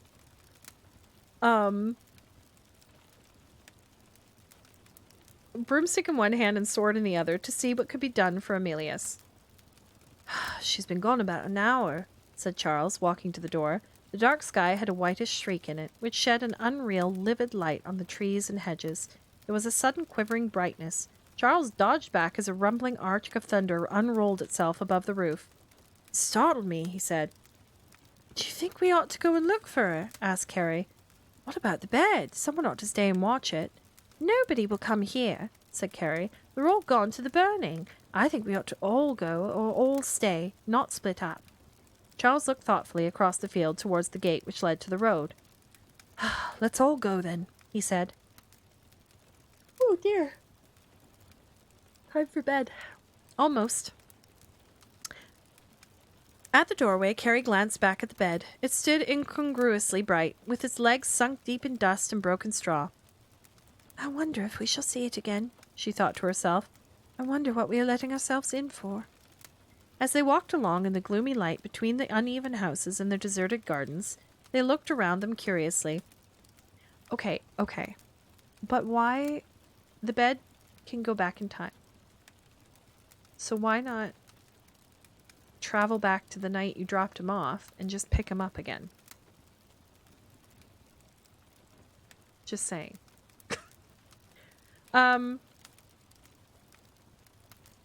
It was not very different from the parts of England they knew. New houses squatted beside old ones. An inn sign creaked in a sudden gust of wind, but the inn was deserted. Everyone had gone to the burning. Smithfield, said Charles, where the meat market is. It's really part of London, but it looks like country. Horses and carts were tethered to posts. I don't know. I know, Shillers. I think my bedtime has arrived. Thank you for the lovely vibes and enjoy the final chapters. Thank you, Drones. Thanks for bringing in your community. I super appreciate it. Take care and have a good sleep. We'll see you soon. Horses and carts were tethered to posts. There were a great many half-starved cats about and rough-coated, mangy-looking dogs, which ran slyly down the alleyways, but there were no people. Old bones and rags and broken pan lids in the gutters, and there was a strong smell of tanning. As they walked, they began to hear the murmur of a crowd. Look, said Carrie in a low voice. A richly dressed man was leading a horse out of the stable yard. He wore leather boots, or leggings, which came up to his thighs in a skirted coat. Lace fell over his wrists as far as his knuckle-bones, and a great dark wig moved heavily on his shoulders. As they came abreast of him, they smelt his perfume, a strange, rich, spicy smell which mingled oddly with the stench of the tannery. Preparing to mount, he stared at them wonderingly. His pale face was full of disapproval. Carrie nervously put up her hand to cover her safety pin, but he was not looking at their clothes. Something deeper seemed to worry him. Poor wretch, burned at the stake, he said as they passed close behind him. Fine sight for children. Carrie stared back at him with frightened eyes. She felt as you would always feel when a complete stranger speaks to you angrily. As the clatter of hoofs died away behind them, the children walked in silence. They felt guilty, as if it were their fault that Emilius was to be burned alive. Then suddenly the road opened into a square, or green, and they had come upon the crowd. It was like a painting Carrie had seen somewhere, or like an historical film, except it was more colorful than a painting and dirtier than a historical film. Boys had climbed trees and railings. Every window was full of people. Above the babble of talk, certain voices were heard calling some indistinct, monotonous phrase. Carrie jumped when just behind her a woman yelled, "Fair lemons and oranges! Oranges and citrons!" They could get in no closer. They were jammed close beside a fat woman with 3 children, and what seemed to be the railing of a cattle pen. The fat woman, who wore a white cap round her red face with a hat on top of it, was breaking a cake for her children. It smelt of cinnamon, and made Carrie feel hungry. Carrie put her foot on the bottom rail of the cattle pen and pushed herself up between the knees of the boys, who sat on top of it. Now she could see the stake. It was raised only a little above the crowd. 2 men with muskets slung on their backs were busy with ropes. When they moved aside, she saw Emilius, a limp, sagged figure. He was tied round the chest. She could not see any lower than his knees. She could not see the sticks. It has the old word for sticks here, which I won't say out loud. There was no sign of Miss Price.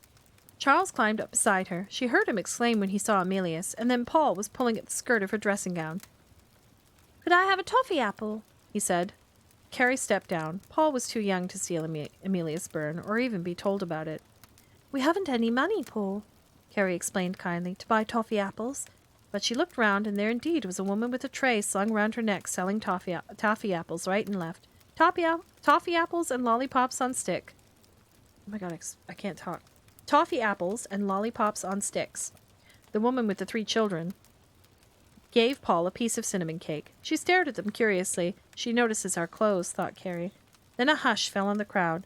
Someone up near the stake was speaking, but they could not see him, nor hear what he said. "They're going to start soon," announced Charles from his perch on the railings. Carrie saw a thin trail of smoke. She climbed up beside Charles again to see, but it was only a man with a spluttering torch, which he held aloft as if waiting for an order. Someone else was speaking now. Carrie glimpsed a long form in black, a lawyer perhaps, or a clergyman. The figure at the stake still sagged, the head hanging forward on the chest. Miss Price, breathed Carrie, clinging to the rail. Save him. Oh, please save poor Emilius. The voice finished speaking. The crowd became terribly silent. Other people tried to climb on the railing. All eyes were turned towards the stake. Suddenly there was a roll of drums. The man with the torch circled it about his head and flung it downwards and amongst the sticks. Carrie shrieked and jumped down off the railing, hiding her eyes. The rolls of drums went on, swelling in intensity. Clouds of smoke rose up against the dark and threatening sky. A quivering flash, and for one livid second the whole scene stood etched in lightning which played in forks across the gloomy sky. Can you imagine if they had put this in the film? The difference is stark. Lightning which played in forks across the gloomy sky. Then the sound of the drums was drowned in a crashing, ear-splitting roll of thunder, roaring and trembling across the heavens until it seemed to shake the very earth on which they stood. Then Carrie heard shrieks and cries. She clambered, pushing for a foothold upon the railing to see what had happened. Something seemed to be bending the crowd like a field of corn and wind, something of which they seemed afraid. The shrieks of the women shrilled and multiplied. There was a movement of pushing, of fighting, of panic. Carrie pulled Paul beside her close against the railing. Paul began to cry. "Charles!" cried Carrie, her voice breaking with excitement. "Look! Look!" Something was skimming low over the crowd, a great black bird, it seemed, which flew in narrowing circles, and whose passage seemed to cut a swath in the frightened mob as it passed, as hair falls aside from the comb. "It's she! It's Miss Price!" cried Carrie. "Paul, it's Miss Price! Charles!" People were pushing, screaming, rushing to get out of reach. Now it was coming towards their corner, swooping low and steady on its curving flight. The fat woman shrieked and ran, dragging her children after her. The boys jumped down off the railing. "A witch! A witch!" they screamed hoarsely. "A witch on a broomstick!" But Carrie and Charles, holding Paul tight against them, kept their places. They gazed upwards with anxious eyes at the black and fluttering figure which came towards them in the gloom. Shrouded and unrecognizable, it swept past, and an eerie wail, thin and terrifying, trailed behind it on the wind. People had run away, down the side streets, down the alleys. There were spaces of empty, trodden grass and littered, dusty ground. A basket seller was collecting his stock, which rolled around in every direction, but he dropped it all again as the dark figure flew near him and ran hell for leather for the entrance of a tavern. Now the children could see the stake quite clearly. The smoke had cleared, and red tongues of flame, licking their way upwards through the sticks, shone weirdly in the leaden gloom. Emilius, bound round the chest and anchors, hung forward on his ropes. "He's catching fire!" shrieked Carrie. "Oh, Miss Price, hurry, hurry!" Soldiers who had acted as a cordon against the crowds formed a group, trained their muskets on the broomstick's flight. Only one remained beside the stake, and he seemed to be charging his gun, looking up fearfully from time to time as if he feared the dark, swooping figure might come upon him from behind. "Perhaps she's forgotten," Charles reminded Carrie fearfully. "She burnt the books." There was a report which echoed back against the houses. One of the soldiers had fired. Once more the lightning flashed and thunder pealed across the angry sky. The square was empty now, save for the soldiers and the huddled group of children beside the cattle pen. The ground was scattered with litter. Benches, chairs, and stools, things which people had brought to stand on, lay overturned and broken. As the flying figure approached the stake, the remaining soldier fled to join the others, clutching his musket. The broomstick and the sweeping black cloak seemed almost to touch the burning sticks when the children saw a sword flash. "It's her father's sword!" exclaimed Charles excitedly. "She's going to cut him free!" Carrie was reminded, watching the awkward efforts to bring the broomstick within striking distance, yet not too close, of a left-handed golfer trying to play polo. "Oh dear!" she cried in an agony of fear. "She'll cut his head off!" Emilius, aware at last, twisted and leaned and strained at his cords in terrified efforts to escape the deadly thrusts. A gust of spark-filled smoke blew against his face, and the children saw him coughing. Still the attack continued. "Careful!" shouted Carrie. "Please! Oh, please, Miss Price!" Again there was a rapport, followed immediately by two others. The soldiers were firing. Carrie glanced fearfully at the bell-mouthed weapons, wondering how such guns could miss. "They've got her," said Charles then in his most reserved voice. "No!" Carrie cried wildly. "No, they can't have!" Her eyes flew back to the stake, and she covered her mouth quickly to hold back a scream. The broomstick was poised motionless, shuddering above the crackling wood. The sword dropped and stuck upright, quivering among the sticks. The broomstick wavered and sank downward towards the smoke and flame. Then, as they watched, painfully, it seemed to pull itself free. It rose a little and made a limping, hesitant flight towards the head of a road leading out of the square. The soldiers turned slowly, keeping the fluttering object covered with their guns. Figures appeared in doorways. Several men, braver than the others, ventured into the street. All eyes were fixed on the black and tattered object, which rose a little and then sank once more towards the ground in painful, hopping flight. The children no longer watched the stake, where each second for Emilius became uncomfortably warmer. Their eyes were fixed on the broomstick. They gripped each other in an agony of fear. Nothing seemed to matter in the world except Miss Price and her safety. As they watched, the broomstick rose a little, jerkily swaying rather drunkenly, as if it had lost its sense of direction. It made off down the street, at about the level of the first-floor windows. Then a man threw a brick, and the soldiers fired again. The broomstick stopped in mid-air. For about the 20th part of a second, the children saw the folds on the black cloak hang limp, before the whole equipage dropped like stone. Then they could see it no more. People ran out of doorways, out of yards, and out of alleys. Some were armed with staves, some with clubs. They saw one man, a butcher he must have been, with a large and shining chopper. All these people made for the spot where the broomstick had fallen. The narrow mouth of the street was choked with an ever-increasing crowd, composed mostly of boys and men. I just realized what's happening. Have you got lag? Are you alright? My end's pretty steady. I know what Miss Price did. I know what Miss Price did.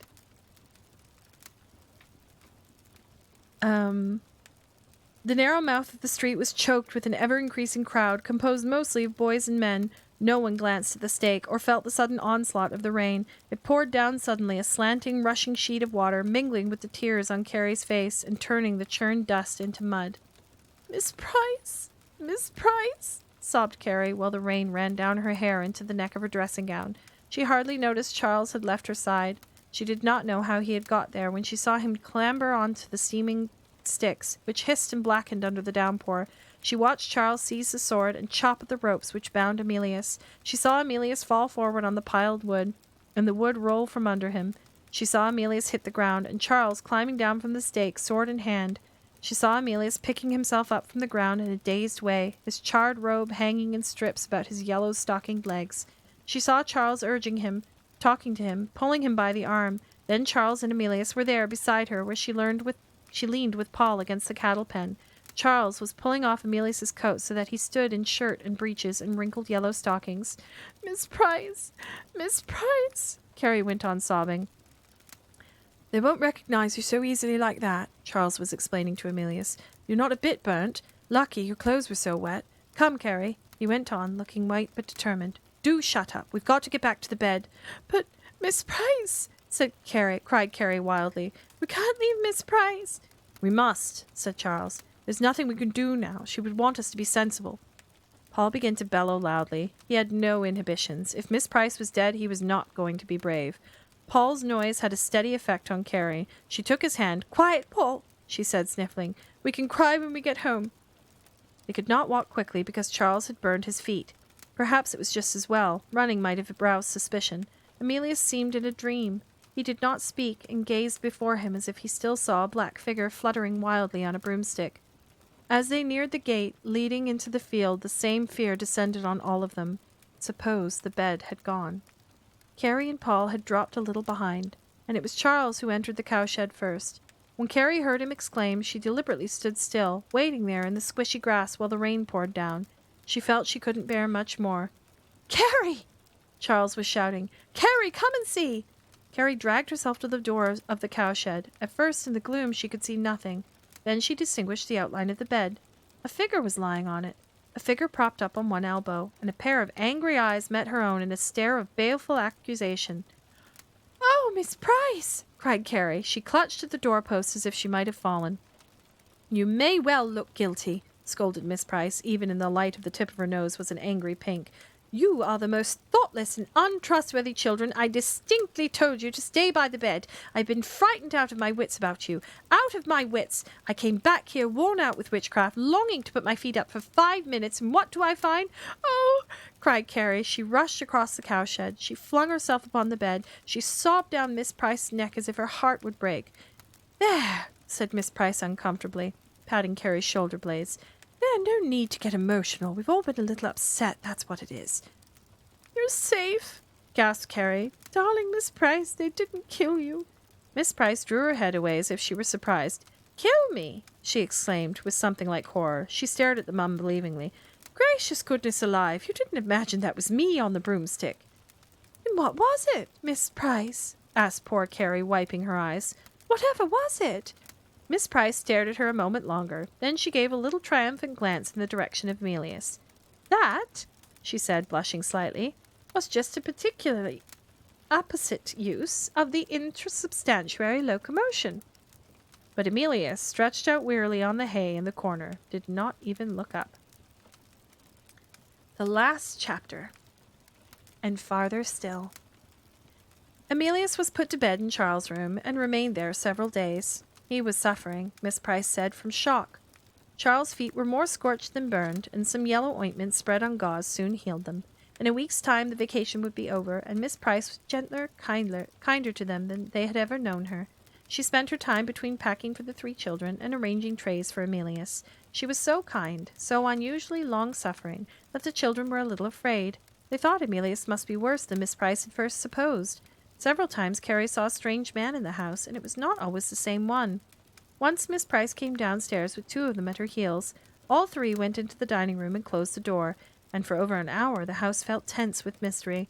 She seemed, too, to be writing a lot of letters and running off down to the village to telephone, but instead of getting fussed, she became kinder and kinder. They didn't like it at all, and were filled with dread, when on the last day of the holidays she summoned them rather solemnly into the sitting room, where since Emilius came, Charles had been sleeping. The 3 children sat on Charles' bed, and Miss Price, facing them, took a little upright chair. There was a feeling of great tenseness in the air. Miss Price cleared her throat and clasped her hands together in her lap. Children, she said, what I am going to tell you will not come altogether as a surprise. You have noticed a good deal of coming and going in the house during this past week, and must have gathered something was afoot. Miss Price moistened her lips with her tongue and clasped her hands a little tighter together. The children's eyes watched every movement, seeking some hint of what was going to come. I do not possess anything of great value, went on Miss Price, but my belongings, such as they are in excellent repair. The kitchen sink, put in only last year, cost me, with the labour, close to £50, but I shall not leave the bathroom fittings. It was a help to me in making my decision to remember that I could take these with me if I have a weakness, and we all have many. It is a weakness for modern plumbing. I've nothing against the simple life, assuming that there is such a thing, but bathing in a wash-tub is so unnecessary complicated. Miss Price paused. The proceeds will go to the Red Cross, she added. Carrie leaned forward. She seemed to hesitate a moment, and then she said, What proceeds, Miss Price? I keep telling you, Carrie, the proceeds from the sale of the house. You're going to sell the house?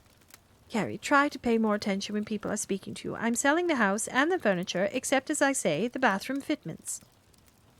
And you're giving the money to the Red Cross? Every penny. Why? Asked Charles. To compensate this century for the loss of an able-bodied woman. Carrie began to smile. She half stood up and then sat down again. I see, she said slowly. Oh, Miss Price. I don't see, complained Charles.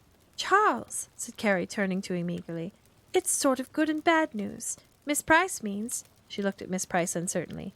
I think Miss Price means... Miss Price made her face quite expressionless. She cleared her throat. Perhaps I didn't make it quite clear, Charles, she conceded, that Mr. Jones has asked me to share his life. She allowed Charles a small and dignified smile, and I have accepted. Charles stared. He looked completely bewildered. You're going to live in the 17th century?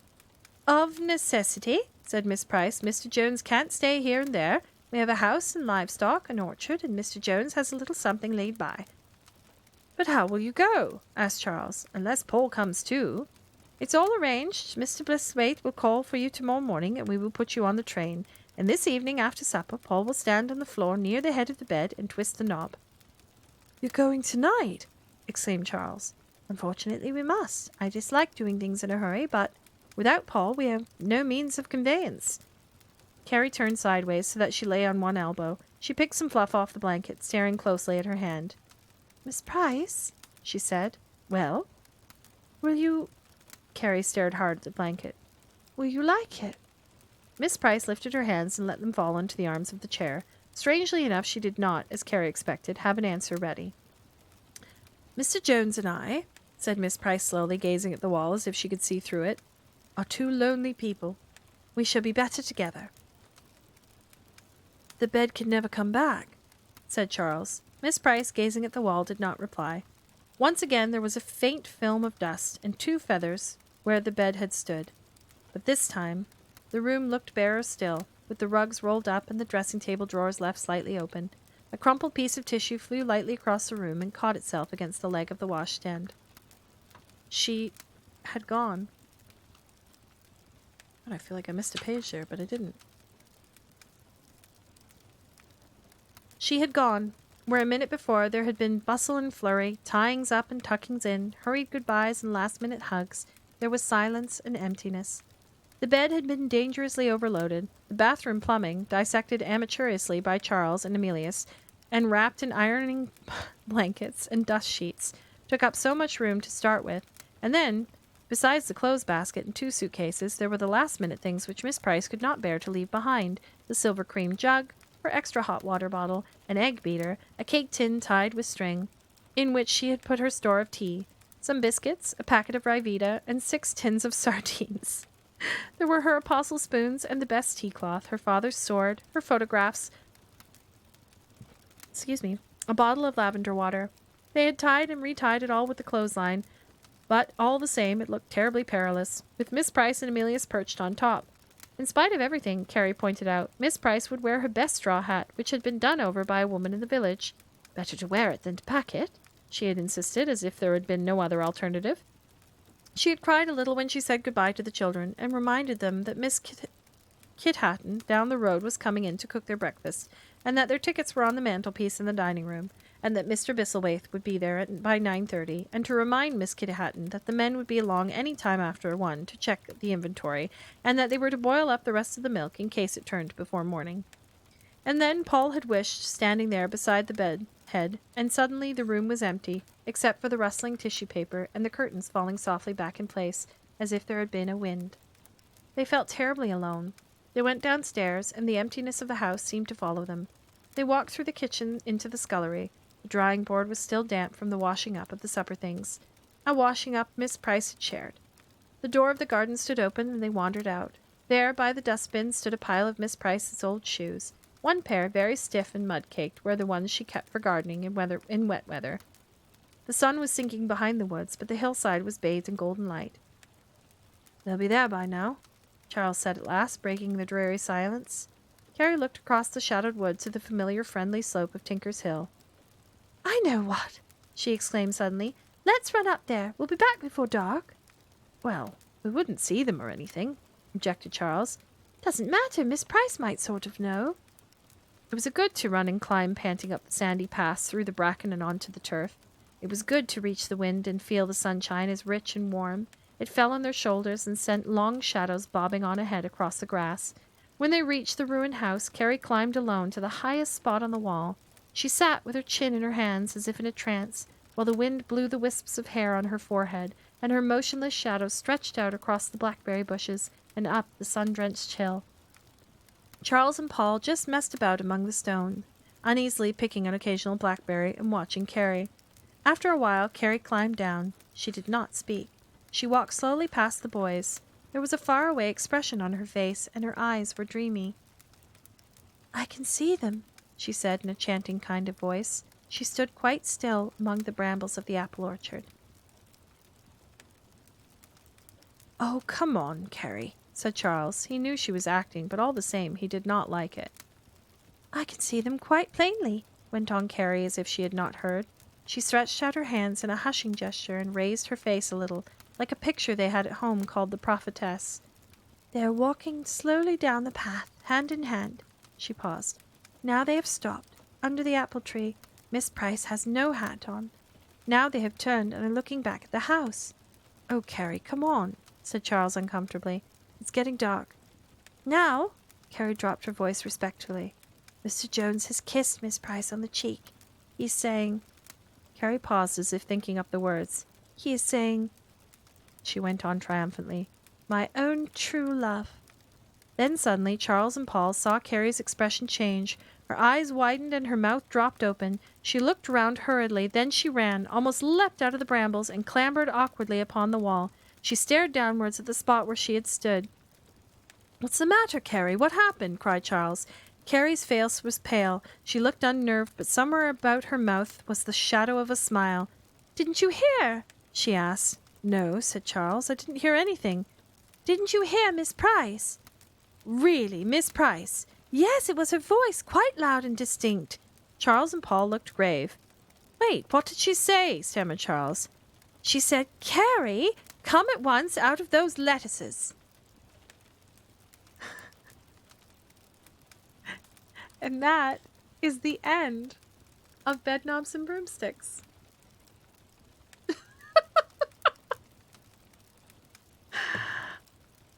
That was fascinating. A completely different story from the movie.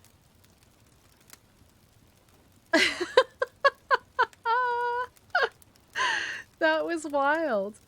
I mean, I enjoyed it, but it just was not anything that I was expecting. There was a bedknob and there was a broomstick. And the names were the same. And that was about it. But, let's see here. I was going to see who's around to raid. Maybe go for... What do we feel like? Not really too much going on. Can you imagine? Can you imagine if Disney had made that movie where there was Amelius Brown being burned at the stake and drowned in a horse pond? That was wild.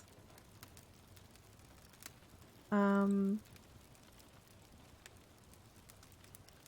you guys feel like some ASMR? We could raid some ASMR.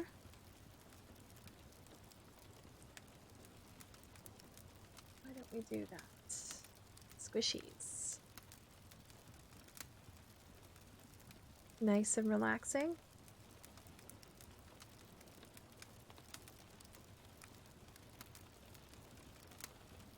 Let's do that. We'll get your raid messages in a second. Just making sure that goes through. Perfect.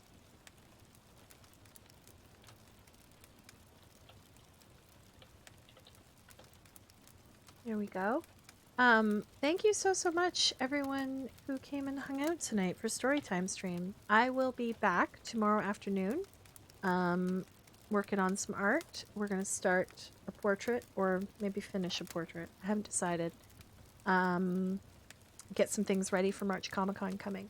But, yeah, that was really fun. I love doing these story streams. They're kind of nice and chill and relaxing, but, hopefully you can join me for tomorrow's art stream.